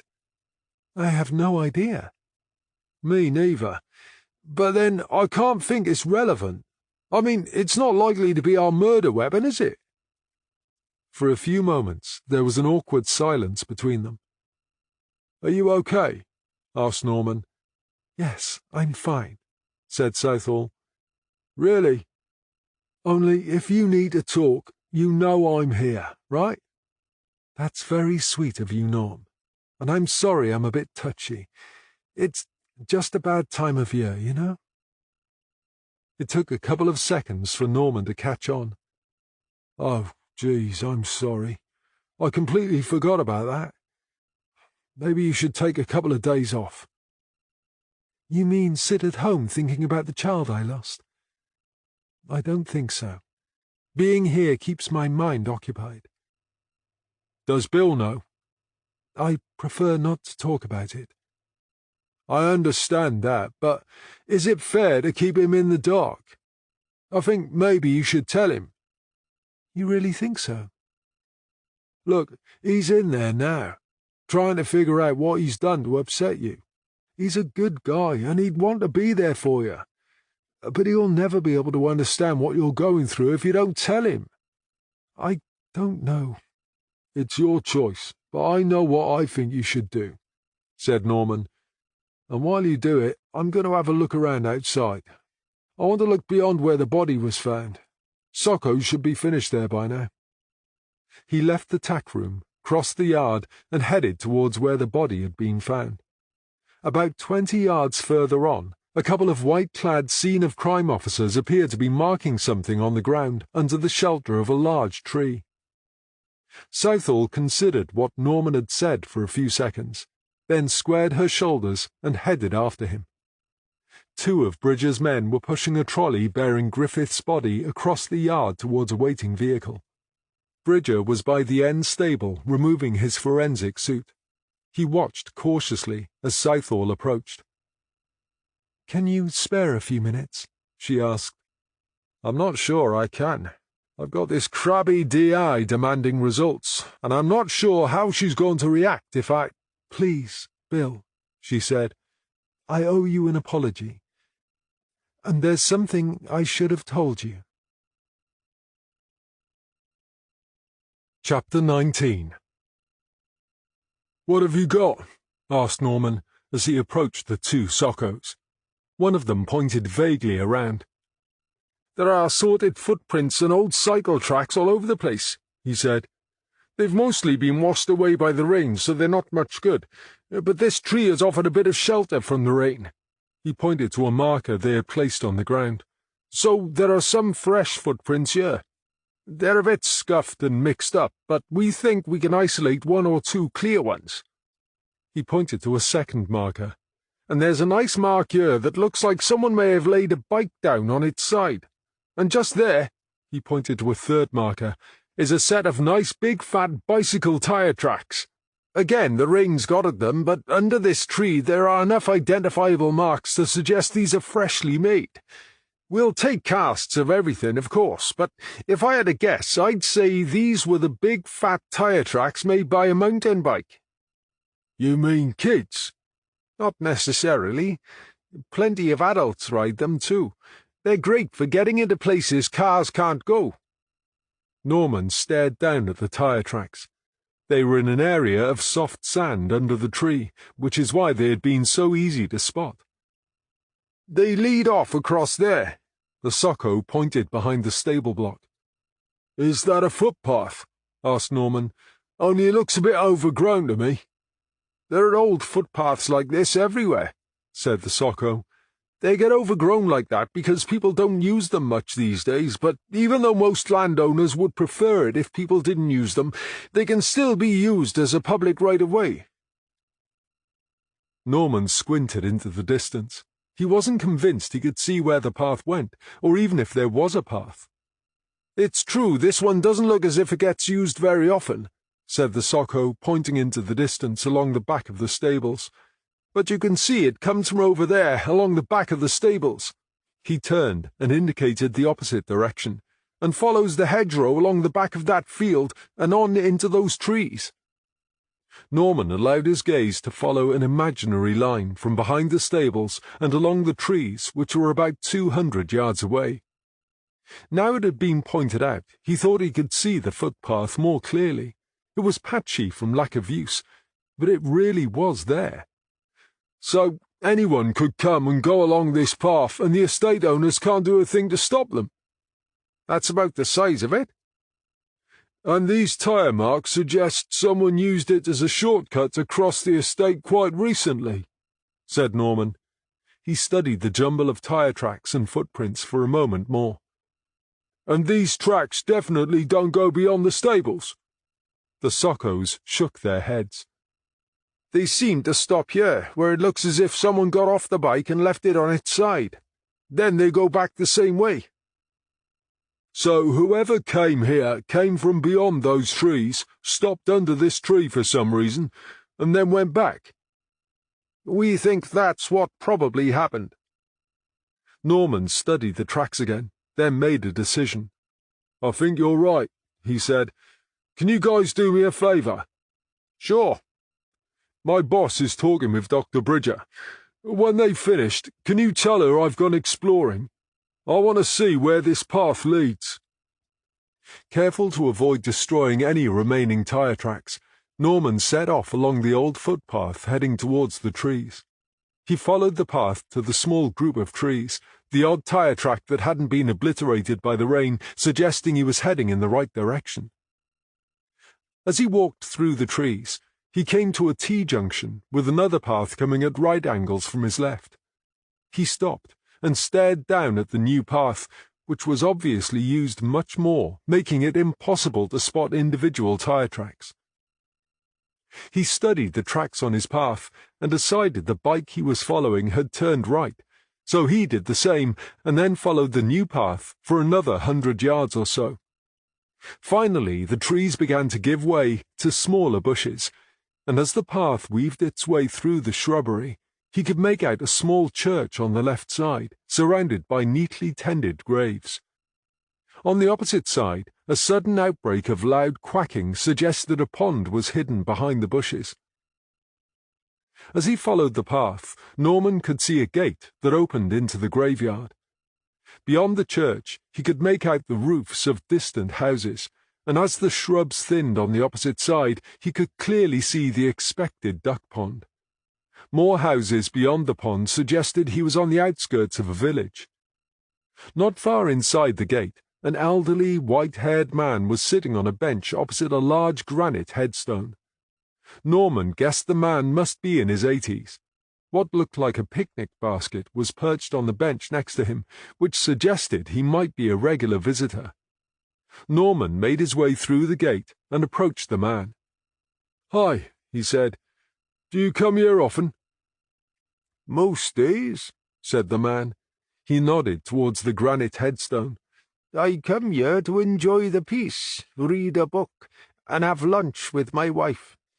Sometimes I end up being here all afternoon and on into the evening reading or putting the worlds to rights with her." For a second, Norman thought the man must be waiting for his wife to arrive, but then he realized what he meant. "Oh, I see," he said. "I'm sorry, I didn't mean to intrude." "No apologies necessary," said the man. "It's not a problem for me. I expect she'd complain if she was here, but she can't now, can she?" "No, I guess not," said Norman. "Don't get me wrong, I loved her to bits, but there's no getting away from the fact she used to complain a lot. And argue? My God, that woman could start an argument in an empty room. That's why I like coming up here so often, you see. I can say what I like now, and she can't argue with me." "I hope it doesn't become an accepted way of achieving marital harmony," said Norman. The old man smiled. "I'd vote for it," he said. "We get on much better now than we ever did before." Norman studied the man's face, but he couldn't decide if he was joking or serious. Unsure how to respond, he thought perhaps it would be better to dispense with the small talk and get down to business. He produced his warrant card and showed it to the man. "I'm D.S. Norman." "Gareth Jones," said the man. Norman shook the man's hand. "Would it be okay to ask you a couple of questions, Gareth?" "Ask away." "We're making inquiries about something that happened not far from here." "Is it about that woman at the stables?" "You know about that?" "I heard about it on the radio. It's big news around here, you know." "Yeah, I guess it would be." "It happened on Saturday, didn't it?" "That's right," said Norman. "Were you here on Saturday evening?" "Afternoon only, I'm afraid." "What about earlier today?" "I was here for lunch as normal, and as you can see, I'm still here now." Norman pointed towards the old path. "Did you notice any unusual activity along the path there?" "A teenager came racing down that path on one of those fancy bikes they have now, going like a bat out of hell. I remember because he tossed something into the pond as he passed. It scared the life out of the ducks." "You say he tossed something into the pond? Are you sure it was a boy?" "Can anyone be sure these days? It seems a lot of them aren't sure themselves. On another day, Norman might have been entertained by engaging in such a conversation, but he didn't have time for it right now. "Did you see what he threw into the pond?" "Sorry, no. But I heard the splash, and, as I say, the ducks went crazy." "Heading which way?" "From the stables, towards the village. The same way you've just come." "Can you recall what time this was?" "I got here at about 12:30, and it wasn't long after I arrived." "So you would have seen the teenager on the bike between 12:30 and 1?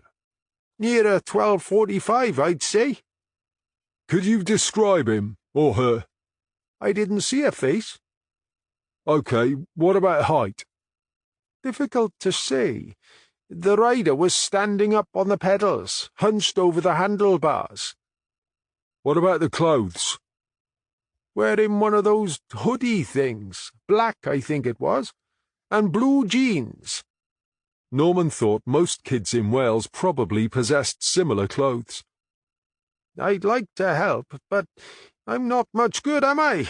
said Jones. "Actually, Gareth, for a layman who's not trained in observation, you're doing just fine," said Norman. "What about the bike? Can you recall anything about that?" Jones's face lit up. "Yes, I can," he said. "The bike frame was pillar box red, and it had these ridiculous huge fat tyres. I'm told they're for riding off-road." "There you go," said Norman. "Now you have been helpful." "Do you know, now I think about it, I remember he was riding one-handed." "You mean he's disabled?" No, he had his right hand on the handlebars, but his left hand was holding on to something. I couldn't swear to it, but I believe it may have been a top hat."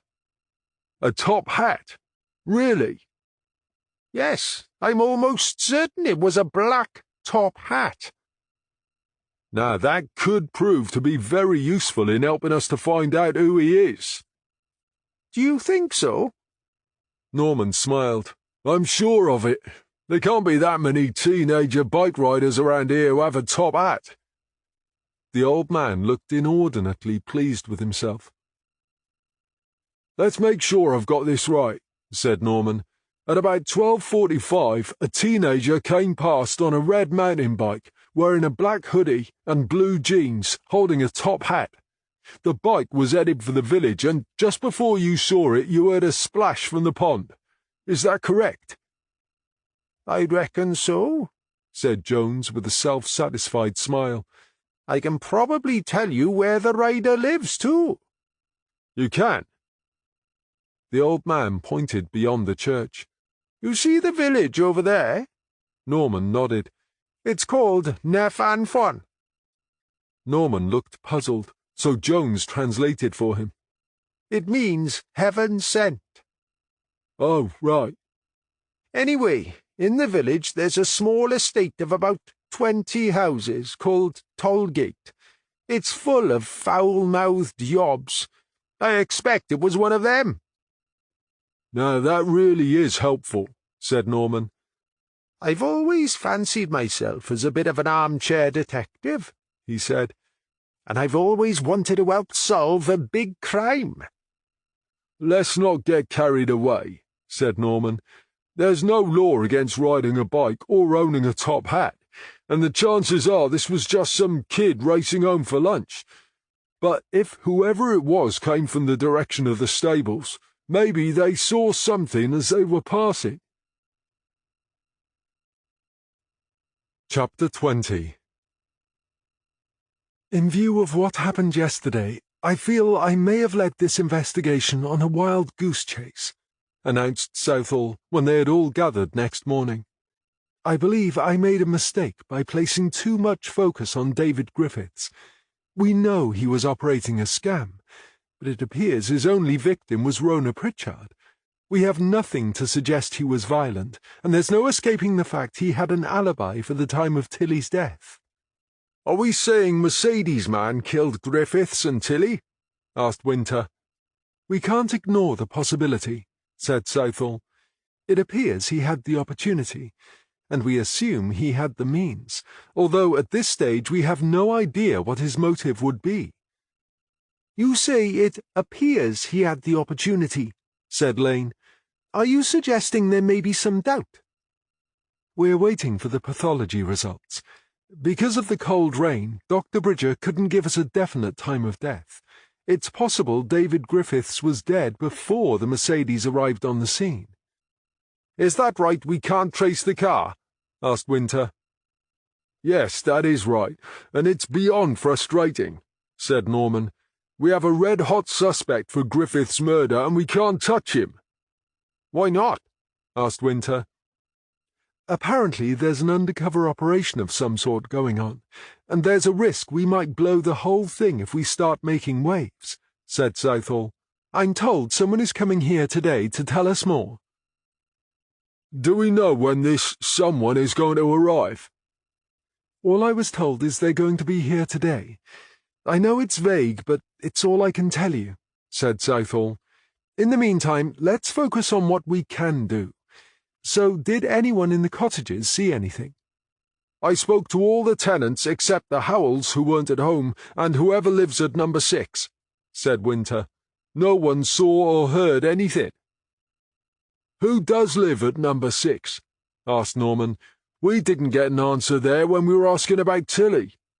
I asked the guy at number 5, but he says he can't recall ever seeing or even hearing someone in that house in the last 3 years he's been there. He thinks whoever lives there must work abroad, or at least be away from home most of the time. What about your mountain bike rider, Norm? Asked Southall.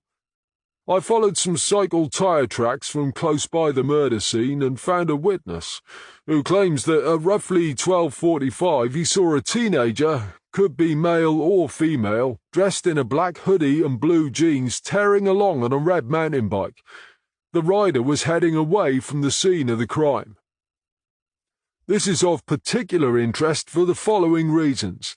1. The rider threw something into a nearby pond as he was riding along. 2. The rider appeared to be holding onto a top hat, and Tilly's lucky top hat is missing from the tack room. And 3. Jimmy Denman, who used to feed the horses every morning, owns a mountain bike. So, until Dr. Bridger gives us an accurate time of death, we have to consider both the mountain bike rider and Mercedes man as suspects, said Southall. The witness also told me he thought the bike rider probably lives on a small estate called Tollgate, in a village called Nefanfon. Hang on a minute, said Lane, shuffling through some papers on her desk. I've come across that name somewhere. Yes, here we are. Number 14, Tollgate, Nefanfon. It's where Jimmy Denman lives. But why would he want to murder Griffiths? Asked Lane. We don't know if he did, said Norman, but I think it might be a good idea to find him and ask him. Catherine Morgan had been speaking on her phone. That was the registrar calling back, she announced, placing the phone back on its cradle. She confirms David Griffiths did marry Tilly 2 weeks before she died. Griffiths was telling the truth about something then, said Norman. But the registrar also says there was something odd about the whole thing. Odd in what way? Asked Southall. She says there was something strange about the witnesses. Griffiths did say he'd hijacked them from the previous wedding. I told her that, but the registrar says she didn't recognize them from the previous wedding. She got the feeling they were students, and they may even have been paid to be there. Also, she felt the bride was high on drugs. If she hadn't known for sure that both bride and groom were UK citizens, she would have suspected it was a fake marriage for someone to get UK citizenship. But she let it go ahead anyway. She says that although she was suspicious, she didn't have enough grounds to stop it. I don't suppose there's any way of checking any of this now, said Southall. I did ask the question, said Lane. She said she would email the names and addresses of the witnesses. Yeah, but if the whole thing was a setup, they may not be real, so that won't be much help, said Norman. We didn't have Tilly down as a drug taker, said Southall, but maybe we've got that wrong. Or maybe she was drugged by Griffiths, suggested Lane. Maybe his plan was to marry her, then murder her and inherit the estate. Yeah, that may well have been his plan, but he can't inherit anything now, can he? Said Norman. Do you want me to follow this up? Asked Morgan. Yes, but it's no longer a priority, said Southall. Who shall I take with me to find Jimmy Denman? Asked Norman. Take Frosty, and let's not mess around any more, said Southall. We've got 2 murders on our hands now, so if you have the slightest suspicion about this boy, arrest him and bring him in. As the doors banged shut behind Norman and Winter, Morgan headed to the kitchen to make tea. Southall smiled at Judy Lane. So, how did it go yesterday? I suppose I would have to say not very well, as our suspect was murdered, said Lane. That wasn't anyone's fault, Judy. We had no reason to think Griffiths was at risk. Anyway, that's not what I meant. It's the first time you've been out of the office since you were attacked. I was impressed that you volunteered. I have to start somewhere, said Lane. Let's face it, sitting in a car keeping my eyes open isn't exactly high risk, is it? And it's not as if I was completely on my own. How did you get on with Winter? He's fine, except he never stops talking. He's new, and he hasn't worked with you before. He was probably trying a little too hard to make a good impression, said Southall. Anyway, I wouldn't think that would be a problem for someone who works with Katrin. I can't see her as the type of partner to stay silent for long. Lane laughed. Now you come to mention it, you're right. Katrin never stops either. I suppose I don't really notice because I've been working with her for so long. Lane paused briefly. She told me she's spoken to you about her promotion prospects. She'll be moving on if she's successful, won't she? Our team is too small to warrant a second sergeant, admitted Southall. Lane sighed. Well, I can't deny I'll miss her, she said, but I'll be pleased for her. She deserves it. Will she be replaced? We don't even know if it's going to happen yet. It's probably months away, but if she does go, I hope they're going to replace her. We can barely cope as it is, but any replacement would probably be another rookie, like Winter, which could mean I'd need your experience out in the field rather than in here. Would that be a problem? I've been thinking about that, said Lane. I often feel I don't contribute enough and that I ought to get out more. Judy, by running the office as well as you do, you contribute much more than you realize, but I can't let you do that forever. The issue isn't what you contribute here, it's what you're going to do moving forward. You need to decide if you want to be a detective or if your skills will be better served in an admin job. You mean you don't think I'm right for the job? On the contrary, I think you have a lot of the skills necessary to eventually become a high-ranking office manager running major incidents. But to achieve that, you first need to prove your investigative abilities. Oh, right. I see what you're getting at. I understand how you must feel after being attacked, said Southall. It would undermine anyone's confidence. But if you want to fulfill your true potential, you must address your issues. We can help you with that if you want us to. But if you feel they're too great to overcome, then, longer term, you will have to decide about the direction of your future career. Are you going to fire me? Don't be ridiculous. Of course I'm not going to fire you. You're a valued member of this team, but this is a tiny station. Sooner or later, the powers that be will close it down.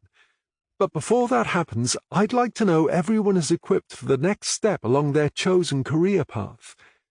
I'm just asking you to decide what that's going to be, so we can make sure we're offering the best help we can.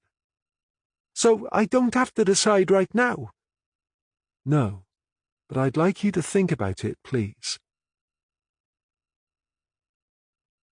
Chapter 21.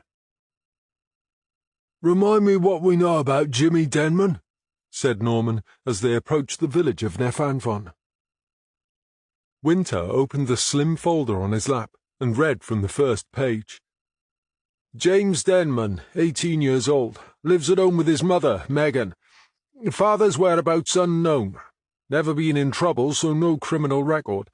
Went to school in Carmarthen.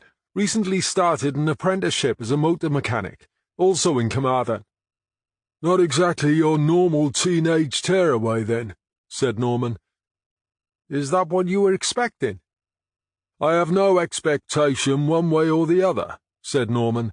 It's what I was told to expect by my witness. Is this road getting narrower, or is it my imagination? This is Wales, Sarge. Nearly all the rural roads are narrow, and they've been like it for so long they can't be widened. Up ahead, a sign at the side of the road that had now become a narrow lane welcomed them to the village of Nefanfon. The tiny collection of expensive-looking houses and bungalows strung along both sides of the narrow lane barely qualified to be called a hamlet. Norman thought it looked pleasant enough, but wondered what might lay hidden behind the quaint exteriors. "Here we go, toll gate," said Norman as he slowed the car and turned into a small close of semi-detached houses. "What number are we looking for?" 14, said Winter. He pointed to the right. It's on that side. Norman parked the car outside number 14 and looked at the house. Then he looked around at the other houses.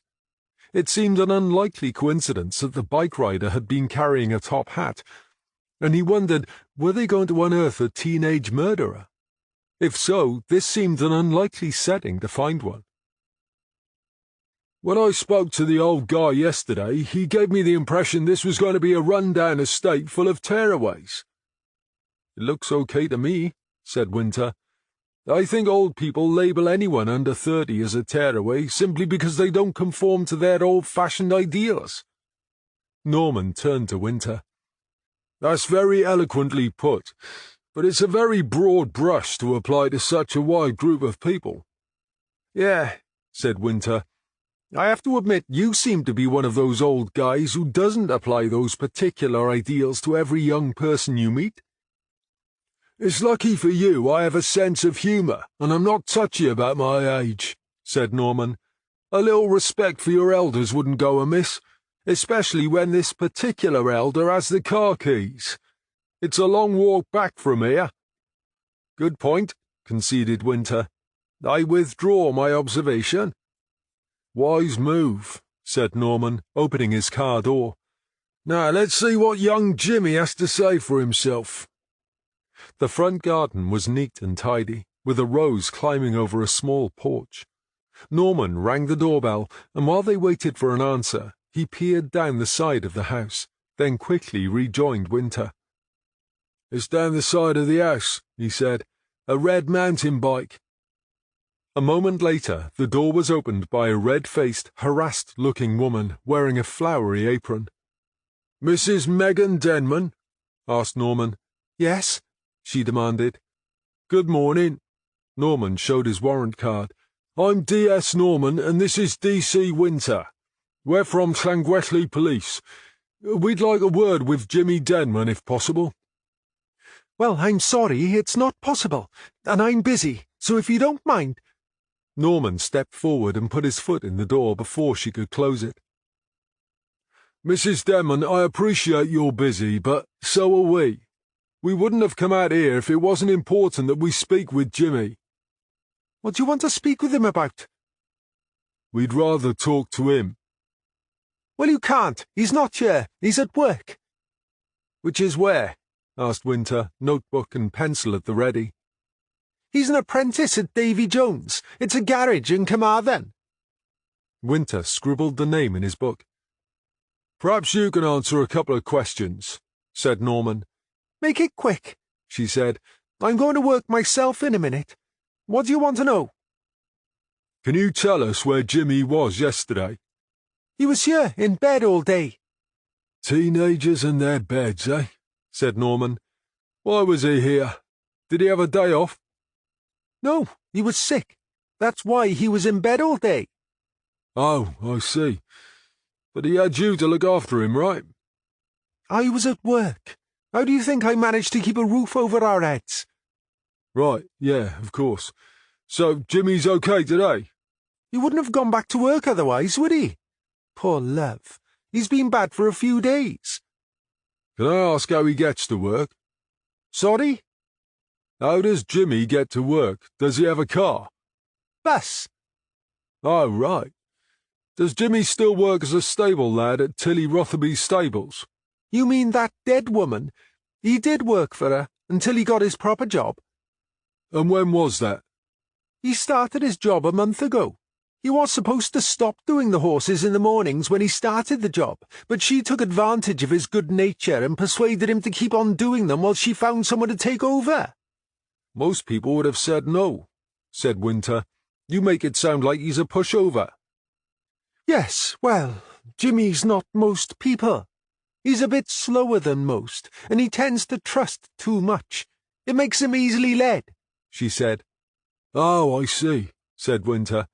Sorry, I didn't mean to— Don't worry, I'm used to people assuming he's the village idiot, but he's not. You were telling us about his job and the horses, said Norman. He missed his bus one morning and was late for work because he was doing the horses. His boss wasn't happy and told him he had to be there on time every day or else. Well, you can't carry on like that, can you? And so he stopped doing the horses. And that was when? End of last week. He's still going to do some evenings, though. Can you tell me where Jimmy was on Saturday evening? Megan narrowed her eyes and viewed Norman with suspicion. What do you want to know that for? This isn't about her, is it? That Tilly? You can't think— It's just routine, Mrs. Denman. We're trying to account for anyone who knew Tilly so we can eliminate them from our investigation. Well, you can eliminate my Jimmy straight away. He was with me on Saturday evening. We went to see a James Bond film. Then we caught the last bus home. Which cinema? Asked Winter. The one in Carmarthen, of course. What time did the film start? 7:30, I believe it was. Winter added this information to his notes. Now, if you've finished, I have to go to work, and I don't want to be late. Yep, I think we're all done here for now, said Norman. Thank you for your time. He had barely finished speaking when the door closed in his face. Charming, said Winter as they turned and walked back to their car. She's scared, that's all, said Norman as he opened the driver's door. Imagine being a single mum with a teenage son. He's never been in trouble with the police, but you know he's no saint, and it could be that he's just lucky he's never been caught. Now, suppose you know he's up to something, but you don't know what it is. Then 2 detectives turn up on your doorstep asking questions about your son's connection with a murder victim. Don't you think you might be a bit defensive? I hadn't thought of it like that, said Winter as he settled into the passenger seat. I didn't realize I was supposed to feel sorry for everyone we speak to. I don't feel sorry for her, said Norman as he started the car. I'm just offering a suggestion that might explain her attitude. But understanding why she might be feeling that way doesn't mean I believe everything she told us. You think she was telling porgies? It can't all have been lies, can it? They were heading back out of the village now. Where should we go now? Asked Norman. Davy Jones' garage in Carmarthen? Is the correct answer, said Norman. And on the way there you can tell me what you think of what we heard back there. Winter flipped open his notebook and set it on his knee. He has a red mountain bike, but he doesn't have an alibi for yesterday. His mum might believe he was in bed all day, but she was at work, so he could have been anywhere. Correct, said Norman. She said Jimmy still does the horses some evenings, although I understood Caris Owl said she does the evenings. And what does that tell us? Jimmy's telling his mum he's at the stables, but he's somewhere else. Yes, it could be that. Or it could be it's Caris who's telling her mum lies, and Jimmy is standing in for her. What if Caris was lying when she said she hardly knew Jimmy? What if Caris and Jimmy are seeing each other, and they meet at the stables? That's definitely another possibility, said Norman. I like the way you're thinking. Are you suggesting you think those two killed Tilly Rotherby and David Griffiths?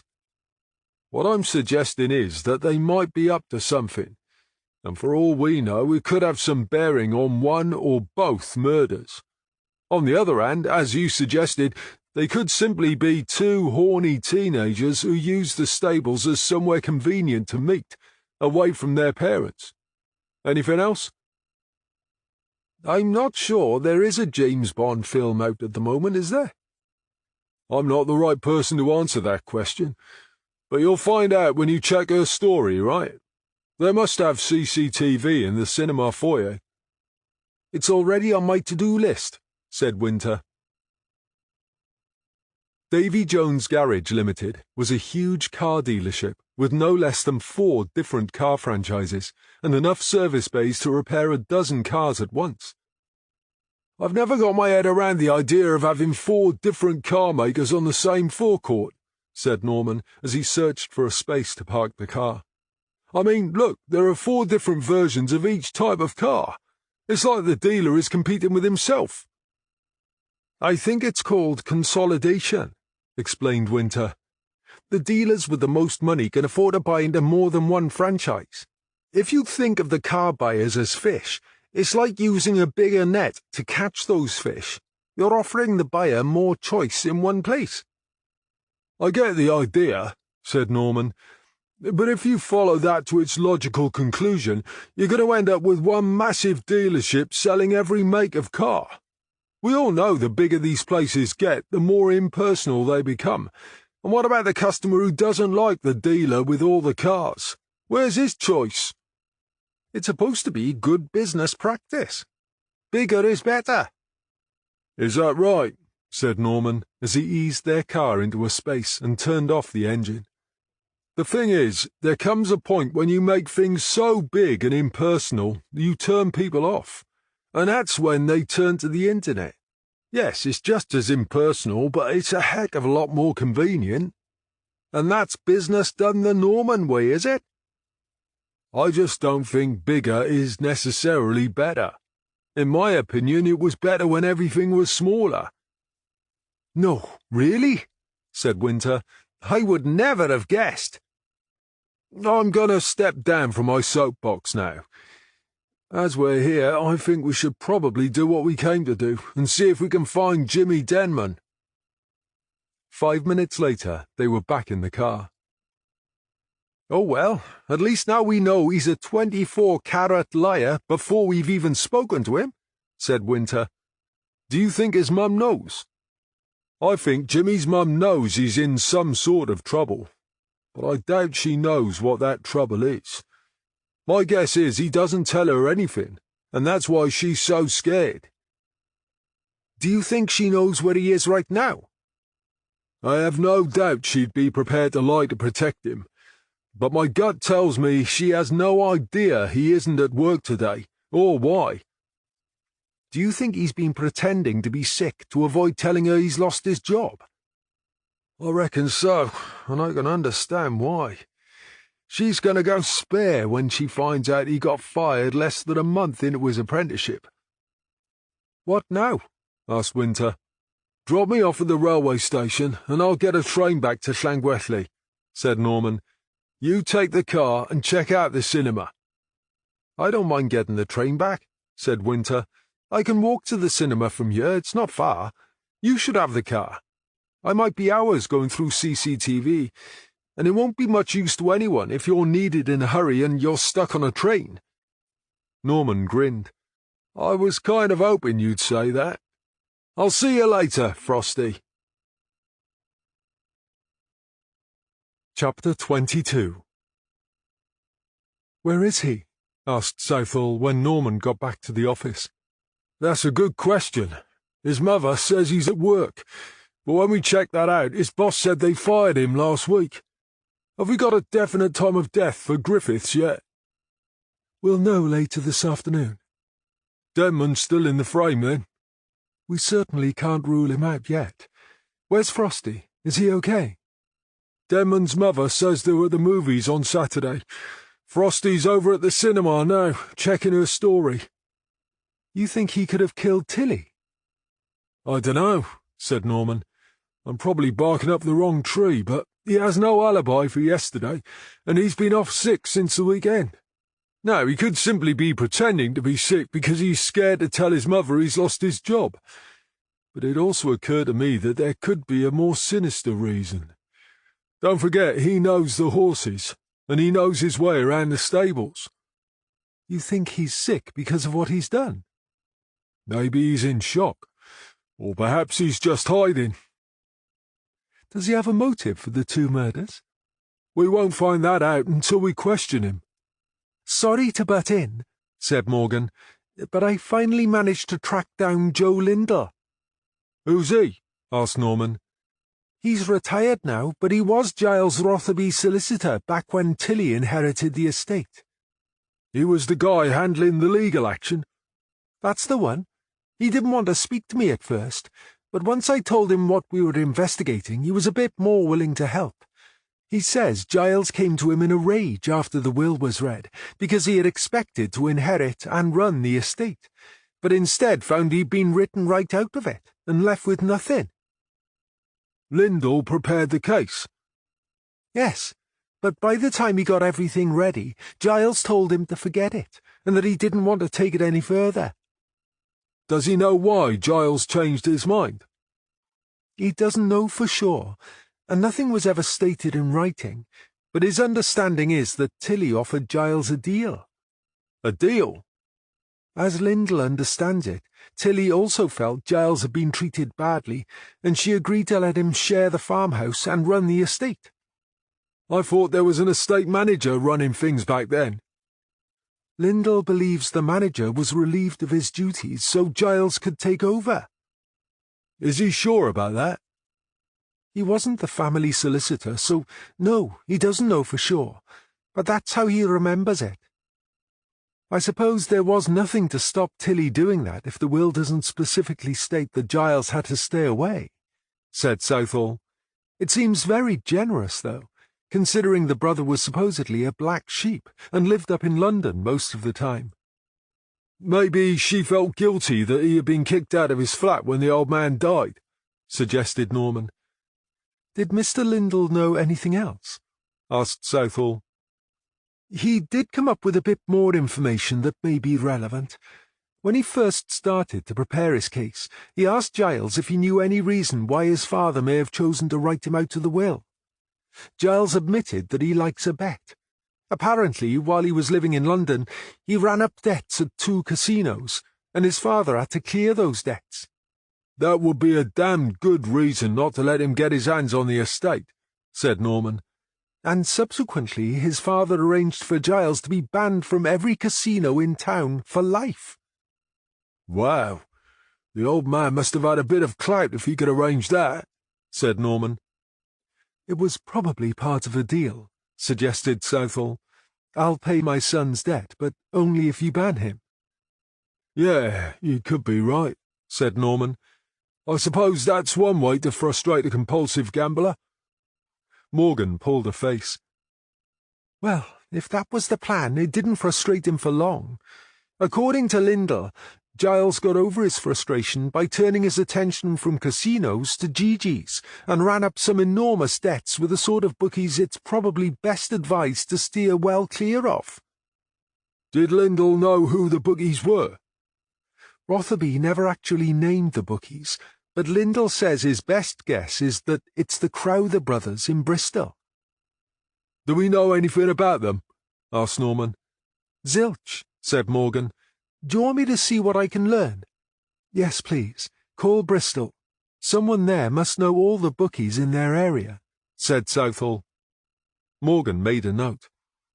I'd really like to speak to Giles Rotherby, said Southall. If he had a deal that gave him what he wanted, why did he fall out with Tilly and move out 4 years ago?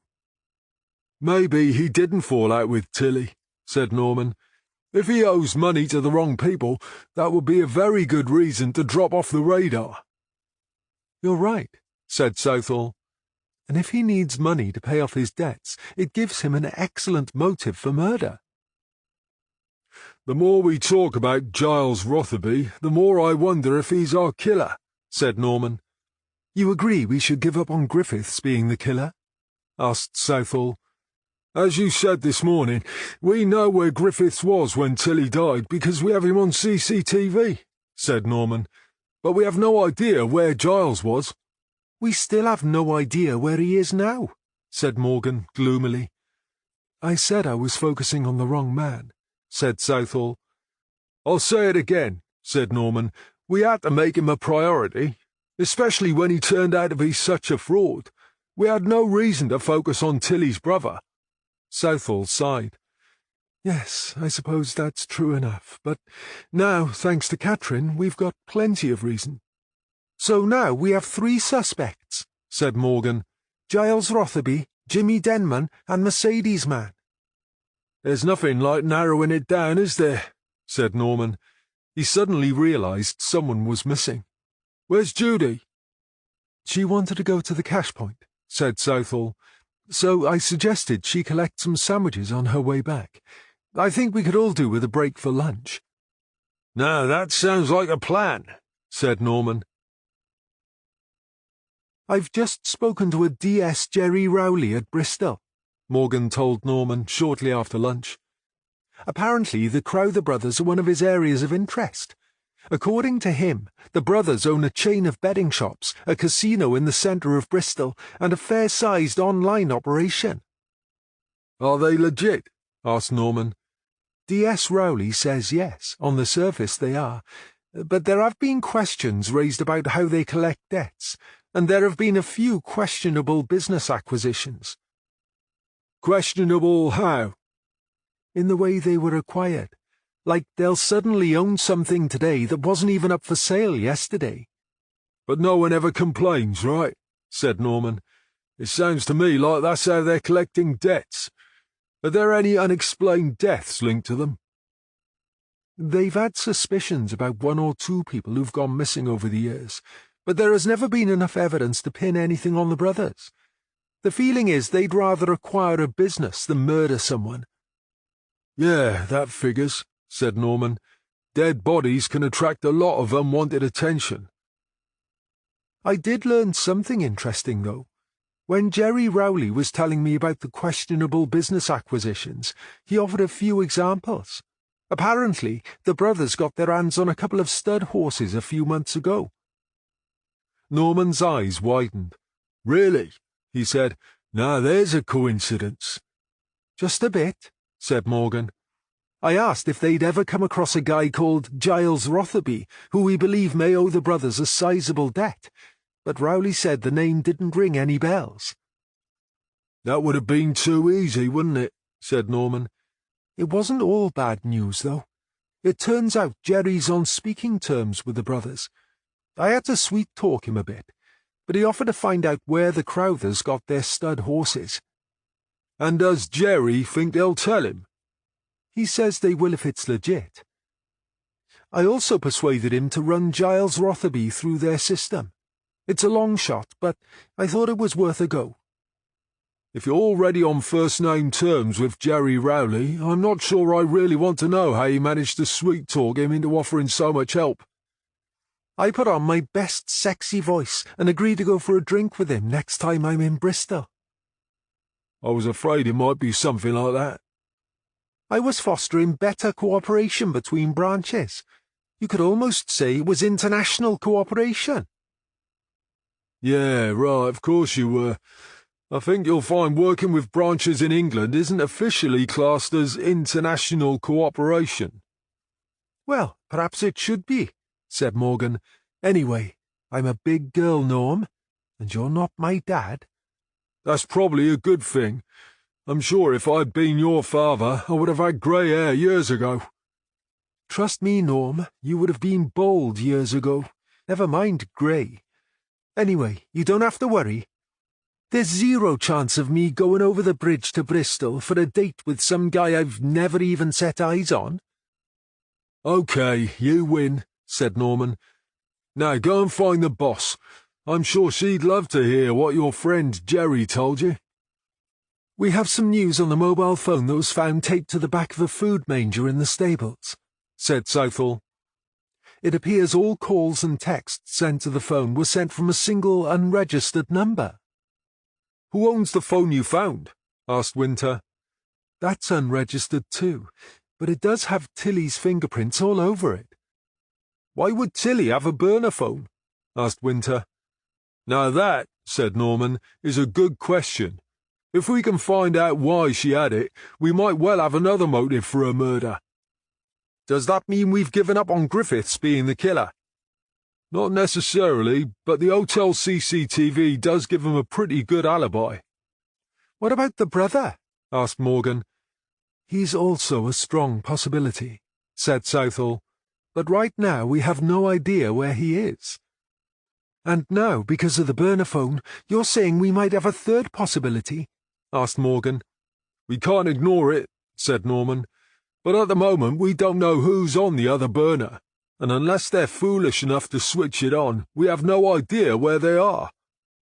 If whoever owns it knows Tilly is dead, I suspect that particular phone will have been destroyed by now, so we're unlikely to find a location, said Southall.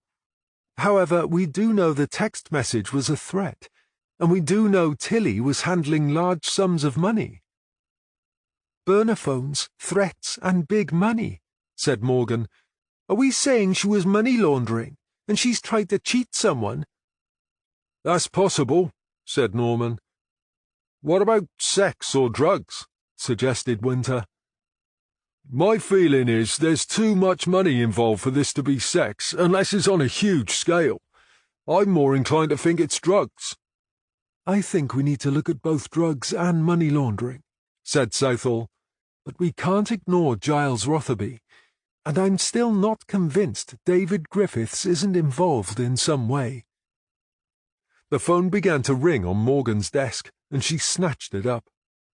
That was Jerry Rowley from Bristol, she said as she ended her call. He's spoken to the Crowther brothers about the stud horses. They claim they made a legal agreement 18 months ago to take Tilly's stud horses as surety against her brother's debt.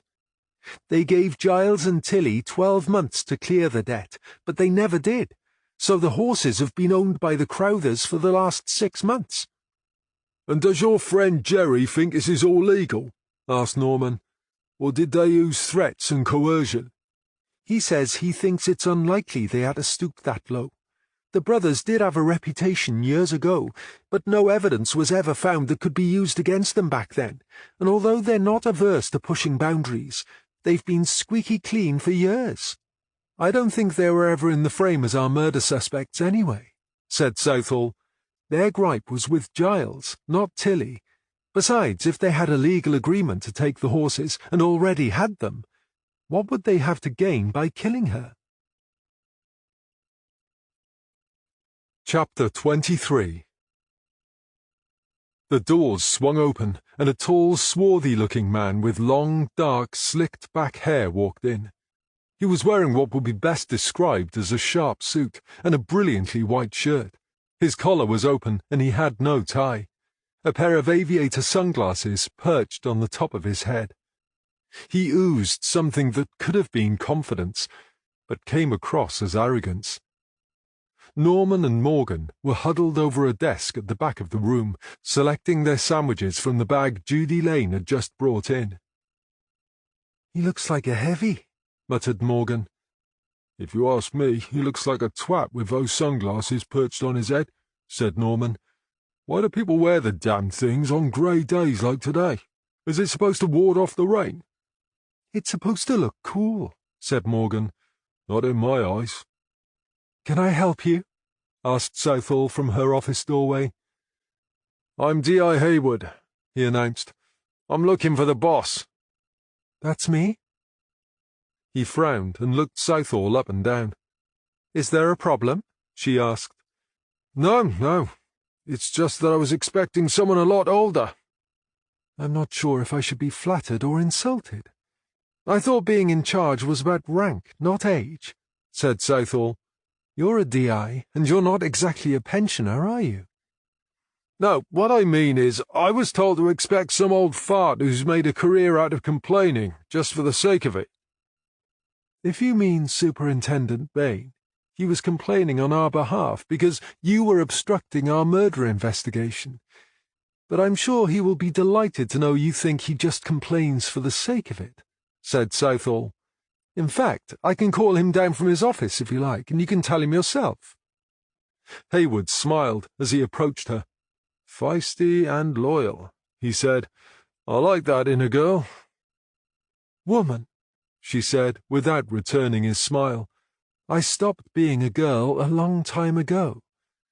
I'm sorry, I didn't mean to offend you, but it seems difficult not to. Do you want to hear what I've got to say, or shall I leave now? If you mean, do I want you to explain why we can't arrest the murder suspect, then yes, I do. But I'd prefer to hear it without being patronized. Can we go into your office? I don't think that will be necessary. I'd like my team to understand what's going on. Haywood smirked. Is this it? 4 of you? It's hardly a team, is it? Are you from Region, by any chance? As a matter of fact, I am. Then I don't think you're in any position to judge my team, D.I. Haywood. I think if you compare our success rates with those of much larger teams at Region, you'll find we're equally effective, if not more so. Haywood's attitude finally began to thaw. To be honest, that doesn't surprise me, he said. The words hands, own arse, find and couldn't apply to far too many of the detectives over there. But not you? Oh, no, not me. I'm from the drug squad. Yes, we guessed you might be. She turned to the team. Okay, everyone, this is D.I. Haywood. He's from the Regional Drug Squad. He's here to explain why we can't touch Mercedes Man. All eyes focused on the drug squad detective. Mercedes Man? Asked Haywood. Who is he? Explain, Norm, said Southall. We had the front entrance and driveway of a house under surveillance yesterday, and saw a black Mercedes enter and then a few minutes later come flying out again. When we went to the house to investigate, we found the guy we were waiting for had been murdered. Naturally, we'd like to interview Mercedes Man, as we think he could be the killer. Haywood was smiling again. I can assure you Mercedes Man is not your killer. How can he be so sure? Because I'm Mercedes Man. Yes, I did drive the Mercedes down to the house, and yes, I did come across the body. But the guy was already dead when I got there. How come you went down to the stables? Because there was no one at the house. So why flee the scene? Do you guys know anything about undercover work? Not a great deal, admitted Norman. But you understand the risks involved for the people who go undercover. Well, yeah, of course. Okay, let me tell you what I can. I'm currently working undercover, and I've managed to infiltrate a drugs gang. It's taken me a year, but I'm now so deeply embedded, they employ me as a gopher. If you don't mind me saying, you look more like a heavy, said Morgan. Haywood smiled again. If you don't mind me saying, you probably watch too many movies. Having said that, I do understand what you mean. But I can assure you I only dress like this to blend in with the other guys. Why were you there yesterday? Asked Norman. Because Tilly Rotherby isn't answering her phone. I take it you're referring to the burner phone we found hidden in the stables. If you guys found it, that explains why I couldn't find it, said Haywood. Tilly hasn't been answering because she's dead, said Norman. Yes, you know that, and I know that. But the people I work for didn't know. And if I'd told them before I went to the farmhouse, they might have wondered how I knew. You knew she was dead, and yet you still came. You must understand, these people are for real. They don't really trust anyone, not even the people you think they would trust. You mean people like you? Exactly. It's how they've got away with it for so long. Now, I don't know for sure, but I believe there's probably a tracker on the car, so with that in mind, I couldn't take the risk of not coming down here. Are you saying Tilly had the burner phone because she was involved in drugs? Asked Morgan. That's exactly what I'm saying. She shifts, or at least shifted, a fair amount of stuff. How did she do that? I haven't been able to get close enough to find out. For God's sake, snapped Southall, why didn't someone tell us this was going on in our patch? We've wasted days trying to find a motive for Tilly's death, and now you tell us she was a bloody drug dealer. This sort of stuff is mentioned on a need-to-know basis, said Hayward. But when you knew Tilly was dead, surely you must have realized we had a need to know. Yes, I get that, but you must understand why we don't want you buggering up our operation. What about our bloody operation? What about our 2 murders? Trust me, they're nothing to do with my drug dealer. Geez, you sound as if you're actually on their side, said Norman. I'm not on their side, but I'm not going to let you guys blow my cover for no good reason. Murder is a good reason, said Norman. In different circumstances, I might agree with you, but we're getting close to closing down a major distribution ring after months of hard work, and I promise you these guys don't go around murdering small fry like Tilly Rotherby. Why not, if she owes them money? Asked Morgan. Because it's not worth the hassle for a measly $5,000. So why were you sent down here? As I said, I was sent here to find out why Tilly hadn't paid in. She was usually very reliable, and then suddenly she missed the payment and stopped answering her phone. We had to consider the possibility you guys had arrested her. And what would have happened if she had been alive but wouldn't pay? Then she would lose her deposit and lose her contract. Deposit? You must buy in at the beginning, $5,000 up front. So you guys don't actually lose anything, said Norman. It almost sounds like a franchise deal. Yeah, that's sort of how it works. And the good thing is, it means we don't have to beat anyone up if they don't pay. You almost managed to make it sound like an ethical business, said Norman. Look, mate, you can sneer, but if this way of doing things catches on, we'll have drug dealers popping up all over the place. I take it all your communications are done using burner phones? Which, in this case, will be the one you found. We've been waiting for another message so we can track down where it's coming from. You realise that won't happen now they know Tilly's dead. Any burner phones connected to her will disappear. Apart from the one we have. Yes, but I've already made sure you can't use that. Because it will jeopardise your operation, right? Asked Norman. Now you're starting to see how this works. And you can't tell us how Tilly was distributing? Obviously, I'd like to find out, but I never did. I can't ask the gang because that might arouse suspicion. Most of our people use kids, so I don't suppose she was any different. The gang don't really care if the cash keeps flowing. So, who are these people? I can't tell you that. I've already said more than I should have. Does that mean this is all we're going to get? Asked Norman. I'm afraid so, said Hayward. He looked at his watch. I need to get going. I made an excuse that I was going to bury my uncle, but I don't want to stay too long. I can't afford to push my luck. He gave them a limp wave of his hand and left. Are you sure we can trust him? Said Norman. He's a serving police officer, so he's hardly going to admit he killed David Griffiths, is he? As far as I'm concerned, he's not in the clear unless Bill Bridger says the time of death doesn't fit. As Norman was speaking, the doors flew open. Did someone mention my name? Asked Bridger.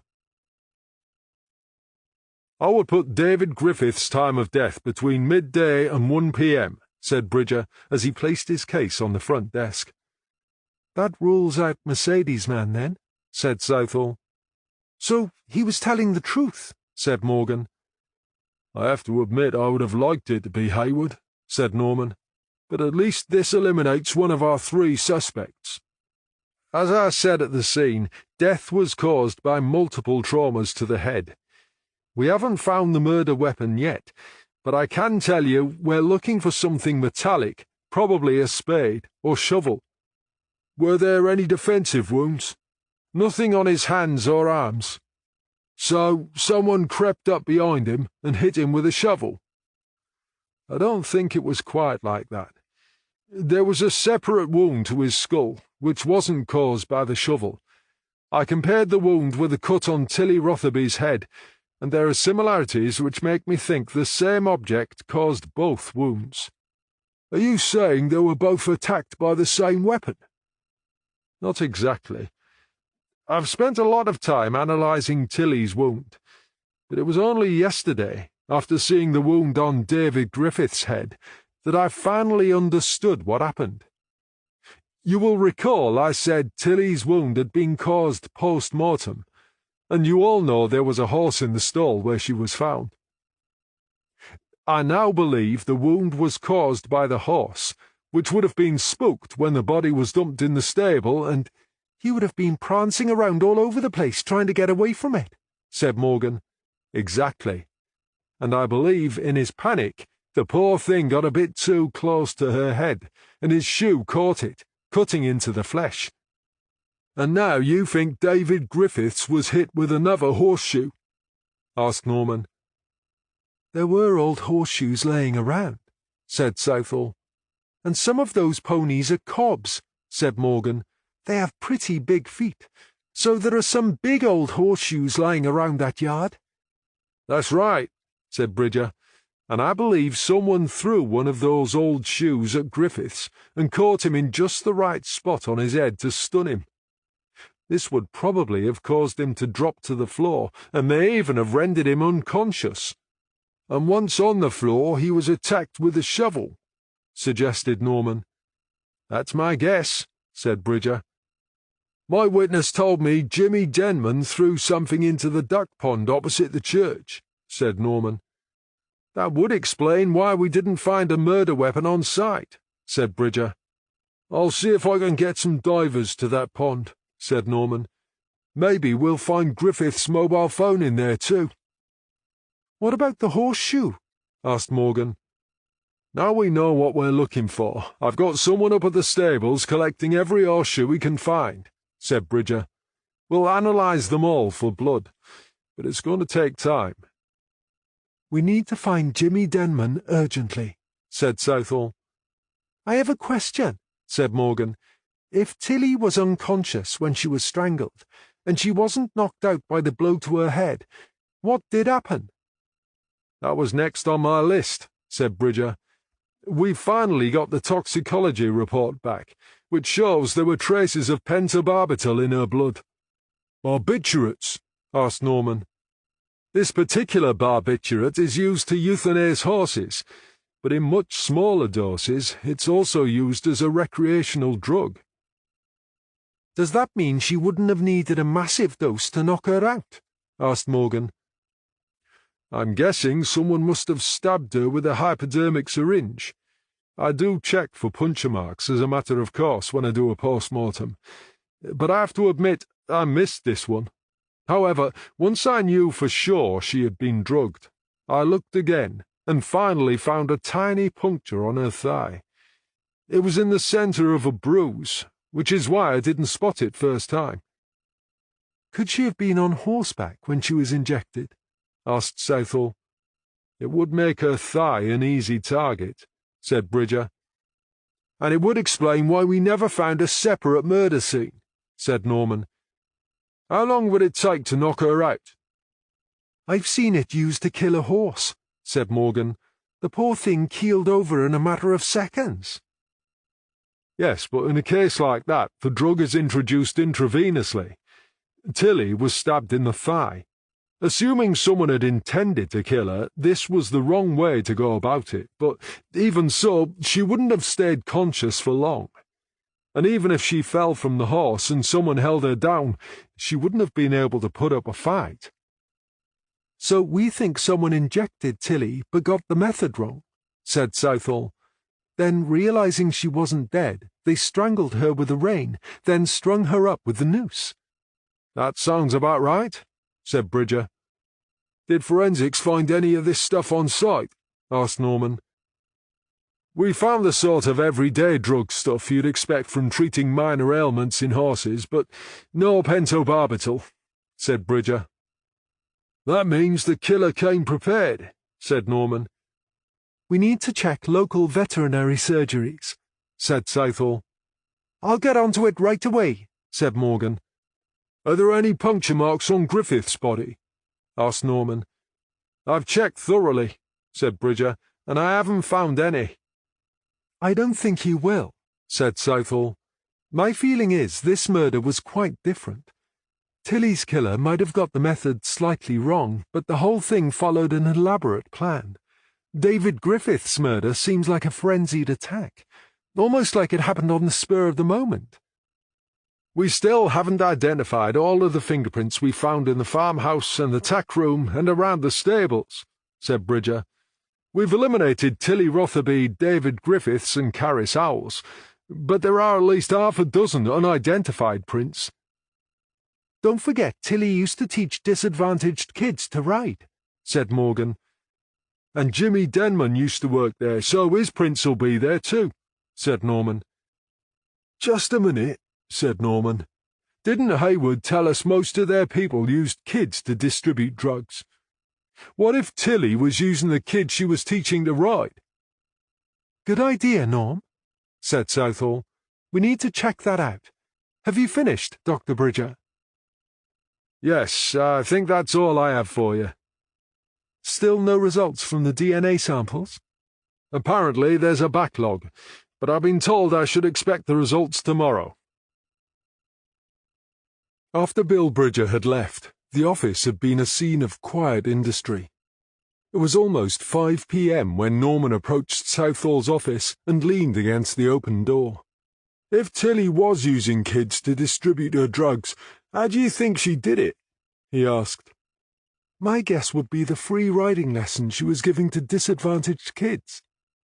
That's what I was thinking, said Norman, but I can't see how I'm going to identify any of them without a list of names. Any suggestions? I would imagine that's exactly why there is no list, said Southall. And to be honest, Norm, I don't really think it's going to help us find Tilly's killer. Unless it was an aggrieved parent, said Norman. It's a theory we can always come back to if we're getting nowhere with our current suspects, but right now I think it's a diversion we can do without. Yeah, it seemed like a good idea 15 minutes ago, but the more I think about it, the more I know you're right. I just needed you to confirm it. As Norman sidled away from Southall's office, Judy Lane called him over to her desk. Now we know Tilly was involved in drug dealing, I've taken another look at her bank account.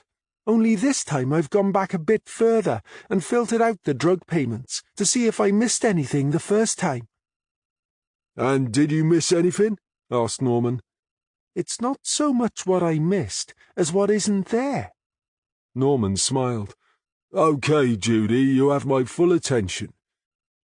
Tilly owns 6 cottages with tenants paying monthly rent. From our earlier inquiries, we know the names of 5 of the tenants, so going back over the last 3 years, I can identify who is making the monthly payments. It was easy to find payments from the tenants at number 2, 3, 4 and 5. What about 1 and 6? I've only gone back 5 years, but as far as I can make out, no one has paid rent for number 6 in the last 4 years, which is as long as she's been making money from drugs. And you think there's a connection? Don't you? If no one lives there, it would explain why no one ever answers the door, said Norman. I admit it looks like no one lives there on paper, but when we were trying to find witnesses, I looked through the windows of that house when I got no answer. There wasn't anything special inside, but I didn't think it looked like a house that had been empty for several years. Perhaps the new owners thought it was letting the place down and they've tidied up. Yes, perhaps, said Lane. You're not convinced? Asked Norman. I think there's something funny about the setup with both end cottages. Go on, encouraged Norman. I'm listening. I'm guessing the end houses would cost more than the mid-terraced ones, because they have one more bedroom, and the gardens are much bigger. Yeah, that figures. Right, well, there's another slightly higher monthly payment that stopped just over 2 years ago. I don't recognize the name, so I'm guessing it must have been paid by the tenant in number 1 before Fionn Howells moved in. And sure enough, Fionn paid in the exact same amount in September and October 2020. I don't see the problem, said Norman. That is the problem. Fionn has never made another payment. You mean Fionn owes Tilly nearly 2 years' rent? I can't believe Tilly would allow that. According to Fionn, they didn't get on because of something that happened years ago. You did say you thought she was being a little economical with the truth when she told you about that. Perhaps the real reason they didn't get on was because she owed Tilly money. Now that's an idea, said Norman. And if Tilly was hassling her for the money, that could give Fionn a motive for murder. Or is it possible she was living there rent-free for a reason? Asked Lane. How come? You think she was blackmailing Tilly? What if Fionn knew about the drug dealing? That could explain why she had such a low opinion of Tilly. We thought we would need to speak to her again. This time we've got something to get our teeth into. Do you want me to carry on with this line of inquiry? What have you got in mind? I was thinking I might try to speak to the new owners about the cottages. I'm hoping they might know something. But I don't want to go off on a tangent if you think it would be a waste of time. Let's run it by the boss and see if she says it's okay. Norman's mobile phone was ringing. He snatched it up, recognized the caller ID, and raised it to his ear. Yo, this is Norm. It's Frosty. Unless Jimmy Denman has the power of invisibility, he wasn't at the cinema with his mother. There is a James Bond film on, and CCTV confirms Mrs. Denman was there just as she said. But the person with her wasn't Jimmy. It was another woman about the same age. I'm guessing they're friends. So I was right. She is scared, and she was covering for him. It looks that way, said Winter. Where are you now? I'm just walking up to the station. There's a train due in about 10 minutes. What time does the train get to Llangwelly? I should be there in about 30 minutes. OK, I'll pick you up at this end, said Norman. I need to bring you up to speed with what's happened this afternoon. What have I missed? Asked Winter. It's a long story, but we know Mercedes Man isn't one of our murder suspects. I'll fill you in on the details later. Catherine Morgan had just returned to the office. Are you making any progress with the veterinary angle, Catherine? Asked Southall. I was just coming to see you about that, said Morgan. There are 3 veterinary surgeries within a few miles of the estate. One of those only deals with small animals, so I ruled them out straight away. But the remaining 2 deal with farm animals and horses. I thought they would be more likely to use what we're looking for, so I went out to see them both. They both kept pentobarbital on site, but while everyday drugs are kept in normal refrigerator, the heavy-duty drugs are kept in locked refrigerators. When I asked if I could check their stock, they produced detailed records showing every drug they have on site, when it was last used, who used it, etc., etc. Needless to say, with such detailed record-keeping, nothing is obviously missing from either of them. The problem we have here is that the drug doesn't have to come from a local vet, said Norman. It could easily have been stolen from any vet in the UK, and then sold on the dark web. That's exactly what I was thinking, said Southall. But Catherine said nothing is obviously missing. She smiled at Morgan. Come on then, let's hear it. The second surgery I visited has 3 vets on site, and one senior vet called Hewell Davis, who was mostly on the road. He does all the farm visits, and he's the one who would come out if I had a sick horse to treat. When I was checking the drugstore, the young vet showing me how the system works told me Mr. Davis always carries a syringe loaded with pentobarbital in a small locked refrigerator in his Land Rover. It's there for emergencies. And how is that interesting? Apparently, Mr. Davis is getting on a bit and can be a bit lax when it comes to the paperwork they're supposed to do and the security of drugs. He's supposed to return the syringe to the main store every night, but he has been known to keep the same syringe in his Land Rover for a couple of weeks or more. If he's challenged about it, he always argues that if he gets called out in the night, it's better to have it with him and not have to waste time coming to the surgery to get it. That's typical of these old guys who think we're still back in the old days, said Norman. Does he ever record anything in that drug logbook? He never used to, but they had someone from DEFRA come around raising merry hell about the way they kept their records.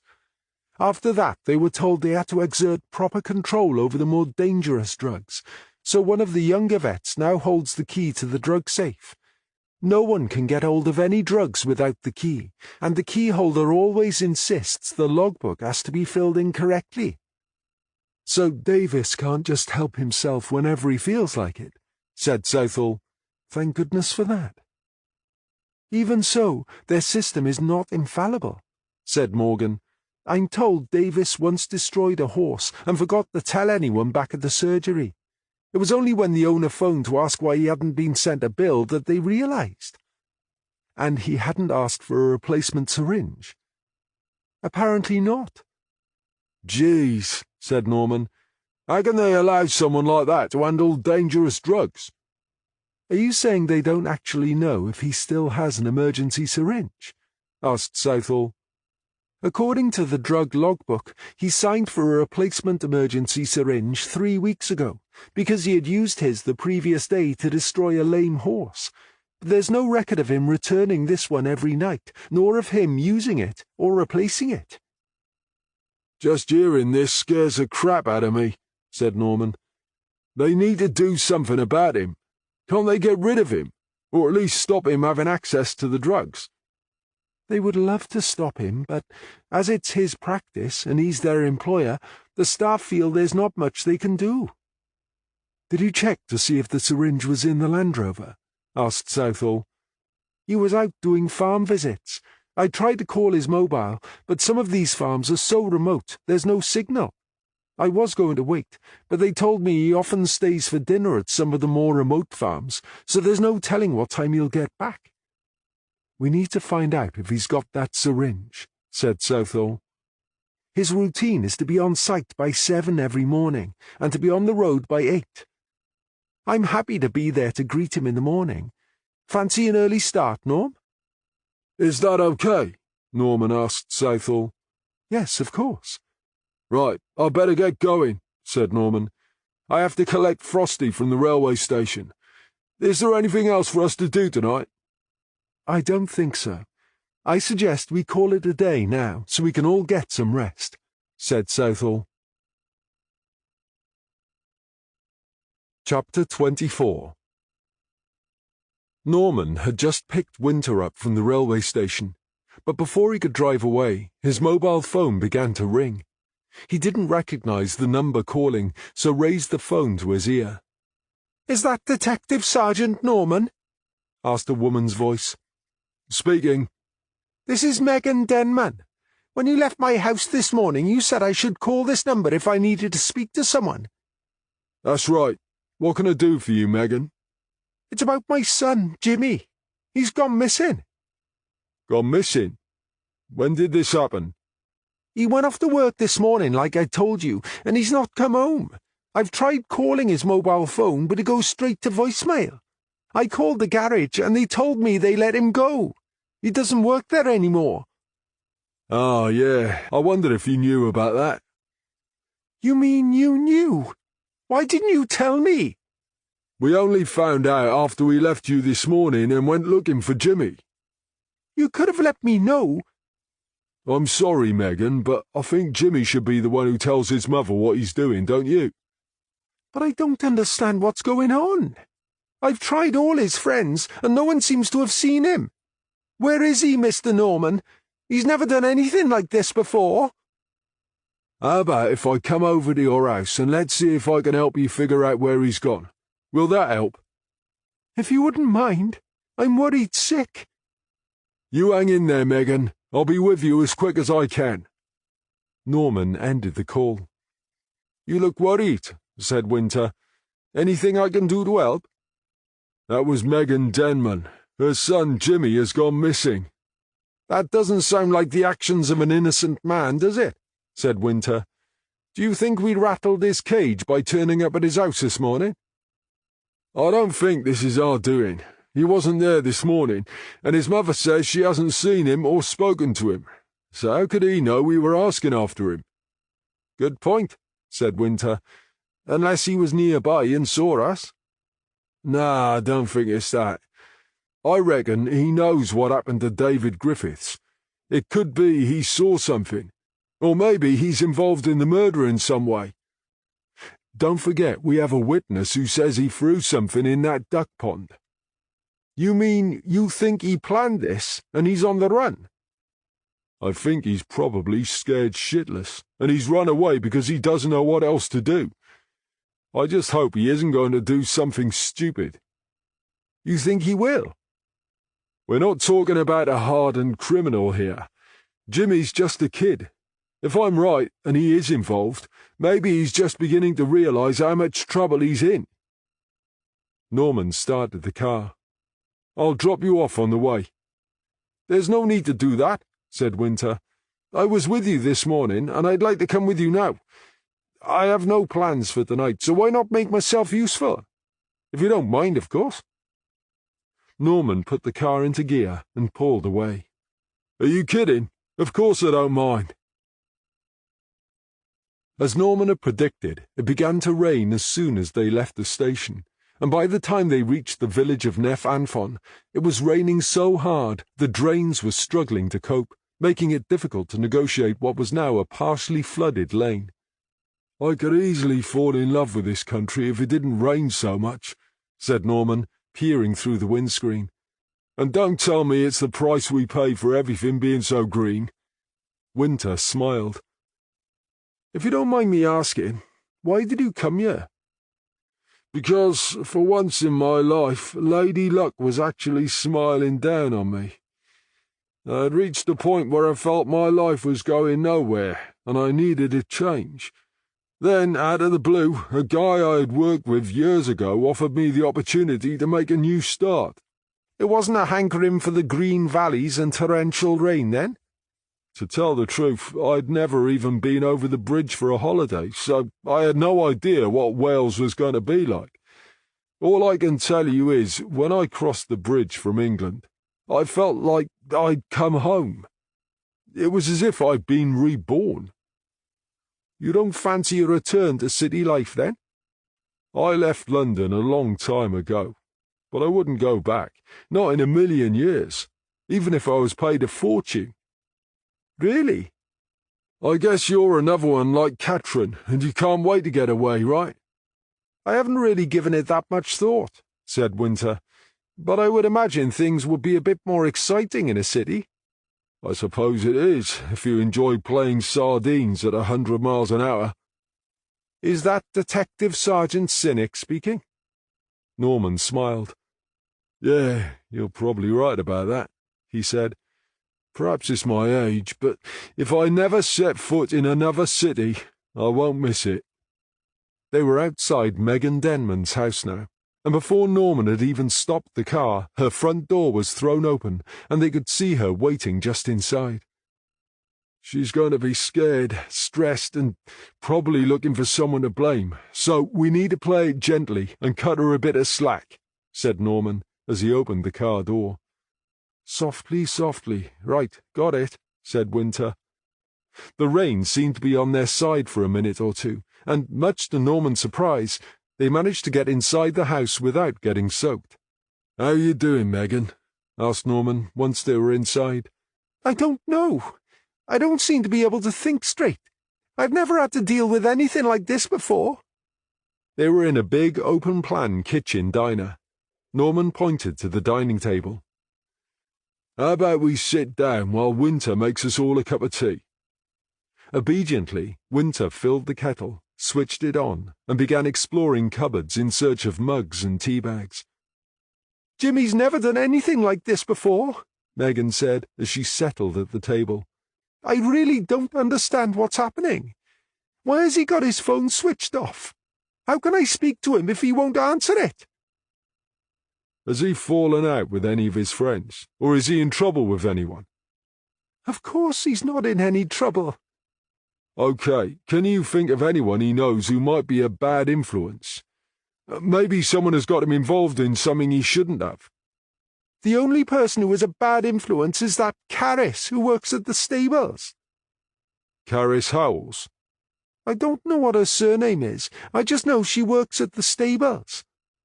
What has Caris done to make you say she's a bad influence? She's turned his head. That's what she's done.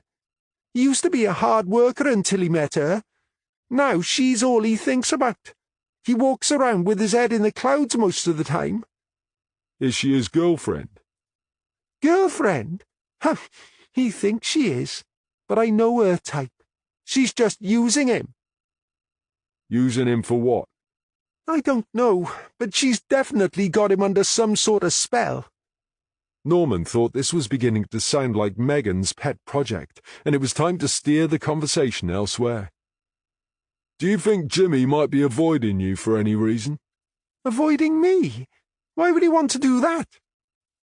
Well, if it was me, I wouldn't be looking forward to telling my mum I'd lost my job. Well, yes, he knows I'll be angry about that, but I don't think he'd run away over it. He knows I can't stay angry with him for long. Like any teenager, he's not perfect, but he's a good boy. Norman sighed. He had been hoping the situation might have persuaded her to tell the truth. When we spoke earlier today, you told us Jimmy was with you at the cinema on Saturday evening. Yes, that's right. But what's that got to do with anything? But it's not true, is it? Of course it is. Jimmy loves James Bond. Yeah, it might be true Jimmy likes James Bond, said Norman. But we checked with the cinema. We know you were there with your friend, but Jimmy wasn't there. Megan opened her mouth to argue, but Norman cut her off. Megan, don't try to deny it. They have CCTV at the cinema. Winter placed 3 mugs of tea on the table and pulled up a chair. Sorry, but I was the one who went to the cinema earlier and checked the CCTV, he said. Jimmy wasn't there watching James Bond, or any other film. Megan's face began to redden as her mouth flapped wordlessly a couple of times. Look, I understand he's your son, and I get that you want to protect him, said Norman, but we believe he may have got himself into some serious trouble, and that's why he went missing. Trouble? What sort of trouble? You can't think he had anything to do with that Rotherby woman's death. Right now, we're more concerned about Jimmy's possible involvement in the death of her husband, David Griffiths. This is ridiculous. Jimmy's just a kid. He wouldn't kill anyone. He won't even squash ants on the pavement if he can help it. Well, I hate to tell you this, Megan, but I have a witness who saw Jimmy riding away from the scene shortly after the man was killed. The witness also told me Jimmy threw some stuff in the duck pond as he passed. What stuff? We won't know that until the divers have finished dredging the pond. I'm sure you've got this all wrong, said Megan. I know he's up to something he shouldn't be, but I can't believe he could murder anyone. I really hope I am wrong, said Norman, but I'm afraid the evidence is growing against Jimmy, and he can't tell us what really happened unless we find him. I can't deny he's been behaving strangely for a few days now. I did wonder if perhaps he was on drugs. It seems half his mates are. There was a rumour doing the rounds that the Rotherby woman was supplying, but when I asked Jimmy if it was true, he said it was rubbish. He reckoned she was far too posh to be dealing drugs, as if that makes any difference. Have you ever seen him with drugs? Never. I even searched his room, but I didn't find anything. But then I suppose he's not going to leave anything like that where I can find it, is he? Can we take a look in his room? Asked Norman. Yes, I suppose so, if you think it will help. Maybe we'll see something that will give us a clue where he might be. I'll show you which room is his. Megan led them upstairs and opened one of the bedroom doors. I'll leave you to it, she said. I'll be in the kitchen.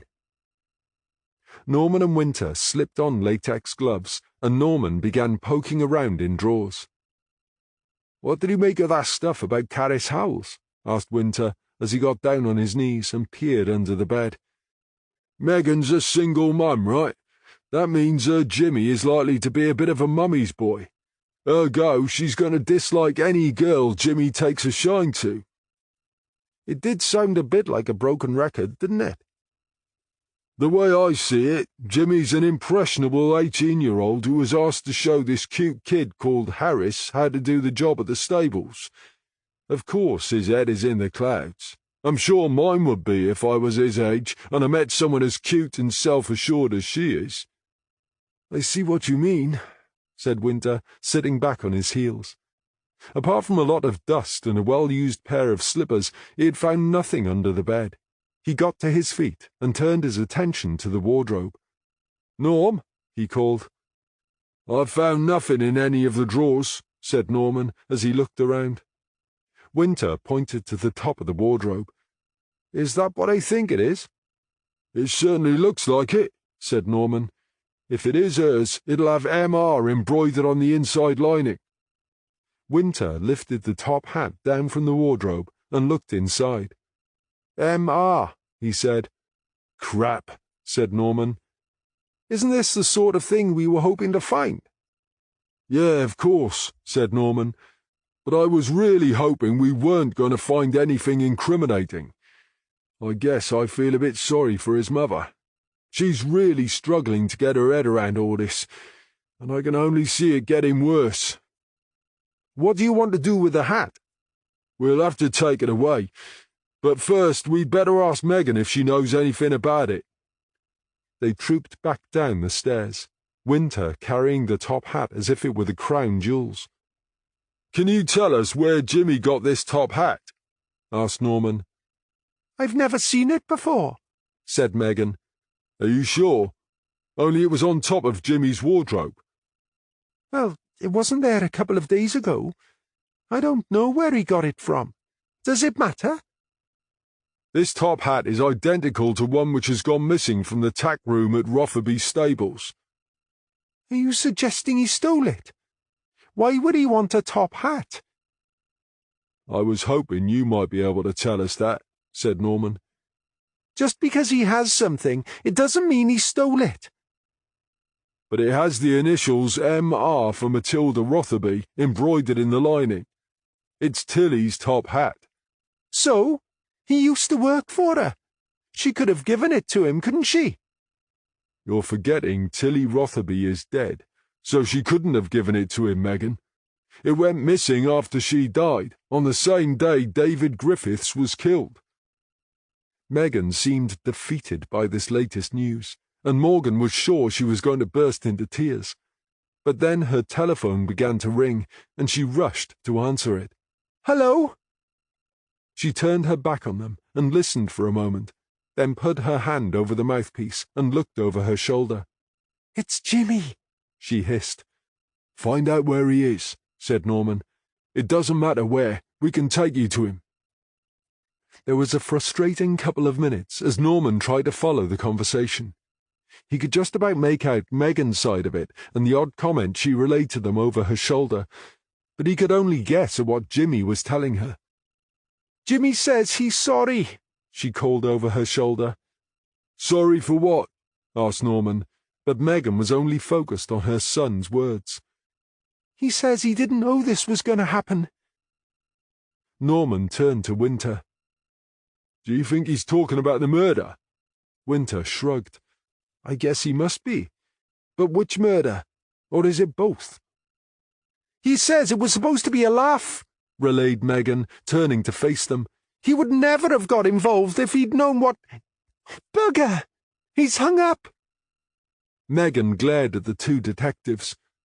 "This is all your fault," she snarled. I understand you need someone to blame, said Norman. But right now, turning on us isn't going to help Jimmy, is it? Did he say where he is? "He said he was heading for the old lighthouse near Llangwelly Harbour." Norman's insides ran cold. There had been a suicide from the beach at Llangwelly not so long ago, and it had been a hot topic of conversation in local chat rooms. Built on a rocky outcrop, the old lighthouse wasn't the tallest around, but more than one sick person had suggested it was high enough and the landing would be hard enough for a prospective suicide to end their life without having to wade into the cold sea water. "Did he say why he was going there?" he asked. "No, he didn't. But I can only think of one reason he would go to the lighthouse at this time of night. It's not as if you can enjoy the view when it's dark." "Did he sound okay?" Norman had been impressed with the way Megan had managed to keep it together so far, but now the enormity of the situation seemed to overwhelm her, and the brave face she had been wearing began to crumble, and tears filled her eyes. "No," she said. "He sounds frightened and sort of desperate." "How desperate? I mean—" Choking back her tears, Megan turned glassy eyes on him. "If you mean, will he do something silly, then yes, I think he might." "Then what are we waiting for?" he said. "Let's get down there and see if we can stop him." Chapter 25. Norman started the car and flipped the switch to start the blue lights and siren. "Okay, hang on tight," he said as the car shot forward. "I intend to get us there in a hurry.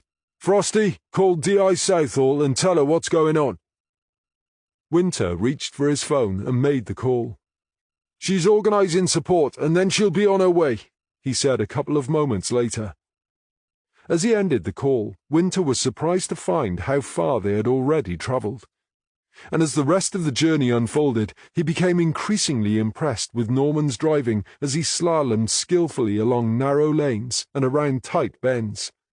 By the time they reached the lighthouse, he had to admit that at no point had he felt remotely unsafe. Who would have thought an old guy like Norm could handle a car like that, and at that speed? "There are 2 torches in the boot," Norman told Winter as he stopped the car. "You grab the heavy-duty one, and I'll have the small one." Winter raced to the back of the car. "What do you want me to do?" asked Megan. "Honestly, I'd like you to stay here," said Norman. "But I understand no mum's going to do that when her son's in danger. Our priority is to keep Jimmy safe. That's all that matters right now. Just be careful. Trust me and Frosty to do our job, and try not to endanger yourself." Fortunately, the rain had stopped on the way, but there was still plenty of cloud cover. As they jogged towards the lighthouse, just enough dim moonlight filtered through the thinner clouds to enable them to see where they were going. No longer functioning, but still a local landmark, the lighthouse had been turned into a tourist attraction. Although barely 40 feet high, there was now a viewing platform in place of the old beacon, which provided a spectacular view out to sea, or across the river estuary to the distant hills. Normal access to the viewing platform was via a spiral staircase on the inside, but there was also a vertical fire escape ladder attached to the outside. As they neared the foot of the lighthouse, Winter stopped so he could steady the light and aim it at the fire escape. "Is that Jimmy already climbing up there?" asked Norman. Winter adjusted his aim, and sure enough, a figure could be seen near the top of the ladder. "Is that my Jimmy?" asked Megan, panting up behind them. "I think so," said Norman. Megan pointed to the fencing around the lighthouse. "How are we going to get to the ladder?" "There is no we, Megan," said Norman. "I can't allow you to go near that ladder. You must stay back here." "But that's my boy up there." "This is where you need to trust me, Megan, and do as I say. I'm not going to climb up there to arrest Jimmy. I'm going up there to persuade him to come down. Whatever he's done doesn't matter for now, Believe me, right now, I just want to keep him safe. But the thing is, when he gets back down here, he's going to need his mum. That's why I need you to stay safe. Do you understand?" "Yes, of course." She pointed to the fencing again. "But how are you going to get to the ladder? Isn't that fence there to stop people getting in?" "Yeah, I believe that is the idea," said Norman. "And it would work if only kids didn't keep cutting through the wire on the far side." "What's the plan, Norm?" asked Winter. "Are we going to wait for the support to arrive?" Norman took Winter to one side and lowered his voice. "We don't know how desperate Jimmy is, so I don't think we can wait." "What are you suggesting? Do you want me to go up there?" "No, I don't want you to climb up there. I'm going." "No offense, Norm, but I'm a lot younger than you, and without wishing to be rude, I'm guessing you're not exactly at the peak of physical fitness." "You're right on both counts, Frosty. But how many suicides have you talked down in the past? I've dealt with situations like this before, and believe me, experience really helps." "So what do I do?" "You stay down here, shine that big torch on the ladder so I can see what I'm doing, and make sure Megan stays well back." Taking the smaller torch, Norman made his way around to the far side of the safety fence. Just as he had suspected, someone had cut a hole in the fence, and luckily it looked big enough for him to squeeze through. He muttered a curse as he snagged his jacket on the way through the gap, but that was his only mishap, and he soon found himself at the bottom of the fire escape ladder. Winter was watching from the other side, and as he saw the familiar figure reach the foot of the ladder, he used the heavy-duty torch to illuminate it. Norman stopped at the foot of the ladder and looked up. Ladders had never been his favourite thing, and what had from a distance appeared to be a relatively short climb suddenly took on the appearance of a mini Everest. "Holy crap," he muttered to himself. "Why the hell am I doing this?" Then, in reply, "I'm doing this because there's a kid up there, and a mother down here, who both need my help. And standing here playing chicken isn't helping either of them. And what about Faye? What would she think if she could see you now?" Finally, much louder, "Come on, Norm, you can do this." Then, taking a steely grip of the ladder, he fixed his eyes on the top of the lighthouse, and gingerly, step by gradual step, he began to climb. In the distance, he could hear the faint sounds of approaching sirens. Megan pointed at Norman as he began his slow ascent. "What does he think he's doing?" she asked Winter. "He's climbing up that ladder to try and reason with Jimmy." "He's taking his time." "We can't all be mountain goats." "Yeah, but he needs to get a move on. We haven't got all night." "I appreciate you're under a lot of stress right now, Mrs. Denman, but if you don't mind me saying, I think you're very ungrateful." "Of course I'm stressed. My Jimmy's just climbed to the top of that lighthouse. He could be about to end his life. How does that make me ungrateful?" "You're ungrateful because there's a man over there risking his neck for your son, who he doesn't even know, and all you can do is complain that he isn't going fast enough." "Well, he isn't. Why doesn't he go faster?" Winter counted to 10 before he answered. "I'm guessing that's because he's getting on a bit. He doesn't like heights, and he's scared." "Why is he doing it then? You're young. Why didn't you go?" "I offered, but he's my boss, and he's looking out for me. He feels if anyone is going to risk their life, it should be him and not me." "This is no time for playing at being a bloody hero. My Jimmy could get hurt." "For God's sake, open your eyes, Mrs. Denman. Can't you see? He isn't playing at being a bloody hero. He is a bloody hero." Winter's voice had been almost a shout by the time he finished speaking, and now, in the sudden silence, they could hear the sirens were much closer now. Megan Denman had been shocked into momentary silence by Winter's outburst, but she couldn't stay quiet for long. "That's not being a hero. It's what he gets paid for, isn't it?" I suppose he would need to wear his underpants on the outside of his trousers for someone like you to be convinced, would he? Well, you've got to admit, he's not exactly James Bond, is he? No, he isn't. James Bond is a fictional character, whereas that man up there is the real thing. Norman was nearing the top of the ladder as the first emergency vehicles began to arrive. First on the scene was Sarah Southall, quickly followed by the fire service, paramedics, and numerous patrol cars. Southall quickly explained the situation, and then headed for the source of the light pointing at the ladder. "Where's Norm?" she asked Winter. Winter pointed up at the lighthouse. "You see that backside in the spotlight?" "He's up there. What's he doing up there? He hates ladders." "He's trying to—" "If my Jimmy jumps, there's going to be trouble," shouted Megan Denman. "This is all your fault. If your lot hadn't come calling—" Southall took a step towards her. "Just stop right there, Mrs. Denman," she said, her voice angry. "Before you start blaming us, perhaps you should ask yourself why we felt the need to speak to Jimmy in the first place. Then you might ask yourself why Jimmy was running away when he didn't even know we wanted to speak to him. I appreciate you're his mother, but don't you think that's suspicious behavior? My Jimmy never murdered anyone." "I don't recall saying he did murder someone. The thing is, we're the police, and it's our job to investigate suspicious behavior, especially when it comes to murder." "You've got no right speaking to me like that." "And another thing," snapped Southall. "We've got half the bloody rescue services for miles around making their way here to try and help your son, and right now one of my officers is risking his life to try to help him. So how about you show a little appreciation instead of complaining all the time?"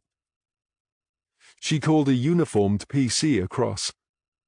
"Constable, can you make sure Mrs. Denman gets seen by a paramedic? She seems to be in shock."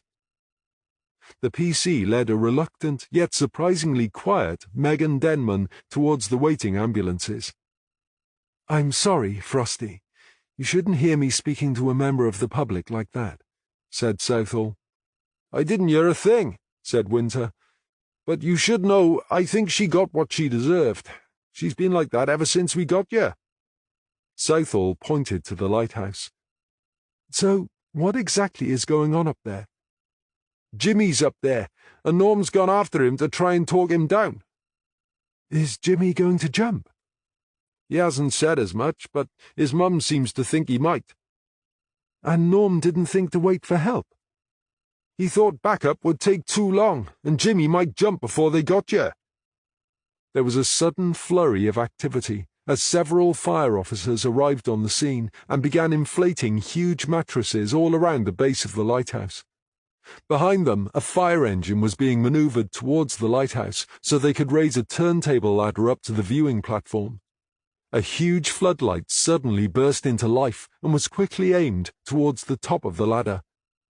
"I guess that makes my torch a bit obsolete," said Winter, switching off Norman's heavy-duty torch. "Who is that?" asked one of the fire crew, pointing towards Norman. "Is that the guy threatening to jump?" "No, that's my sergeant," said Southall. "Is he stuck?" "I suspect he may well be," said Southall. "He doesn't normally do ladders." "Bloody fool! What did he go up there for?" "He's trying to rescue the boy who is threatening to jump," said Southall. "That's our job. It's why we're here." "Yes, we know that, but you weren't here 20 minutes ago when the boy climbed the ladder, were you? He may well be a fool in your eyes, but D.S. Norman is not the sort of man to stand back and watch an 18-year-old throw himself from the top of a lighthouse without trying to help." "But he's not helping, is he?" "We don't know that, do we?" said Southall. "Maybe if he'd stood back and watched, as you seem to be suggesting he should have, you'd be scraping up bits of the boy's body now, and not setting up your equipment to save his life. Would you have preferred that?" "Well, no, of course not." "Well, there we are then," said Southall, turning back to watch Norman's progress. Up at the top of the ladder, Norman was now at eye level with the viewing platform. In the harsh light of the fire service spotlight, his knuckles were a stark shade of white. But he seemed to have lost the ability to move, or even turn his head, so that was all he could see. He was sweating profusely, partly because of the exertion, but mostly because of the paralyzing fear that now gripped him. "Jimmy," he called, his voice shaky. "My name's Norm. I know you're up here, so how about you come and speak to me?" There was a sound from the viewing platform, just to the left of Norman's head. "I'm right here," said a voice. "Jeez, Jimmy, you could have warned me you were that close. You scared the crap out of me." "I've got to be honest, Norm, it looked as if you already did that on the way up. I was watching you. Man, you are so slow." "Yeah, well, in case you hadn't worked it out, ladders aren't really my thing. If I'd known I was going to be doing this today, I would have worn brown trousers." "So, why did you come up here if you're so scared?" "Because your mother's down below, and she's worried sick about you." "She's here?" "Yes, she is here, and she's frightened you're going to jump." "I am thinking about it." "Why would you want to jump? With all those rocks down there, it wouldn't end well." "Yeah, that's actually what I'm hoping," said Jimmy. "End it all, you know." "There's no guarantee the jump would kill you. And anyway, don't you think that's a coward's way out?" "Who are you calling a coward? You're the one who's clinging to the ladder, shitting himself." "I can't deny I am scared, Jimmy. But I still climbed up here to try to help you, right?" "I'm not sure I follow what you're saying." "What I'm saying is I have a responsibility to try and help you, so even though I'm scared, I'm here anyway. Does that make me a coward?" "Am I supposed to think you're some sort of hero?" "I'm not saying me being up here makes me a hero." "Good, because I think it makes you an idiot." Despite everything, Norman managed the ghost of a smile. "Yeah, I guess that's another way of looking at it, but the way I see it, I accepted the responsibility that goes with my job, which is to try to protect members of the public from harm. So here I am, whatever might happen as a result." "But whatever happens, you won't end up in prison, will you?" "I haven't done anything that would get me sent to prison. But even if I had, I'd like to think I'm big enough to accept responsibility for it," said Norman. "And I much prefer the idea of being in prison to being dead." "But why are you risking your life for me? You don't even know me." "I just told you it's part of my job, and I know your mother loves you, and wouldn't want anything to happen to you." "She won't love me when she finds out what I've done." "Why is that? What have you done? Why do you think you're going to end up in prison?" "I didn't kill that guy by the stables. I found him lying there, and I panicked." "You won't go to prison for finding him." "But I took his phone." "Why?" "Like I say, I panicked. It was just there, next to him, so I took it. I thought I could use it." "Did you know him?" "Yeah, he was a shit. I really didn't like him." Norman decided if he was going to persuade Jimmy not to jump, focusing on the magnitude of what he might have done probably wasn't the best way to do it. "I've spent some time with your mum. I believe her when she tells me you're a good kid, and she's proud of you. And after spending time with her, I can promise you she cares about you far more than you realize. I reckon she'll always be there for you, whatever you've done." "But what if you're wrong? Then what happens? If I jump, I won't have to worry, will I?" "Don't you think that's a selfish attitude?" "Selfish?" "Yeah, selfish. If you jump, maybe you're right. You'll die and you won't have to worry. But what about your mum? How do you think she's going to feel if you do that?" "I dunno. I haven't thought about that." "Then let me tell you how she'll feel. She'll think she failed you, and that will haunt her for the rest of her life. Does she really deserve that after all she's done for you? Jimmy had only just realized there was a lot of activity going on at the base of the lighthouse. What are those people doing down there? He asked. That'll be the fire service. They were in that big red thing with flashing blue lights and loud sirens.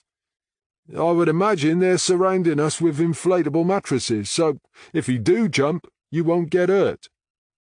Jimmy leaned over the safety rail for a better look. They've surrounded the place. As Jimmy spoke, Norman glanced down and was immediately overcome with dizziness. Holy shit, he muttered, tightening his grip on the ladder. Just to add to his discomfort, his legs began to shake. Wow, said Jimmy. You really are scared, aren't you? Let's put it this way, said Norman. If I grip this ladder any tighter, I'm going to either bend it or break my fingers. So why don't you climb up here on the platform? Yeah, that would be good, wouldn't it? The problem is, I can't move. You're kidding me, right? I'd be over the moon if this whole thing was one big joke, but trust me, from where I'm standing, it really isn't funny at all. Please, Jimmy, could you help me? Why would I want to help the police? Because underneath it all, I'm a person, just like you, and just like your mother. Now, I know your mother wouldn't turn her back on someone in trouble, and I think she would have raised you to want to help another person too. While Jimmy considered, Norman prayed he was right, and that even if Jimmy had murdered David Griffiths, underneath it all he wasn't a bad person, just a scared kid. Finally, Jimmy knelt at the top of the ladder and reached out so Norman could see his hand. Give me a hand, he said.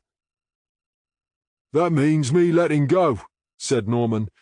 I'm not sure I can do that. You only have to let go with one hand. That sounds like one too many. If we're going to get you up here with me, you're going to have to move your hands one at a time, and you can't do that unless you let go. That's easy for you to say. You only need to climb 4 more steps and you'll be level with this platform. Then it's just 1 step sideways. If it was that easy, I would have done it by now, Jimmy.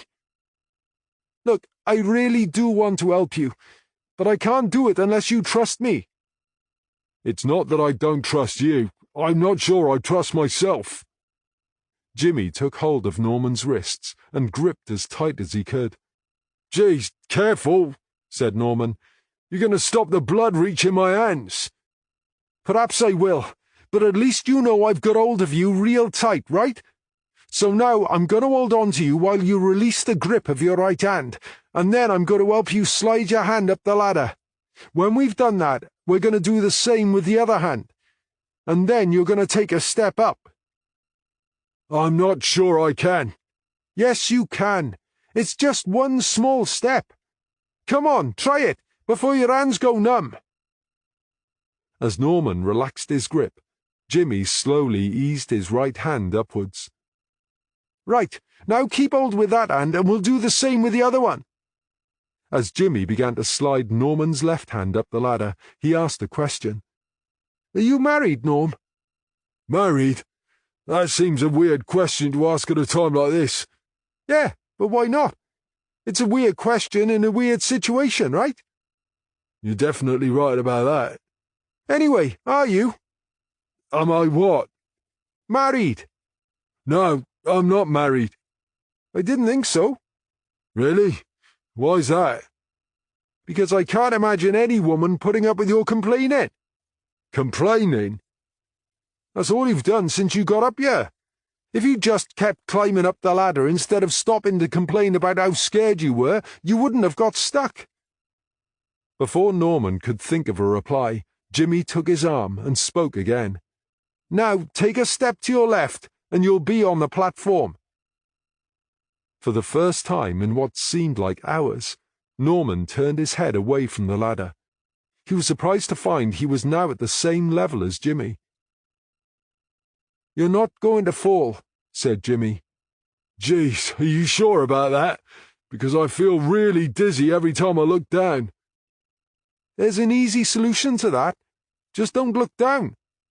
As he spoke, Jimmy gave Norman's arm a gentle tug. "Come on, Norm, you're nearly there. Just one sideways step and you can sit down."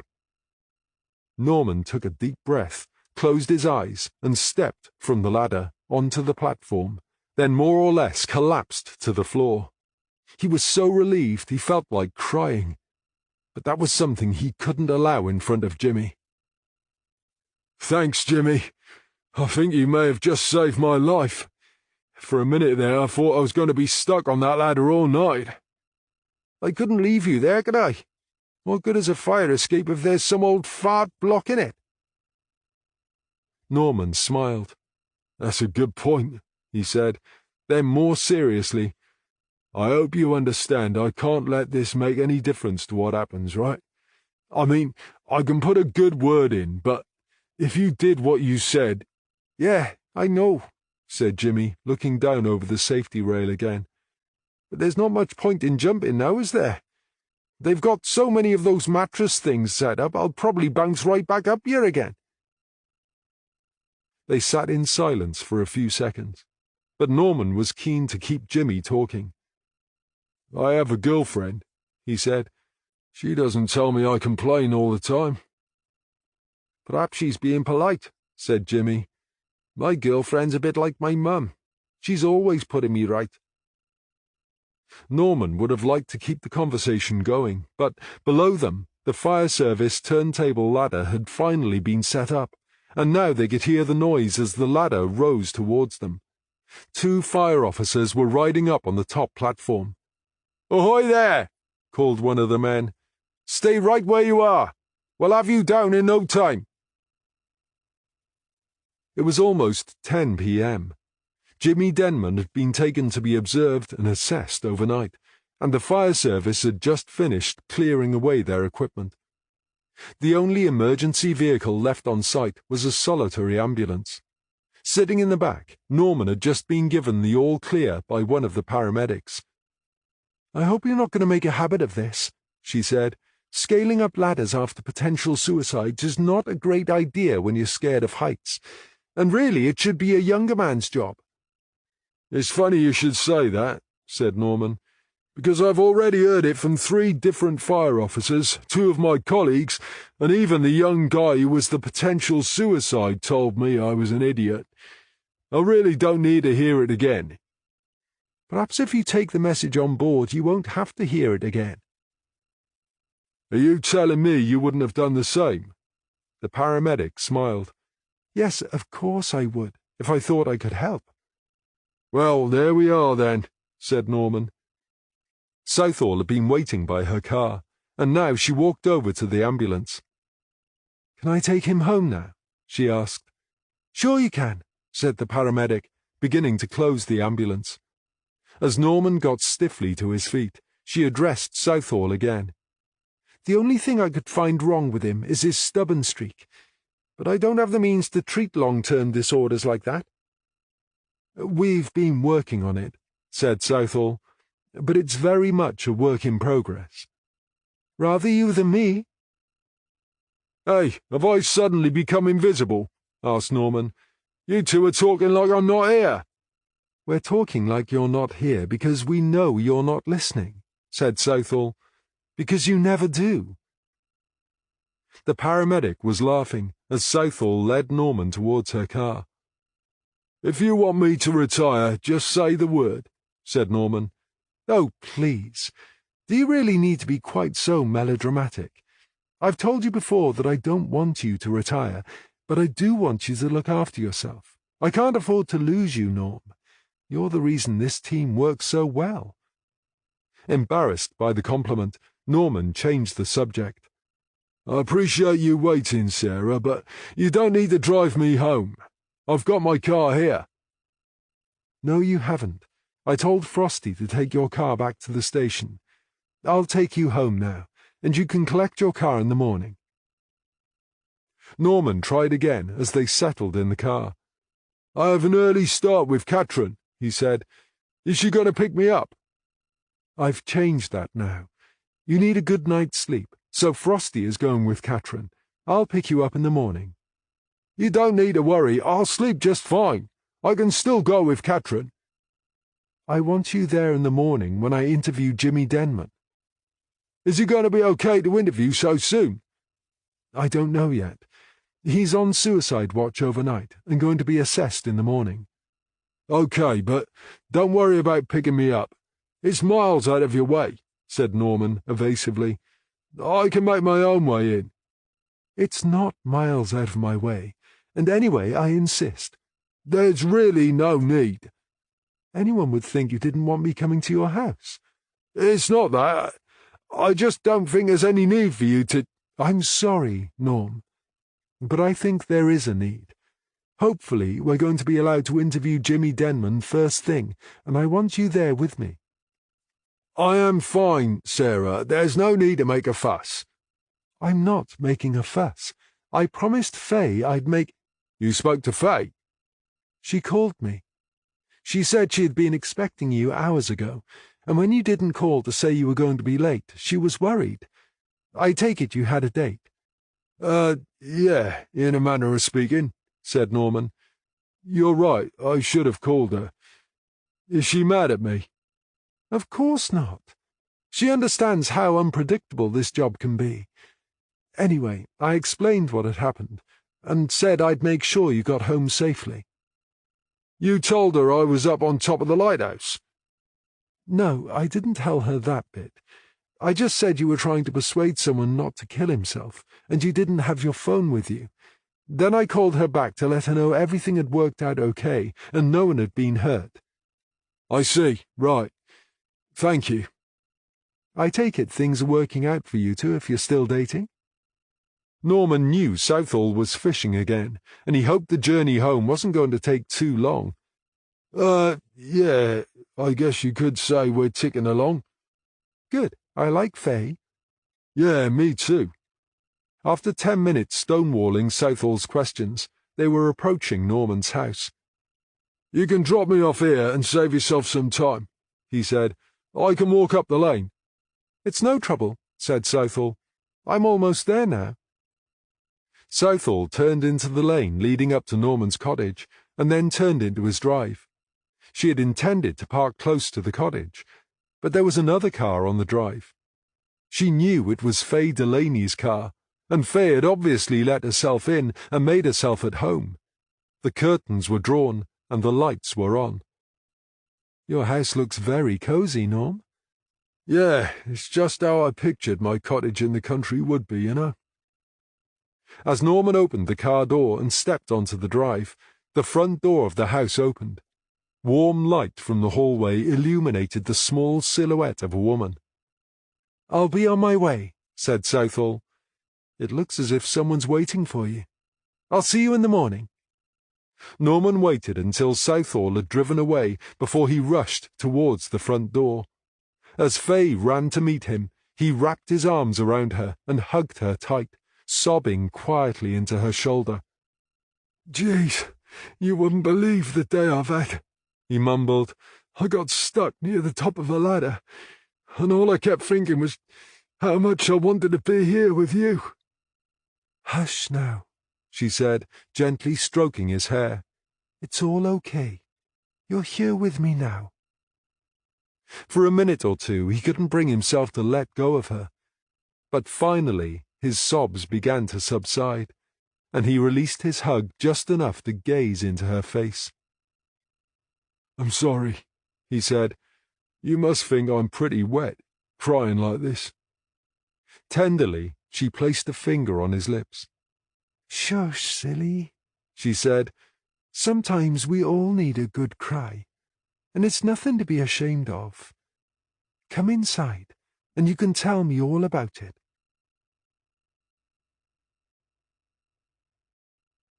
Chapter 26. It was 6:30 next morning when Winter settled into the passenger seat of Morgan's car. "You should have seen Norm last night," he said. "He was awesome." "I'm sorry I missed it. I heard he was a bit of a hero." "Hero? Superhero, more like it. He was crapping himself, but he still insisted on climbing that ladder. Morgan smiled as she put the car into gear. Yeah, he's like that. Sort of a cross between a hero and an idiot. I feel bad about it, though, said Winter. I didn't even know he's scared of heights. I've heard he's not good with boats either, said Morgan, or horses, or cattle, or sheep.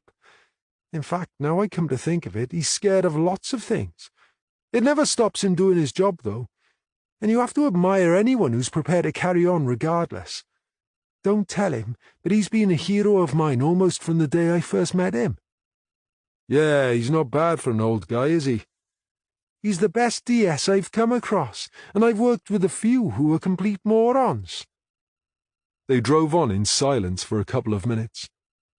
What's this vet's place like? Asked Winter. It's based in an old farm.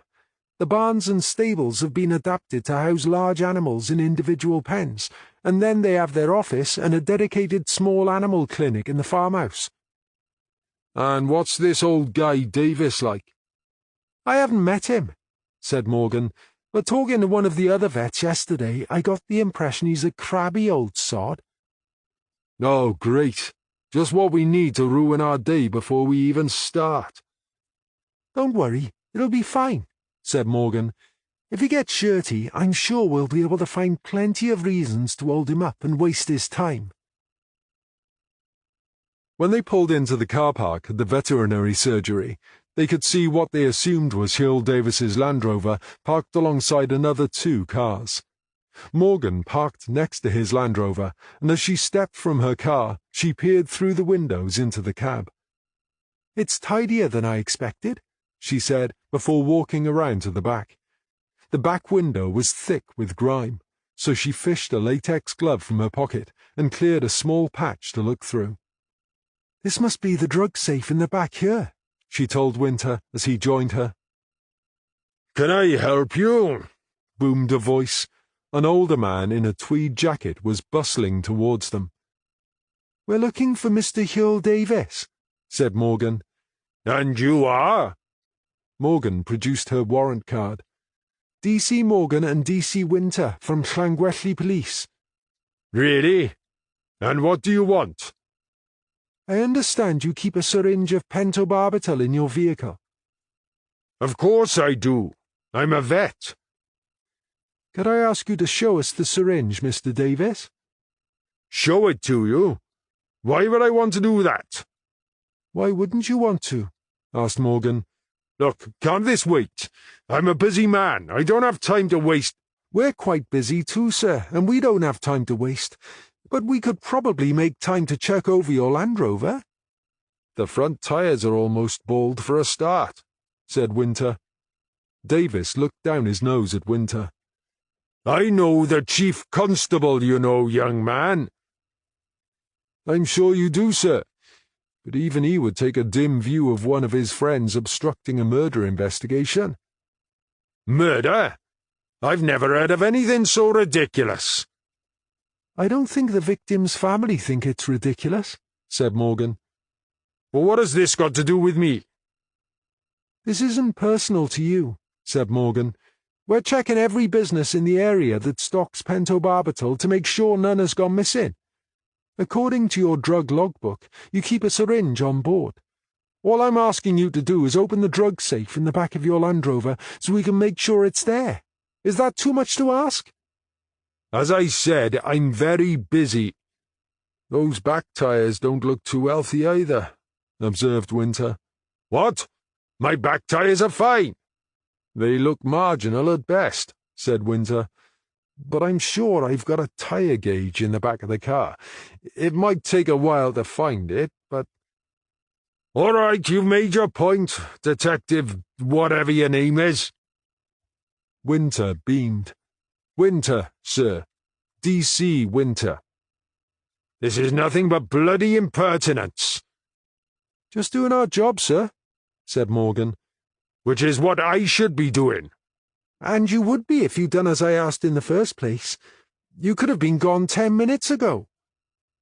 Grumbling and cursing, Huell Davis opened the back door of his Land Rover, leaned inside, unlocked the drug safe, threw the lid open, and stepped back. "There," he snapped. "See for yourself." Morgan leaned forward and peered into the drug safe. "It's empty," she said. "I suppose you think this is funny, do you?" snarled Davis. "Do I look as if I'm laughing?" asked Morgan. "Is my partner laughing?" "But it must be there," said Davis, pushing his way past Morgan and leaning towards the drug safe. Unable to believe his own eyes, he reached inside. "But it was there. I put it there myself." "And you're sure you haven't used it?" asked Morgan. "Of course I haven't bloody well used it. Do you think I'm stupid? I'd know if I'd used it." "So, where is it?" asked Winter. "Well, it's, I don't know. It's gone." "Gone?" echoed Winter. "What do you mean, it's gone? Gone where?" I don't know." "Oh dear," said Morgan. "This isn't very good, is it? I wonder what your friend, the chief constable, is going to say when he finds out." "It looks as if we're going to have to waste a bit more of your time," added Winter.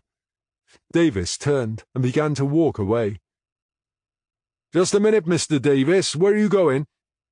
"I need a replacement syringe of pentobarbital." "I don't think so," said Morgan. "Not until we find out where the last one has gone." "I haven't got time for this." "Well, I'm afraid you're going to have to make time for this. Of course, we could arrest you if you prefer." "Arrest me? I've never heard anything so ridiculous in my life." "Obstructing a murder inquiry is a very serious offence, Mr. Davis. But of course that won't be necessary if you agree to answer our questions." It was 7:15 when Southall got to Norman's cottage. Faye Delaney's car was still parked exactly where it had been last night. She stepped from her car and looked around as she headed for the front door. The garden seemed to have undergone something of a transformation since she had last seen it. The front door opened as she approached, and Norman appeared. "Morning, Sarah. You're early," he said. "Morning, Norm. I wanted a few minutes so I could make sure you're okay after last night." "I'm fine." Southall nodded towards the garden. "I thought you said you weren't much of a gardener." "Enthusiastic but ham-fisted amateur would be a pretty accurate description of my horticultural abilities." "Don't put yourself down, Norm. It's looking much tidier than when I was last here." "Yeah, but none of that's down to me." "Really? Have you found a gardener?" "I suppose, in a manner of speaking." "I see Faye's left her car here," said Southall with a sly smile. "You don't miss much, do you? It's no wonder you're made inspector already." "Oh, come on, Norm. I think it's great you two are dating. I'm pleased for both of you." "Have we got time for coffee?" he asked. "I thought you'd never ask." "Why don't you come on in? Coffee's in the kitchen.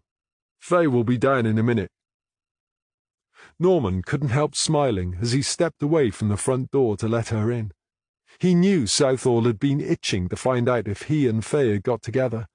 He'd spent weeks avoiding her questions or offering obtuse answers that neither admitted nor denied they were in a relationship. "Your house seems different somehow," she said. Faye had just joined them in the kitchen. "Yeah," said Norman. "That's the effect of a woman's touch. She's turned my house into a home." As comprehension dawned on her, Southall stared from Norman to Faye and back again. Faye stepped alongside Norman, who put an arm around her. "You've moved in?" Southall asked her. Faye nodded enthusiastically. "Last weekend," she said. "Oh, that's wonderful news," said Southall. "I'm so pleased for both of you. Now I see what you've been so evasive about."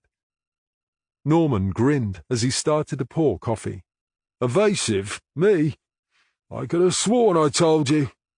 Southall turned to Faye. "He knows very well he hasn't told me. Trying to find anything out from him is like trying to draw blood from a stone." Maybe that's because you keep fishing around with sly hints and never ask a direct question, said Norman. They chatted for another 10 minutes as they drank their coffee, and then Southall and Norman headed off to work.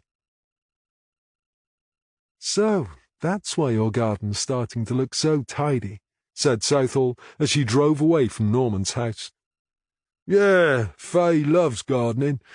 She works part-time at her job and the rest of the time here. She even started teaching me how to look after the garden. She was spending so much time here, I suggested it might make sense for her to move in. And she agreed. And you kept it all a secret? You're a sly old devil, aren't you? You must remember I don't usually have this sort of luck. I didn't say anything because I thought it would be tempting fate. I think Faye would tell you there's a little more to it than luck, Norm. Yeah, well, let's hope you're right. I'm sure I am, said Southall. Anyway, moving the conversation away from my private life and back to work, I woke up this morning thinking about the houses Tilly owned, especially house number 6. You have a theory? According to Hayward, the drug squad guy, Tilly was involved in drugs. And yet when we searched the farmhouse and the stables, we didn't find so much as a trace of any drugs. So, I'm wondering. You think number 6 is her drugstore? I think there must be a good reason she was keeping that house empty. And a drugstore would be a good reason, finished Southall. Yes, you're right. It makes perfect sense to keep some distance between the drugs and home, in case she was ever raided. I also got to wondering how someone like Tilly got involved in drug dealing in the first place, said Norman. She doesn't exactly fit the classic profile, does she? Right, but that could explain how she got away with it unnoticed for so long. Hayward seems to have assumed Tilly was a willing participant. But what if he's wrong? What if she got drawn into it by someone else? I take it you have someone in mind. I'm beginning to think her brother Giles must have had some sort of hold over her. He was written out of the will, we think because of his gambling habit, and yet she brought him home to run the estate. And then a few years later, he runs up a huge debt with the Crowthers. And what happens? Tilly hands over the stud horses to pay the debt. You're suggesting Giles got her into drug dealing? I'm wondering if he's into drugs and she started dealing to pay for his habit. We've nothing to suggest he's a drug addict. Not yet, but we know from his gambling that he's the addictive type. Heck, maybe it goes back years, and that was why he left university after just a term. Or perhaps he ran up a debt with his dealer and they forced him to start dealing to pay it off. But didn't Hayward say Tilly paid $5,000 up front? That doesn't quite gel with your debt idea. How about if Giles manipulated Tilly into offering to become a dealer to pay off the debt, but the gang insisted she could only do that if she paid up front to join like anyone else would? You seem to have got the bit between your teeth on this one, Norm.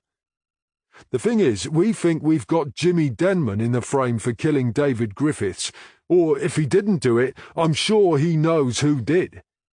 But we're all agreed it's unlikely the same person killed Tilly.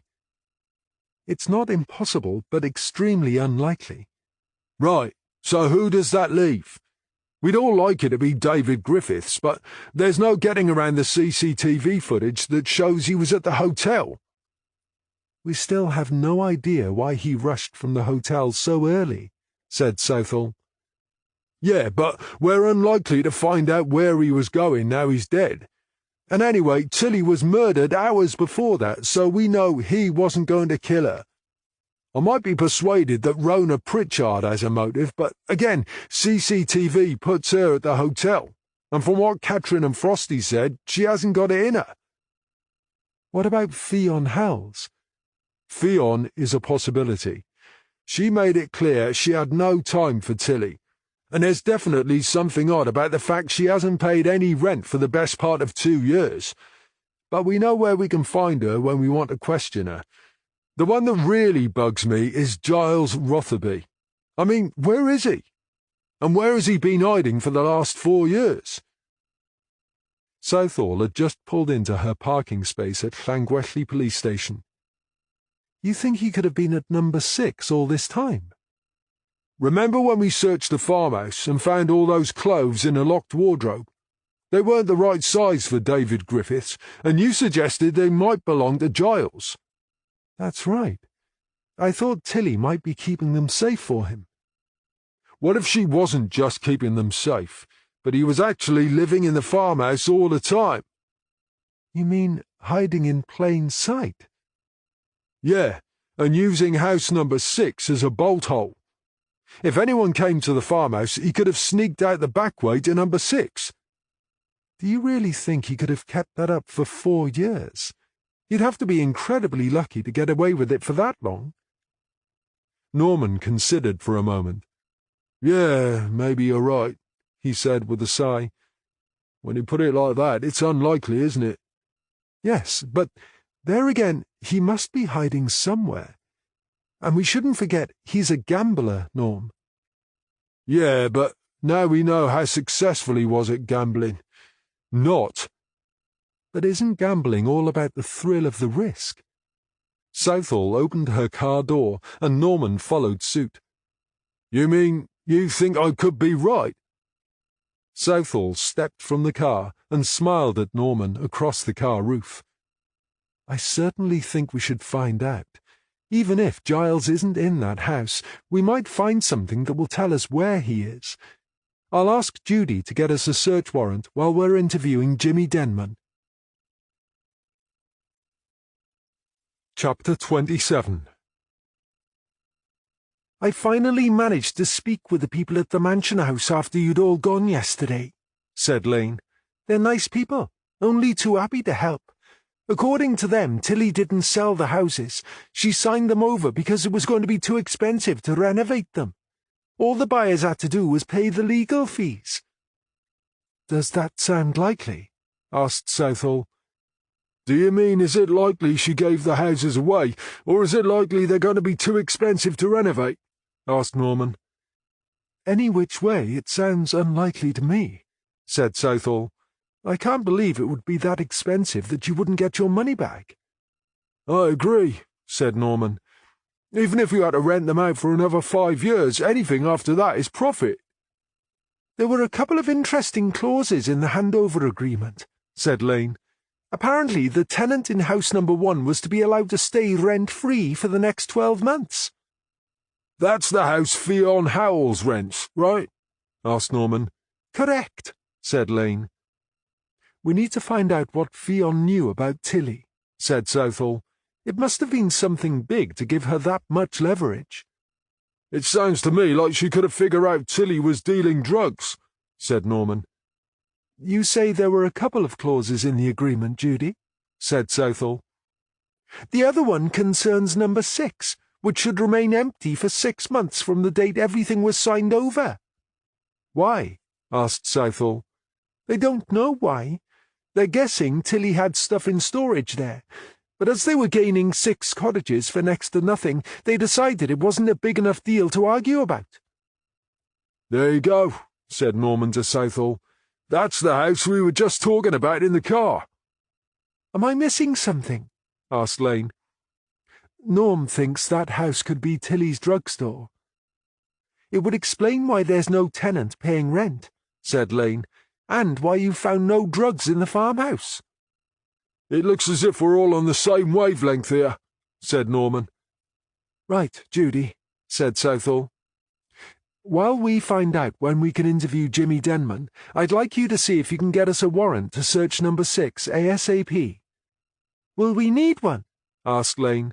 If the house is empty, couldn't we just ask the owners if we can have a look inside? They said to let them know if there's anything they can do to help find Tilly's killer, and it's not as if we're going to be invading anyone's privacy, is it?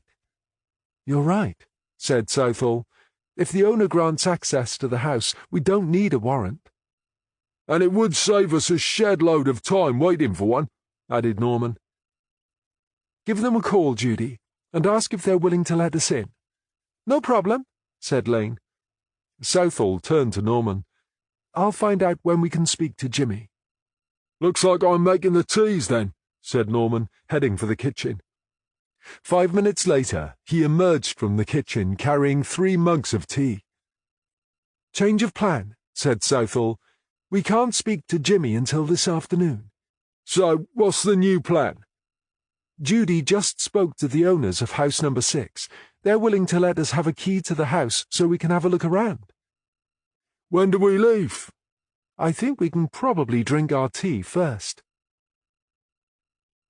Do you think we should have brought a few more bodies? Asked Southall as she parked the car outside house number 6. Norman looked thoughtfully at the house. Katrin and Frosty are on the way. That's what Judy said when she called a few minutes ago. So they'll be here soon, and we've no reason to think we're in any danger, right? Southall nodded. No hard evidence to suggest it. Well, said Norman, my feeling is that if Rotherby murdered Tilly, he'll be long gone. He isn't going to hang around here waiting for us to find him. And if he didn't kill her? Then why would he be hiding? If there's a stash of drugs in there, he might think it's worth protecting. That's if there is a stash. From what Heywood said about Tilly paying in every week, I'm more inclined towards the idea they didn't hold much more than a week's stock. But what they did have, they kept here, rather than in the farmhouse. Yes, you're probably right about that, said Southall. It makes sense not to hold too much stock, and to replenish it every week. And of course, if they were paying off a debt, it's possible the gang limited the amount they could have, keeping them under tight control. Southall reached for the door handle. Come on then, Norm, let's do it. Southall led them to the front door, slipped the key smoothly into the lock, and turned. The door unlocked easily. She pushed it open and turned to Norman, listening hard. Norman shook his head to show he, too, couldn't hear anyone inside. Southall stepped through the door into the house and started along the hallway. She crept to an open door on the right and peered cautiously into the room. There were 2 armchairs and a small table in the room, but nothing to indicate anyone had been there recently. There was a wooden staircase on the left. Southall indicated she wanted Norman to go through to the back and set off up the stairs. Norman headed for a closed door which he assumed would lead to the kitchen. Cautiously, he turned the door handle and pushed the door open. He waited a couple of seconds, then stepped through. His senses were alert to anything unexpected, but he relaxed as he realized it was just a kitchen, but with none of the usual paraphernalia on the worktops. He opened 1 or 2 cupboards and drawers, but they were empty. Upstairs, on the small landing at the top of the stairs, Southall stopped to get her bearings. Despite her best efforts to climb the stairs quietly, she knew the sound of her footsteps on the wooden treads would have been a warning to anyone who might be up here. There were 2 doors ahead of her, and one to her right. She had just opened the first door and stepped inside, when there was the sudden sound of footsteps. Before she could react, someone rushed across the landing, barged into her back, sending her sprawling across the room. As she landed in a heap on the floor, she heard the sound of footsteps racing down the stairs. "Norm!" she yelled. "He's heading down the stairs!" Norman opened a door on the far side of the kitchen, which led through to a bathroom. Now, for the first time, he found evidence that someone had been here. It was just as he stepped across to examine his finds that he heard footsteps racing down the stairs, and then Southall's shout. Norman raced back through the kitchen, but Giles Rotherby was already at the bottom of the stairs before he'd even reached the hallway, and even now was flinging the front door open and making good his escape. Norman knew he'd never catch the younger man, and stopped running. Instead, he began to make his way up the stairs to see if he could help Southall. Outside, in the lane, Morgan and Winter had just parked their car. Morgan was following Winter as he made his way towards the front door of number 6, when suddenly the door burst open. Caught by surprise, Winter was brushed aside by Rotherby, who must have thought he was home free. But Morgan had other ideas. As he tried to force his way past her, she stuck out a foot, causing him to trip, stumble, and finally crash face down. Before he could draw breath, Morgan had him pinned to the ground with his hands drawn up behind his back. "Going somewhere, Mr. Rotherby?" she asked, as Winter caught up with them and slipped a pair of handcuffs onto Rotherby's wrists. "Good morning, Giles," said Southall, as Winter and Morgan helped him to his feet. "My, aren't you the elusive one?" Rotherby stared sullenly at Southall. "I've done nothing wrong, and I've got nothing to say." "You've done nothing wrong, really? Then why have you been hiding here since your sister Tilly was murdered?" Rotherby's eyes filled with tears at the mention of Tilly's name. "Because I knew you'd assume I killed her," he said hoarsely. "Why would we assume that?" "Because your background research would show I had been written out of the will when my father died, and then you would assume I killed Tilly so I could get my hands on the estate." "And did you?" "No, I did not," he said vehemently. "I loved my sister. I could never hurt her." As Southall stared at him, a stray tear trickled slowly down his cheek. "We'll talk about this back at Llangwelly station," said Southall. Then to Winter, "A patrol car is on the way. When it gets here, take him back to Llangwelly and book him in." She turned to Morgan. "Catherine, get forensics out here, and get them searching for evidence that this house was used to store drugs. I want them to take this place apart piece by piece if they have to." A few minutes later, Southall, Norman and Morgan watched from the front window of number 6 as Giles Rotherby was driven off in the back of a patrol car. Winter following in Morgan's car, ready to book Rotherby in and make sure he was locked safely in a cell. "So Huell Davis admits he's missing a syringe full of pentobarbital?" Southall asked Morgan. "He couldn't deny it once he opened the drug safe and it wasn't there." "Have you charged him?" asked Norman. "I haven't yet, but I told him I would be back, and I'm not going to let him get off lightly." "I should hope not," said Norman. "How come he didn't miss it? Doesn't he care?" "Oh, trust me, he cares now we're involved," said Morgan. "What's he like?" asked Southall. "He's a spiky old sod, and he made it obvious he doesn't like the idea of having people as young as me and Frosty lecturing him on drug safety. But I think his biggest problem is he's living in the past, and he's not as sharp as he used to be." "You mean he should have retired years ago?" said Norman. "The young vet I spoke to says they've been trying to get him to retire for the last 3 years, but he owns the place, and he doesn't want to let go. Now, though, they're hoping that when the shit hits the fan over this, they'll finally have enough leverage to persuade him it's time to go."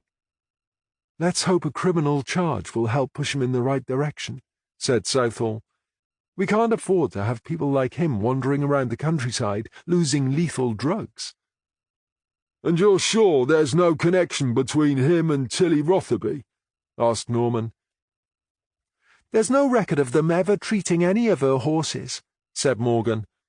"Davis admits he's come across Tilly at various shows over the years, but he claims he barely knows her. She's nothing more than a passing acquaintance." "Do you believe him?" asked Southall. "Yes, I do," said Morgan. "Well, if there's no connection, what are we saying?" asked Norman. "That someone with a grudge against Tilly just happened to stumble upon Davis when his drug safe was open?" "It's funny you should ask that," said Morgan, "because you haven't heard the best bit yet." "Best bit?" said Southall. "What best bit?" "Well, if you're looking for a connection between Tilly and Huell Davis's veterinary practice, I think Frosty may have found one for you." "And how has he done that?" asked Norman. "Because when we were in the office there, Frosty kept his eyes open while I was doing the talking. He saw the work rota for the veterinary nurses pinned up on a notice board. One of them is Fionn Howell's." "Holy crap," said Norman. "She works for the vet?" asked Southall. She turned to Norman. "Jesus Christ, Norm, why didn't we know that before?" "I don't think we had any reason to ask," said Norman. "If you remember, it was her daughter we were interested in because she found the body." "Bloody hell, I can't believe we missed that," said Southall angrily. "And she really didn't like Tilly, did she?" I'm guessing you want to bring her in before she finds out we know about the syringe, right? Said Norman. She's not going to know about the syringe yet, said Morgan. According to the rota, she's on leave this week. Southall craned her neck so she could see along the lane. Her car is outside her house, she said. We don't need to bring her in. We can speak to her right now. Catherine, you stay here and wait for forensics. Norm, with me. She stomped from the house, Norman following close behind. Fionn Howells wasn't exactly over the moon to open her front door and find the detectives on her doorstep again. Oh, it's you lot. What do you want now? We'd like to ask you a few more questions, said Southall. I've already told you what happened the morning Tilly died. Yes, said Southall, but I want to talk about something else. Like what? Can we come in? Yes, I suppose so. Fionn stepped back and let them into the house. I'd offer you coffee, she said, following them into the tiny lounge, but I wouldn't want you to think I'm happy for you to be here. That's okay, Fionn. You made it clear how you felt last time we were here. Fionn looked pointedly at her wristwatch. Can we get on with this? I have to be somewhere. This won't take long, said Southall. I just wanted to let you know we know about the syringe of pentobarbital. Fionn looked blank. The what? The syringe of pentobarbital that's gone missing from the drug safe in the back of Huell Davis's Land Rover. It's not the first time the old fool has lost one, said Fionn. He's probably used it to put someone's horse down and forgotten about it. He's done it before. And you didn't take it? Me? Of course I didn't take it. Why would I? I'm a nurse, not a vet. I don't have access to dangerous drugs like that.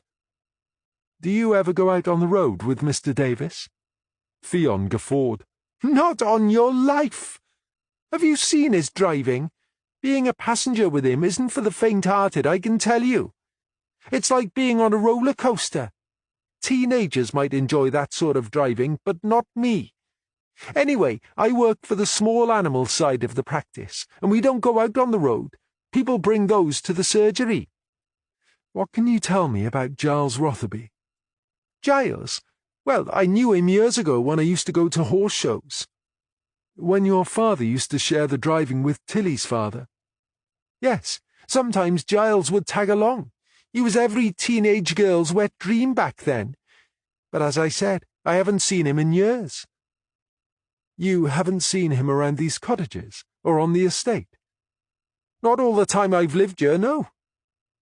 What about David Griffiths? What about him? He's dead, isn't he? Or are you asking me if I killed him? Did you? Of course not. Where were you on the day he was killed? I was at work. You can check.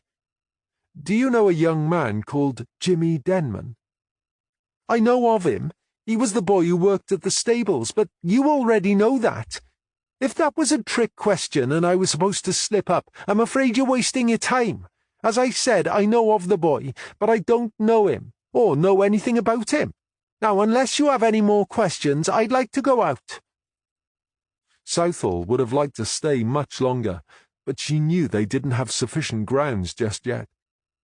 We'll get out of your hair now, Mrs. Howells, but I'm sure we'll be back again. You can come back as many times as you like. I've got nothing to hide.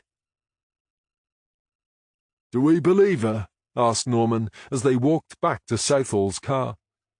I thought she seemed genuinely baffled when he mentioned the missing syringe. If she was acting, she fooled me. I hate to admit it, but I agree with you, said Southall. We can check that stuff about her working with small animals and not having access to dangerous drugs, said Norman. Yes, do that when we get back, please, said Southall. What about the rest of it? Said Norman. Do we seriously believe she's been living a few doors down from Rotherby for 2 years and never set eyes on him? We don't have much choice, Norm. We must accept everything she says because, right now, we can't prove otherwise, can we? Chapter 28 Much to Southall's annoyance, the authorities wouldn't grant permission for them to remove Jimmy from the secure unit, so they had to wait while he was driven the 15 miles from the unit to question him. But eventually they were settled in an interview room with a duty solicitor alongside Jimmy on one side of the table and Southall and Norman opposite. "How are you today, Jimmy?" asked Norman. "I'm okay, I think. My head's a lot clearer today." "Good." Norman indicated Southall. "This is my boss, D.I. Southall. She's going to ask you some questions. Is that okay?" Jimmy nodded. "Now then, Jimmy," said Southall, "when we went to your house, we found Tilly Rotherby's top hat on top of your wardrobe." "That's right." "Why have you got it?" "She won't need it now, will she?" "Did you take it, or did someone give it to you?" "Tilly let me try it on once. She said I looked good in it, so I took it." "I see," said Southall. "Yesterday, when you were up on the lighthouse, you told Sergeant Norman you found David Griffiths lying on the ground, and that he was already dead. Is that right?" The solicitor was about to intervene, but Jimmy raised a hand to silence him. "It's okay," he told the solicitor. "I know what you advised, but I'm not going to do that no-comment stuff." He looked Southall in the eye. "Yeah, that's right." "Did you see who killed him, Jimmy?" "No." "You told Sergeant Norman you didn't like Mr. Griffiths." "That's right. He was a shit." "Why do you say that?" "He was mean and nasty." "Nasty to you?" "No, not to me. He attacked her." "Her? Who is she, Jimmy? Who did he attack?" "I can't tell you that." "Why not?" "I just can't. She didn't kill him, so there's no need for her to be involved." "It would really help if we knew who she was." Jimmy turned to his solicitor. "Is this where I start saying no comment to every question?" "I already told you that you can answer no comment whenever you want to," said the solicitor. Southall decided to come at this another way. "You said you saw David Griffiths attack a woman. Was it Tilly Rotherby?" "It was my girlfriend. He attacked her by the stables, so I picked up an old horseshoe and threw it to distract him." "Did the horseshoe hit him?" "Across the back of his head." "Then what did you do?" "I took his phone." "Why did you take his phone?" "I don't know. I thought I could use it, but on the way home I realized it was wrong, so I threw it in the pond." "Which pond?" "The duck pond at Nefanfon." "That's where you live, isn't it?" "Yeah. I passed the pond on my way home." "Whereabouts in the pond did you throw it?" "I'm not sure. I didn't stop. I just slowed down and lobbed it where the path goes closest to the pond." There was a knock at the door. Norman paused the interview and went to the door. It was Judy Lane. "Sorry to interrupt, but we've had a call from the divers down at the duck pond, and I thought you should know what they said," said Lane. "Have they found anything?" asked Norman. "They say they found all sorts of junk, but it's a village pond, so that wasn't exactly unexpected. However, in amongst all the rubbish, they have found a mobile phone." "We've been unable to find David Griffiths' phone, and Jimmy says he threw it into the pond, so maybe it's his," said Norman. "Do they think they can salvage anything from it?" "They say it's doubtful, but they've sent it straight to the tech guys to do what they can." "I don't suppose they found a shovel?" "Not yet, but they say they've only covered a small area so far. They'll call again if they find anything significant." "Okay, Judy. Thank you." Norman called to Southall. "Can I have a word, boss?" Southall joined him, and they slipped out through the door where Norman relayed the news from the pond. "Would it be a good idea to stop the interview until they finished searching the pond?" he asked. "What do you think of what we've heard so far? Is he confused, or is he trying to confuse us?" "He's definitely not telling us the truth," said Norman. "I'm sure he was there when Griffiths died, or at the very least he saw what happened." I reckon when he said his head's a lot clearer, what he really meant was he's had time to get his story straight in his head. But how much of it is fantasy and how much is real, I have no idea. What about this woman he mentioned? Do you think she was really there? Or is he covering for her? We both know there's no way the victim's head was cut apart by one blow from a horseshoe. But if I'm being honest, I find it hard to believe the kid who helped me at the top of the ladder is the same kid who could have battered a man to death with a shovel. I think either someone must have been there with him, or he saw the murder take place. Do you think this woman he mentioned is really his girlfriend? Norman sighed and rubbed a hand across his chin. He's covering for someone, and he did tell me he has a girlfriend, but he seems to be a bit of a fantasist, so I wouldn't put too much weight on the idea. I think she could just as easily be he. But you think he's trying to throw us off the scent? Oh, yeah, for sure. Either that or he's a head case. We need some incontrovertible evidence to hit him with, and then we might be able to break him. Maybe when forensics come back to us for the shoe casts they took, we'll have a better idea. You're right. Let's call a halt now and wait for the divers to finish and the shoe casts to come back. It's not as if we don't have anyone else to question, is it? Let's see what Giles Rotherby has to say for himself.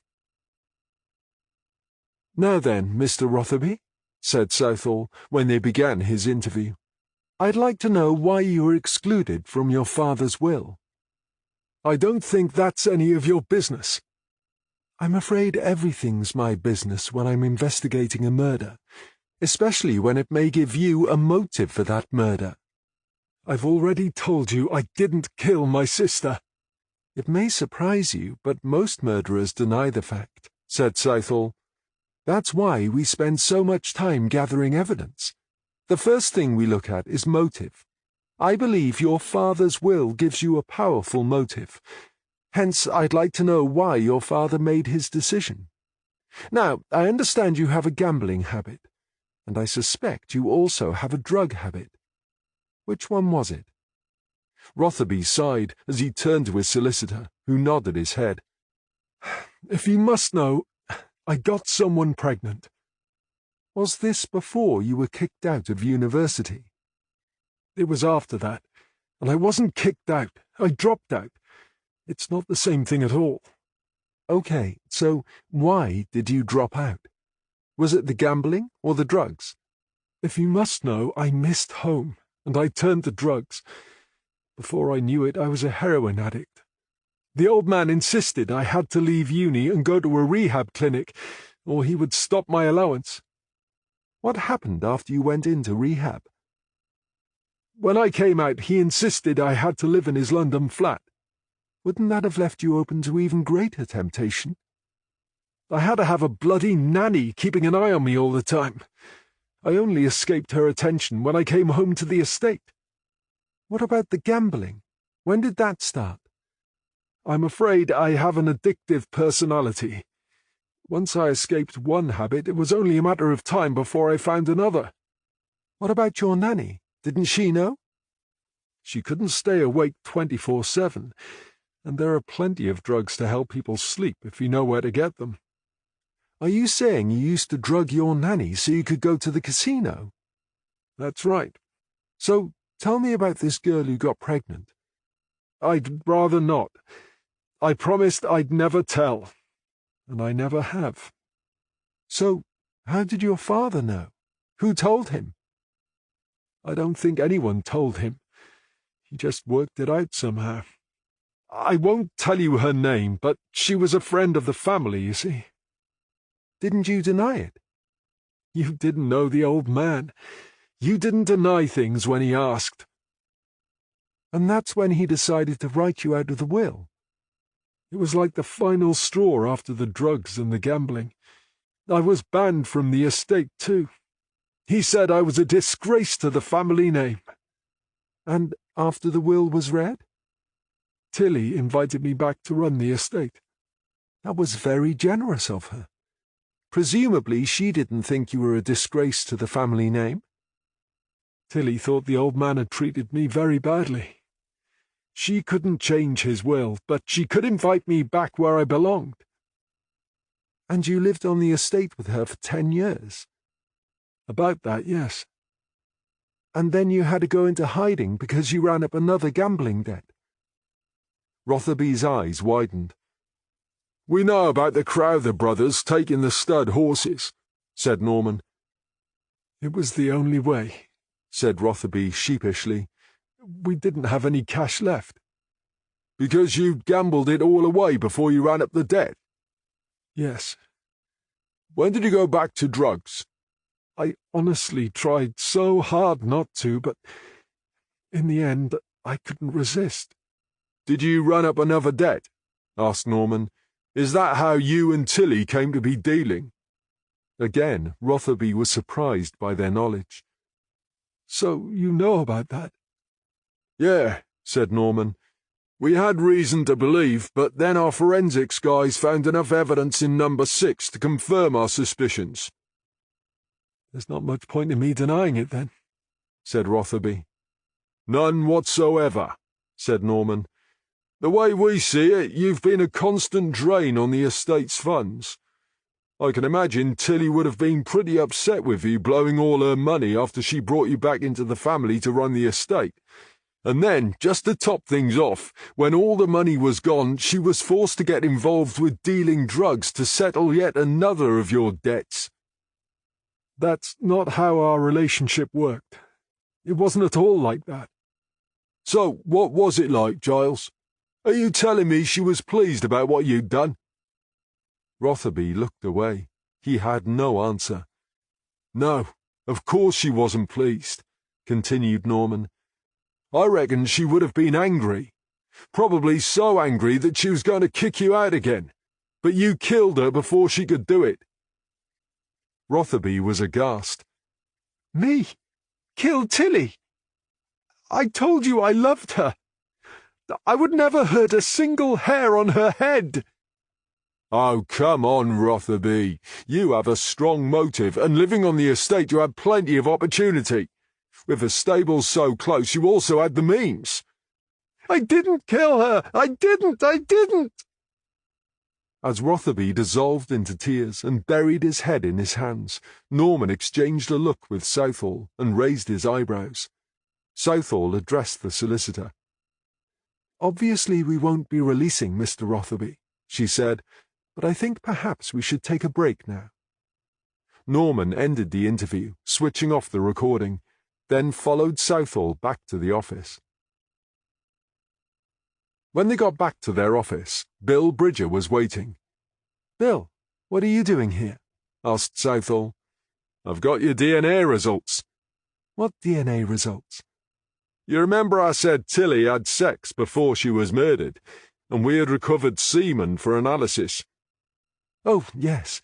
We've so much going on I'd almost forgotten about that. Is it going to help us? I think it might. That's why I thought I'd deliver it in person. I hope it's been worth waiting for, said Norman. Bridger grinned. There's good news and there's bad news, but trust me, Norm, in terms of interest it has definitely been worth the wait. You look like a man who has just won the lottery, said Southall. It's not me that's a winner, it's you guys. Well, don't keep us in suspense, Bill. Let's hear it, said Norman.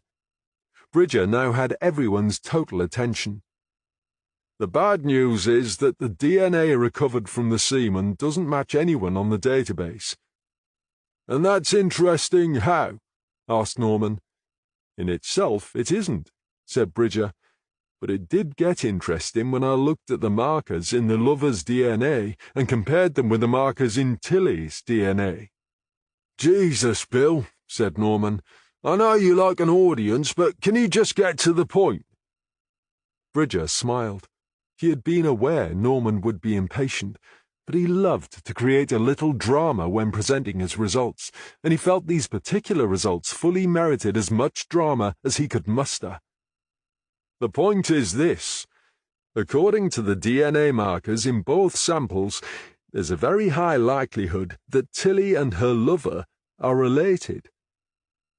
There was a brief, stunned silence, followed by a torrent of questions. "What? Related?" "They're related." "Closely related," said Bridger. "How close?" "How about brother and sister close?" "Wait a minute," said Norman. "Are you saying Tilly and her brother on the day she died?" "That's exactly what I'm saying," said Bridger. "We are talking about Giles Rotherby?" asked Southall. "I need a sample from him to be 100% sure, but unless there's another brother we don't know about, it must be him," said Bridger. "And I'm afraid it gets worse. I'm 99% certain Giles was also the father of Tilly's baby." "Whoa," said Morgan. "That's just too weird, even for me."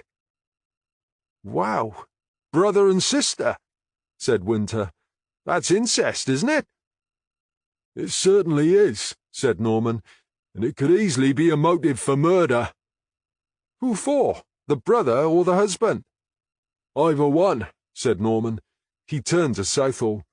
"Didn't I tell you Giles must have had some sort of hold over Tilly?" "Yes, you did, but I bet you never imagined it would be this," she said. "You're right there. I certainly didn't see this coming." "The way he's been behaving during the interview, I was beginning to wonder if we'd got the guy all wrong," said Southall. "But I think this information probably moves Giles Rotherby to the top of the list for Tilly's murder, don't you?" "How long do you think something like that could have been going on for?" asked Morgan. "I dunno," said Norman. "Why do you ask?" "Well, thinking back, I seem to remember Tilly always looked up to her brother." "She was bound to look up to him. He was her older brother." "Yes, but I think there may have been a bit more to it than that, and I don't seem to recall us finding evidence of any boyfriends in her past. David Griffiths was the first, and he only came on the scene a couple of years ago." "Didn't the hairdresser say she didn't mind which way she leaned?" "Yeah, but we've not found evidence of any girlfriends either." "What are you suggesting, Catherine?" asked Southall. "I'm wondering if this has been going on since they were kids. What if Giles was sent to live in London to keep him away from Tilly?" "He told us it was because he was hooked on heroin," said Southall. "Yeah, but maybe Catherine's right," said Norman. "I mean, Rotherby's not going to tell us if his real addiction is his sister, is he? Do you think she was a willing partner, or was she a sex slave?" asked Winter. "As we can't ask her, that's not an easy one to answer," said Norman. "If he's been living with Tilly since their father died, it would explain why his clothes were in that wardrobe in her dressing room at the farmhouse," said Southall. "Maybe this is why he keeps on saying he loved Tilly and he would never hurt her," said Norman. "And you believe him?" asked Morgan. "I don't know about that," said Norman. "But whether he killed Tilly or not, if he was in love with her, it gives him a powerful motive for wanting Griffiths dead." "But if you're suggesting he killed Griffiths because he was jealous, what would be the point of killing him after Tilly died?" asked Morgan. "Maybe he's convinced Griffiths killed Tilly. Revenge is a powerful motive too." "Come on, Norm. I think we need to ask Mr. Rotherby a few more questions," said Southall. "What about Jimmy Denman?" asked Norman. "Don't forget the clock's ticking." "Good point," said Southall. "Why don't I take Catherine with me, and when the divers report back, you can take Frosty or Judy and tackle Jimmy again?" "That'll do it," said Norman. Chapter 29. "So, here we are again, Mr. Rotherby," said Southall. "I wasn't expecting to be back here so soon," said Rotherby. "I barely had time to get back to my cell and drink my cup of tea." "Yes, sorry about that," said Southall. "Things are moving rather faster than I expected." There was no denying Rotherby wore the appearance of a grieving brother, but he was still prepared to fight his corner. "And yet I'm still here," Shouldn't you be focusing on finding who killed my sister? Oh, I can assure you we are, said Southall, and at the moment I'm still exploring your motive. Rotherby sighed. You're really wasting your time. I don't have a motive for killing her, and even if I did, you can't put me at the murder scene. We're curious to know when you first started having sex with your sister, said Morgan. Rotherby blanched. I don't know what you mean. Oh, come on, Giles, said Southall. DNA analysis proves you had sex with her before she died. We have no evidence to suggest it was rape. Rotherby slammed his fist down on the table. I would not and could not rape my own sister, he roared. Of course you couldn't, said Morgan. You didn't have to. The way we see it, Tilly consented to have sex with you, and we think that suggests it was an ongoing affair. Am I right? No comment. I was wondering how far we would get with this line of questioning before the no comment answers started, said Southall. Rotherby sighed. If you must know, that Saturday afternoon was a one-off. I can't explain why it happened. A one-off, said Morgan. Is that right? And what happened afterwards? Did she regret it? Was there an argument? Did it escalate until you lost your temper and killed her? No, it wasn't like that. No, of course it wasn't like that, because that wasn't the first time, was it? Rotherby hung his head. No, it wasn't the first time, he said, his voice barely a whisper. When did it start? Asked Southall. I can't remember. Did your father find out? Is that the real reason he wrote you out of his will and disowned you? What do you think? I think it would have horrified him, said Southall. Then, after a slight pause, I hope this isn't the reason you had to leave university. Tilly would still have been a child. No, of course it wasn't why I had to leave uni. I told you that was because of my drug addiction. But you don't deny you've been effectively living as man and wife with your own sister for years. You wouldn't understand. We were in love. You're right, Giles. I don't understand. But perhaps now I can understand your motive for killing Tilly and for killing David Griffiths. What? You just said you were in love with Tilly, so I can imagine how jealous you must have been when she hooked up with David Griffiths. Rotherby began to laugh. Jealous of David? Oh, that's priceless, he said. You really have no idea what was going on, have you? But at least now I can see why you think I might have murdered them. That wasn't quite the response Southall had been expecting. If we're that far off target, perhaps you'd like to enlighten us, she said. I've known David Griffiths for years. I take it you know about this wind farm scam business of his? Southall nodded. Well, he knew once he'd bled Rona Pritchard dry, he'd be in trouble, unless he could find another source of income. You knew all about that? Of course. And you approved? As you know, Inspector, my sister and I have been dealing drugs, so I'm hardly in a position to pass moral judgment on anyone else, am I? I suppose not.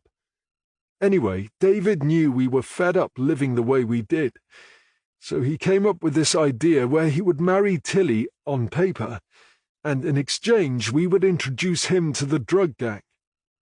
What do you mean, he would marry Tilly on paper? Legally, they would be married, with a marriage certificate, but there wouldn't be any commitment to it. To all intents and purposes, he would be living here, and, if necessary, they could even make the odd appearance as the happy couple. But in reality, it would be another scam. Only this time, no one would get fleeced. We have a witness who claims Tilly appeared to have been drugged before the wedding. It was the only way we could get her to go through with it, said Rotherby. She didn't trust David not to renege on the deal at some stage. Did she think it would leave you and Tilly open to blackmail? Rotherby shook his head. That's what she thought, but it wouldn't have happened. It's true he knew about us, but he had known for years and never said anything. Besides, we knew about all his scams. He knew that if he let our cat out of the bag, we would let his out. Honour among thieves. How very reassuring, said Morgan scornfully. Honour amongst old friends, actually. But I wouldn't expect you to understand, said Rotherby. Anyway, the point is, I had no reason to murder either of them. Southall considered for a moment. If what Rotherby had just told them was true, it did counter their theory about his motive for both murders. But there was another possibility. Did you know Tilly was pregnant? Rotherby looked stunned. That's not possible. The pathologist confirms she was 3 months pregnant when she died. But she can't have been. She would never have cheated on me. She didn't cheat on you, said Morgan. What do you mean? You were the baby's father. Now that's where I know you're wrong. I fire blanks, you see. My father insisted I had the snip after I got the family friend pregnant. And you agreed to that? As I said before, you didn't say no to the old man, especially when he's threatening to disinherit you. But he did that anyway. Yes, but I didn't know he was going to do that as well. Anyway, I never wanted kids, so I didn't really care. And it meant I could have lots of fun without making another mistake. You just said Tilly would never cheat on you, and yet here you are telling us you were happy to cheat on her. Did she know you were having lots of fun elsewhere? You're not listening. I said I could have fun elsewhere, but the fact is I never did. I only ever cheated on my sister once, and she was devastated when she found out. I never felt so bad about anything in my life. That was when I realized there was only ever one woman for me. Morgan tried, but failed to hide her distaste. Well, whatever you might think, Mr. Rotherby, I'm afraid you didn't get the perfect snip. The pathologist is certain you are the father. Southall decided they needed time to regroup, so she called a halt to the interview, and they left Rotherby to his thoughts. While Southall and Morgan were interviewing Rotherby, Norman and Winter had taken the opportunity to quickly stretch their legs and grab a sandwich while they were waiting for news. Right, Norm, we've had a report from forensics about the footprints they found where David Griffiths died, said Lane when they returned.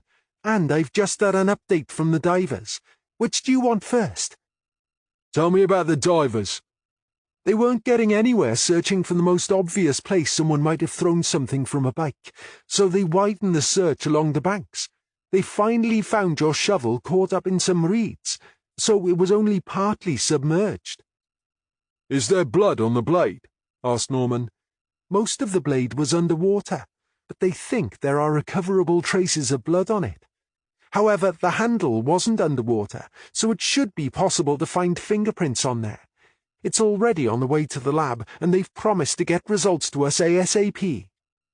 If there is enough blood to match David Griffiths, then any fingerprints on the handle must belong to the killer, said Norman. But if they're Jimmy's, that means he killed Griffiths, said Winter. If Jimmy's prints are the only ones on that handle, I'll eat my hat, said Norman. Winter turned a confused face in Lane's direction, hoping for an explanation.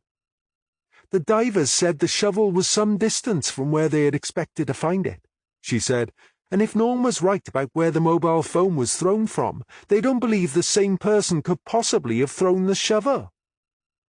Really? Said Winter.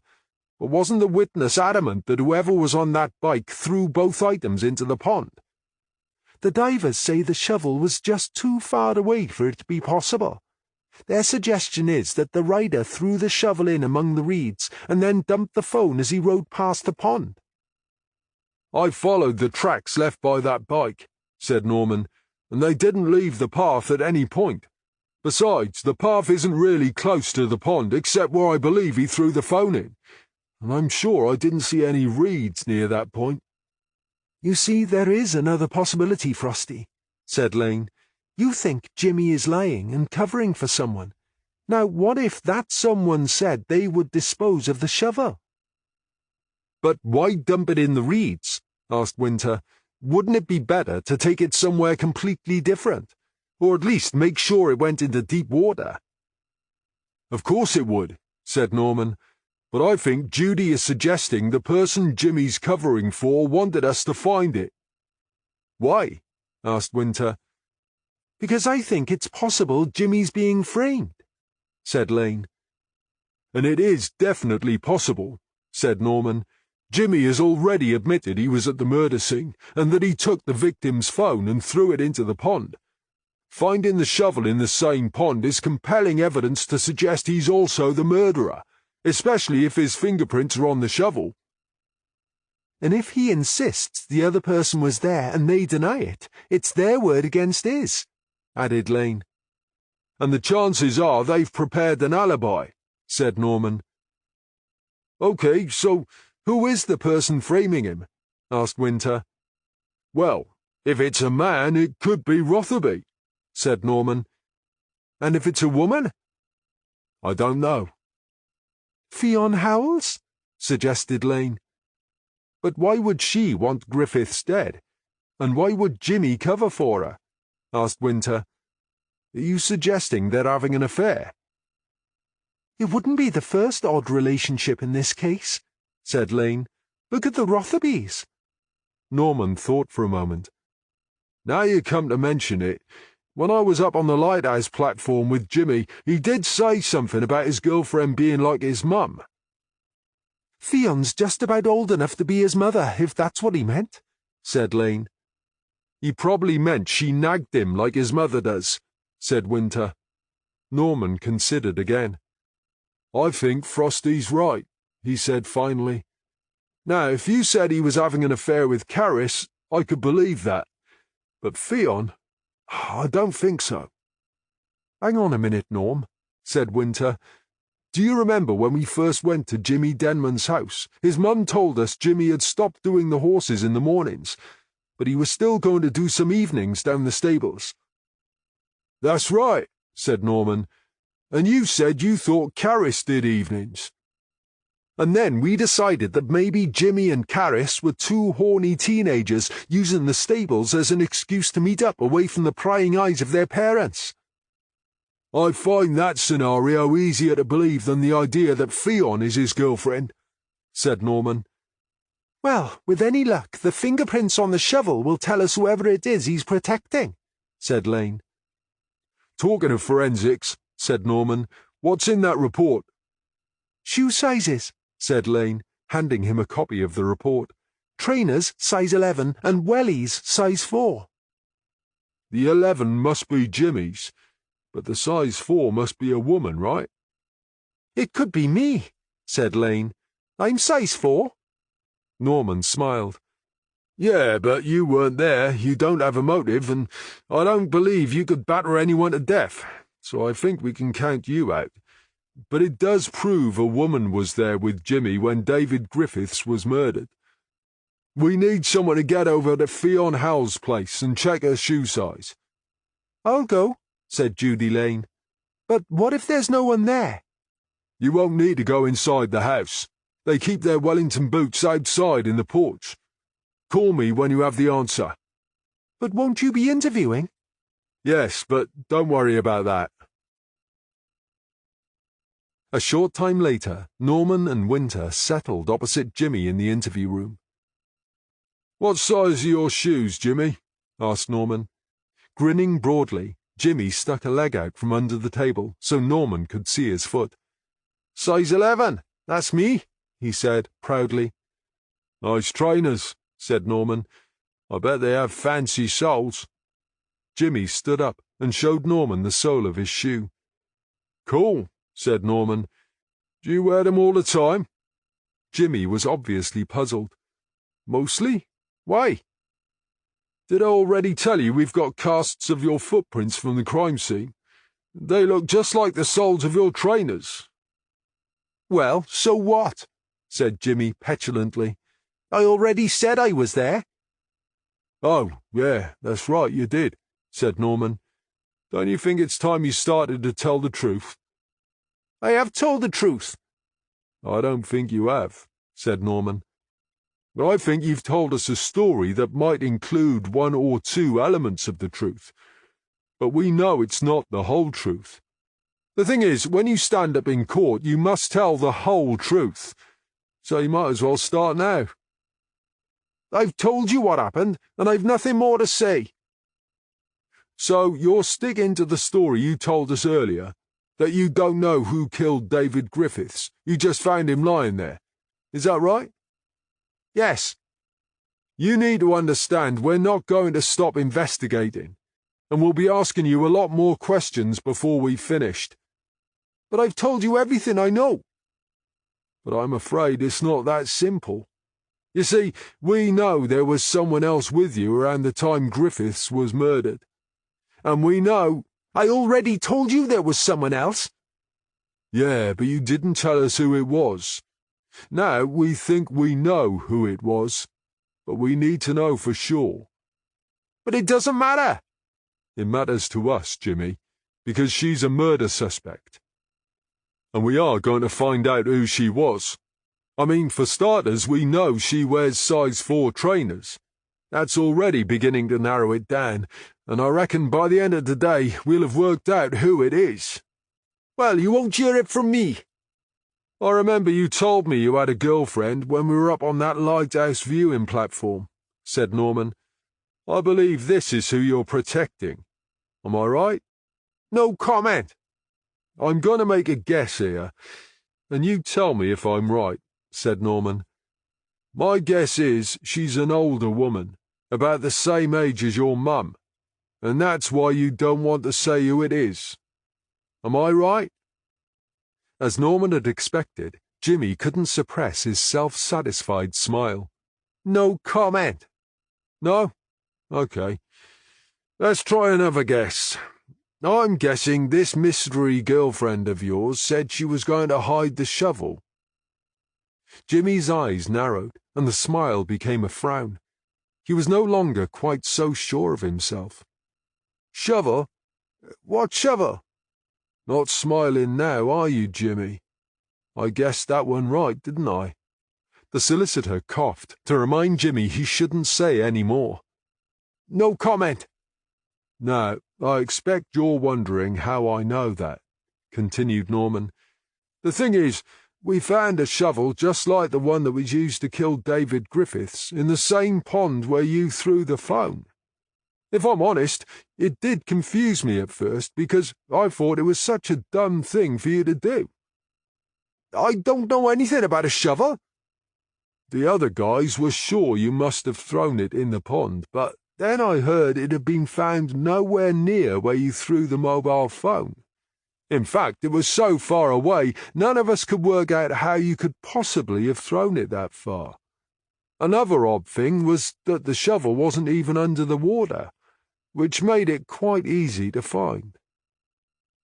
Norman watched the growing confusion on Jimmy's face for a few seconds before he continued. But I got to wondering why you would have done that, when the sensible thing to do would have been to make sure it went into deep water. I mean, that's a stupid thing to do, right? But I know you're not stupid, Jimmy, and I finally realized there was only one explanation that made any sense. You see, I reckon someone else dumped that shovel in the duck pond, and they wanted to make sure we found it. Jimmy began to chew his bottom lip, and as Norman paused to let him absorb this latest piece of news, he turned to his solicitor. I don't understand why he keeps on about a shovel, he said. I don't know anything about a shovel. Just at that moment, Norman's mobile phone began to ring. Sorry, I have to take this call, he mumbled, getting to his feet. He suspended the interview and stepped out of the room. Winter looked pointedly at Jimmy Denman. That'll be the call we've been waiting for, he said. What call? The one that's going to tell me who your girlfriend is. A line of perspiration appeared on Jimmy's top lip, and his face had turned several shades whiter by the time Norman returned to his seat and resumed the interview. "How about that, Jimmy?" said Norman. "Your girlfriend wears size 4 wellies. That means we can put her at the crime scene with you." This seemed to be enough for Jimmy. "All right, so she was there. But she didn't kill him. It was the horseshoe I threw that killed him." "Come on, Jimmy. We all know the horseshoe might have stunned him, but that's not what killed him." "Yes, it did. I threw it, it hit his head, and he dropped dead." You realise she's going to deny being there when we speak to her, don't you, Jimmy? "What? Why?" It's why she dumped the shovel where we could find it. She's going to deny even being there, and it'll be your word against hers. She's framing you, Jimmy. "That's bullshit. She wouldn't do that to me." Norman removed a photograph from his folder and placed it in front of him. He looked down at the photo and then up at Norman, his eyes wide. "Ah, what's that?" You don't know what it is. "It's not very nice."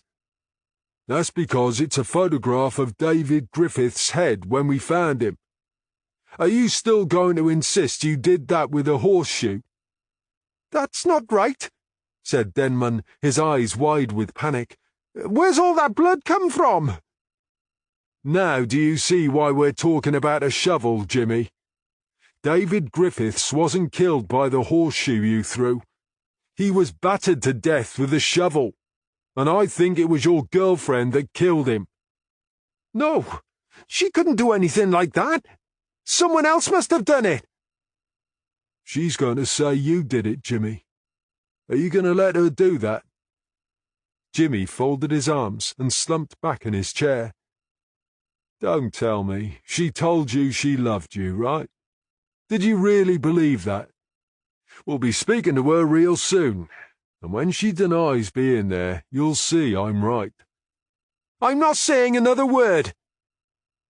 "I think I'd like to speak with my client," said the solicitor. "I think that's an excellent idea," said Norman. "See if you can talk some sense into him." Chapter 30. It was 7 p.m. when Southall parked outside Fionn Howell's house. "Before we go in there, I want to make sure we're both on the same page," she said. "Absolutely we are," said Norman. "If we've got this wrong, I'll eat my hat, and everyone else's too." Southall reached for her door handle. "Right then, let's go." When Fionn Howells opened her front door to find Southall and Norman standing in her porch, she rolled her eyes and sighed. "Really? You two again? Whose death are you trying to pin on me now?" "Yeah, it's nice to see you too, Fionn," said Norman. "Trust me, we'd rather not have to come out here at all," said Southall. "But it's our job to follow the evidence, and I'm afraid it keeps leading us back here." "This is harassment." "That would be a good call if only we didn't have good reason to be here." "What good reason?" Norman pointed to the boots in the porch. "Are these your boots out here?" "What do you think?" "That's not helping, Fionn," said Southall. "Well, it's a stupid question. They're not likely to belong to anyone else, are they?" "So that's a pair of wellies each for you and Carys," said Norman. "Which one of you owns the mucker boots?" "They belong to Carys. She wears them when she's doing the horses." "You don't have a pair of your own?" "No, I don't. I use hers if I need to." "So you're both size 4? Why are you so interested in my shoes?" "If you let us come in, we'll explain," said Southall. Grudgingly, Fionn stepped back so they could enter the house. "What's this all about?" she demanded as she followed them into the lounge. "We found footmarks in the wet sand where David Griffiths was murdered," explained Southall. "Well, don't even begin to think it was me. I was at work all day." "Yes, we know. We checked," said Norman. Actually, we weren't thinking it was you, said Southall. It was Carys we wanted to have a word with. Don't be absurd. She was at school. We checked that too, said Norman. Well, there you are then. I'm sorry, Fionn, but Carys wasn't at school that day. Fionn blanched, and she began to wring her hands. No, that can't be right, she said desperately. I dropped her off at the bus stop. She was wearing a uniform. Is Carys here, Fionn? We'd like to ask her some questions. What? No, she's out. It's okay, ma'am, said Carys, entering the room. I can handle this. She settled confidently onto the settee and turned to Southall. I didn't go to school that day because I started my... She glanced uncertainly at Norman. You know, that monthly thing at the bus stop, and I had nothing with me. She's always bad with it, explained Fionn. I see, said Southall. Can you tell me what you did all day? I came back here and sorted myself out. But that didn't take all day, did it? Well, no, I watched a bit of TV.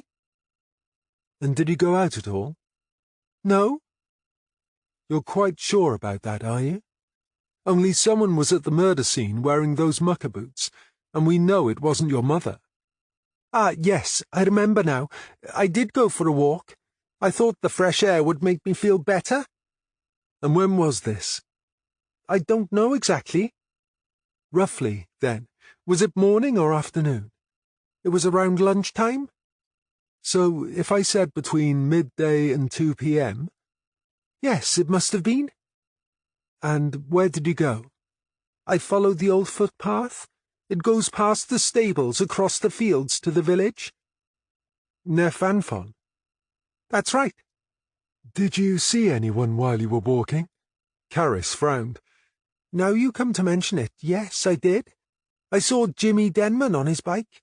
He was tearing along the path, and he had that stupid top hat in his hand. And you never thought to tell us this before? Asked Southall. I saw him the next day, and he asked me not to tell. Because he'd stolen the top hat. I think he'd done something much worse than that, but he wouldn't tell me what it was. And what do you think it was? I think he killed that man. What man? David Griffiths. But wouldn't you have seen the body if you walked along that path? I'd already passed there when I saw Jimmy. Okay, did Jimmy say how he killed the man? He said something about a shovel, but I'm not sure what he meant. Why would he want to kill David Griffiths? Asked Norman. I don't know. It's funny you should say that, Carys, because I've spent quite a bit of time talking to Jimmy recently, said Norman. He thinks you were his girlfriend. Carys let out a snort of derision. Oh, please, she said. Do I look desperate? He's too weird to be anyone's boyfriend. When Jimmy was telling me about you two, I told him you'd say something like that. What do you mean? Oh, come on, Carys. Jimmy might be blinded by your good looks and your little touchy-feely ways, but I've been around the block a few times. You can't be serious, said Fionn. You can't seriously think my beautiful daughter would give a boy like that so much as a second glance. Oh, I'm sure she would if she wanted to set him up, said Norman. In fact, I was speaking to Jimmy just before we came out here. According to him, it was Carys who killed David Griffiths. Well, that just proves you can't believe anything that boy says, snapped Fionn. He's not right in the head.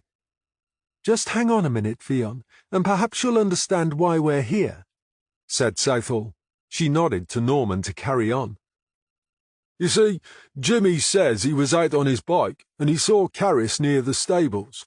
Because he's sweet on her, he headed towards her, but as he got closer, he realised she was speaking to a man. As he jumped from his bike, he could see the man was getting a little heated, and then he saw him take a couple of steps towards Carys and grab hold of her.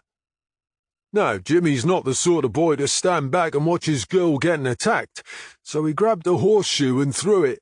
He only meant to distract the man, but the horseshoe hit him on the back of the head, and the man collapsed." Norman paused, but Carys seemed to have gone blank and withdrawn into herself. "Before either of you say anything, I should advise you we have forensic evidence to back this up," said Southall. Fionn stared at her daughter as if she had never seen her before. Carys said nothing, but began to rock slowly backwards and forwards. "Jimmy says you then gave him Griffith's mobile phone and told him to dump it in the pond on his way home. Is that right?" "Of course she didn't," said Fionn. "This is all rubbish. Tell them, Carys, tell them it isn't true." Norman ignored Fionn. Totally focused on Carys, he carried on speaking. "Jimmy says that when he left, David Griffiths was still lying on the floor. He didn't know if he was dead or not, but there definitely weren't any cuts on his head, and there wasn't any blood. But that's not how we found him, is it, Carys? So would you like to tell us what happened?" "Carys, is this true? Why were you speaking to David Griffiths?" asked Fionn. Carys began to speak, her voice innocent, childlike. "He said he wasn't my father." Fionn's mouth dropped open. "Your father?" "He said he didn't know what I was talking about, and that he hardly knew you. How could he do that?" Southall looked at Fionn, but she genuinely seemed to have no idea what Carys was talking about. "What makes you think he was your father?" asked Norman. "I heard Mum arguing with Tilly about not paying the rent. Mum told her it was only right because she had stolen the father of her child. That's me, right? So I thought if I reasoned with him, he'd see I was right, and he'd come back to Mum, and we could be a proper family." Fionn was distraught now, rivers of tears coursing down her cheeks. "Oh, Carys, what have you done?" But Carys didn't hear her mother. She just kept on talking. "When I told him I wanted to get our family back together, he laughed at me. He said I didn't know what I was talking about. And that's when Jimmy hit him with the horseshoe." "And then what happened?" asked Southall. "Jimmy went mad and started hacking at his head with a shovel. I told him to stop, but he wouldn't listen." "Carys, we found the shovel. It was clever of you to hide it where we'd find it, but if you were hoping it would incriminate Jimmy, you should have wiped your own fingerprints from it first. Yes, Jimmy's prints are on the top of the handle, but he couldn't have wielded the shovel like that. It's your bloody prints that are on the shaft, because it was you who battered David Griffiths to death, wasn't it?" Suddenly, Carys shook her head, her eyes wild. Her voice was no longer childlike, and she spat out her words. "He was just lying there, and all I could hear in my head was him laughing at me. There was a shovel leaning against the stable wall, and I could still hear him laughing. And then I just saw red."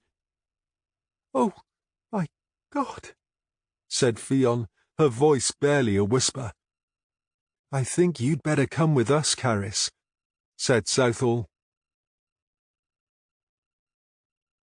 Chapter 31. "So what did I miss?" asked Winter next morning. "If Griffiths wasn't Carys's real father, who is?" "Carys was right about Tilly stealing her real father away," said Southall. "She just got the wrong man. It's actually Giles Rotherby who is her father. It appears Fionn was the one and only fling he told us about." "Was she the family friend his father was so annoyed about?" "Yes, that's right. Getting Fionn pregnant was the last straw for Rotherby's father." "So their father didn't know about the incest?" "Rotherby says not, but I'm not sure we can believe him," said Norman. "But Fionn knew all about the incest." "Oh, yes," said Southall. She had suspected for years, and finally accused Tilly to her face one day. Tilly agreed to let her live in the house rent-free if she agreed to keep quiet. "Wow, what a case," said Winter. "I bet you haven't had many as messy and weird as this one." "That's true," said Southall. "But in a way, this is also one of the saddest cases I've ever worked on. That poor kid has spent the last 2 years dreaming of getting her family together, and all the time she had the wrong man down as her father." "Don't forget that poor kid battered someone's brains out and then tried to blame someone else," said Norman. "But how did she know Griffiths would be down by the stables?" asked Winter. "She sent him a text saying she knew who had killed Tilly. It's still on her phone. She didn't even think to delete it." "If Carys thought Griffiths was her father, she must have hated Tilly then," said Winter. "Yes, that has crossed my mind," said Southall. "I'll be asking her about that later. Would you like to sit in?" "Oh, yes, please, that would be great," said Winter. "Excuse me butting in," said Morgan, "but I've just had a call from the young vet I spoke with about people who had access to the drug safe in Huell Davis's Land Rover. He says he's remembered they had a teenager doing work experience during the half-term holiday. Apparently her mother works there, and she arranged it." "Oh, jeez," said Norman. "Is it who I think it is?" Morgan nodded. "It's Carys Howells." "Crap," said Norman sadly. "Do you know, there's a part of me that wishes I didn't know that," said Southall. Southall let out a long sigh. "Oh well, come on, Frosty. Let's speak to her again and get this over with." 20 minutes later, they were sitting in the interview room opposite Carys, who was accompanied by an appropriate adult. "Good morning, Carys. How are you?"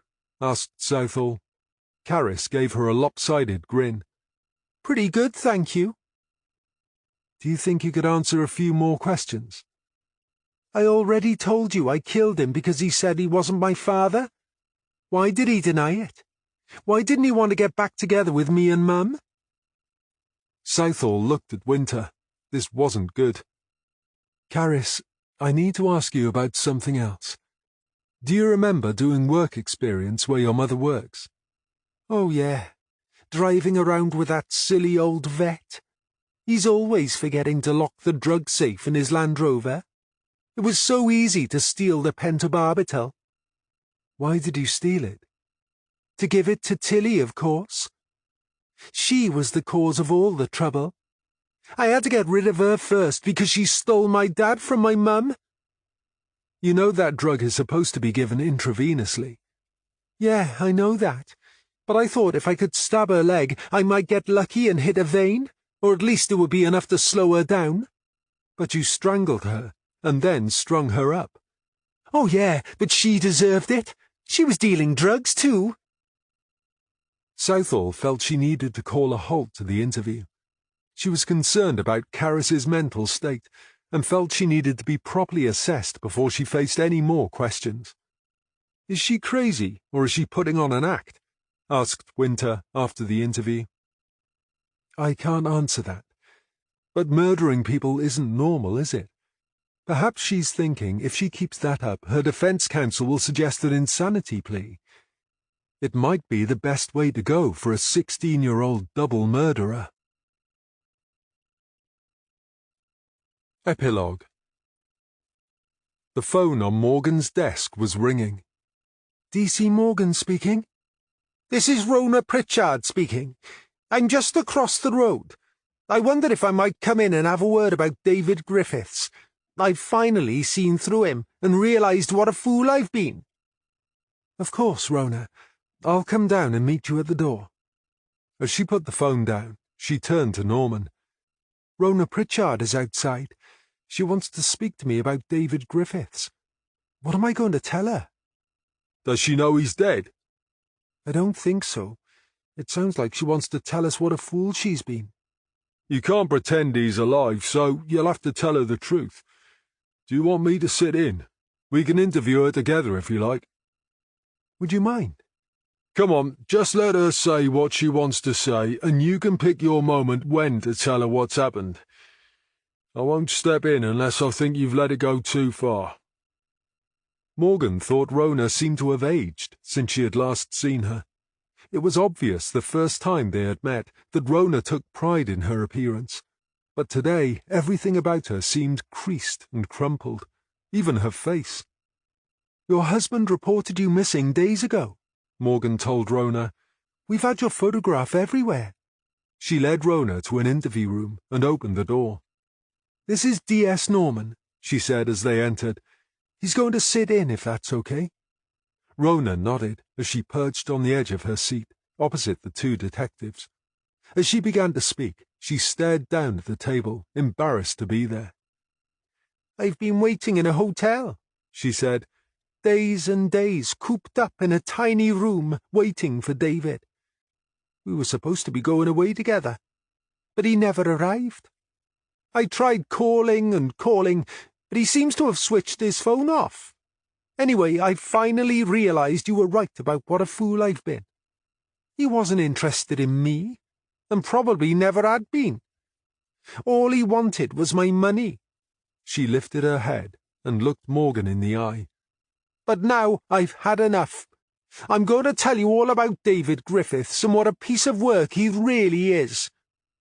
"Before you do that, Rona, there's something I must tell you. It will explain why David isn't taking your calls, and why he didn't come to meet you." "Is he here? Have you arrested him?" "I'm afraid it's worse than that." The end. You've been listening to A Body at the Farmhouse by P.F. Ford, narrated by Andy Creswell. Published by Quest Audiobooks, an imprint of W.F. House Limited. This recording is copyrighted by W.F. House Limited.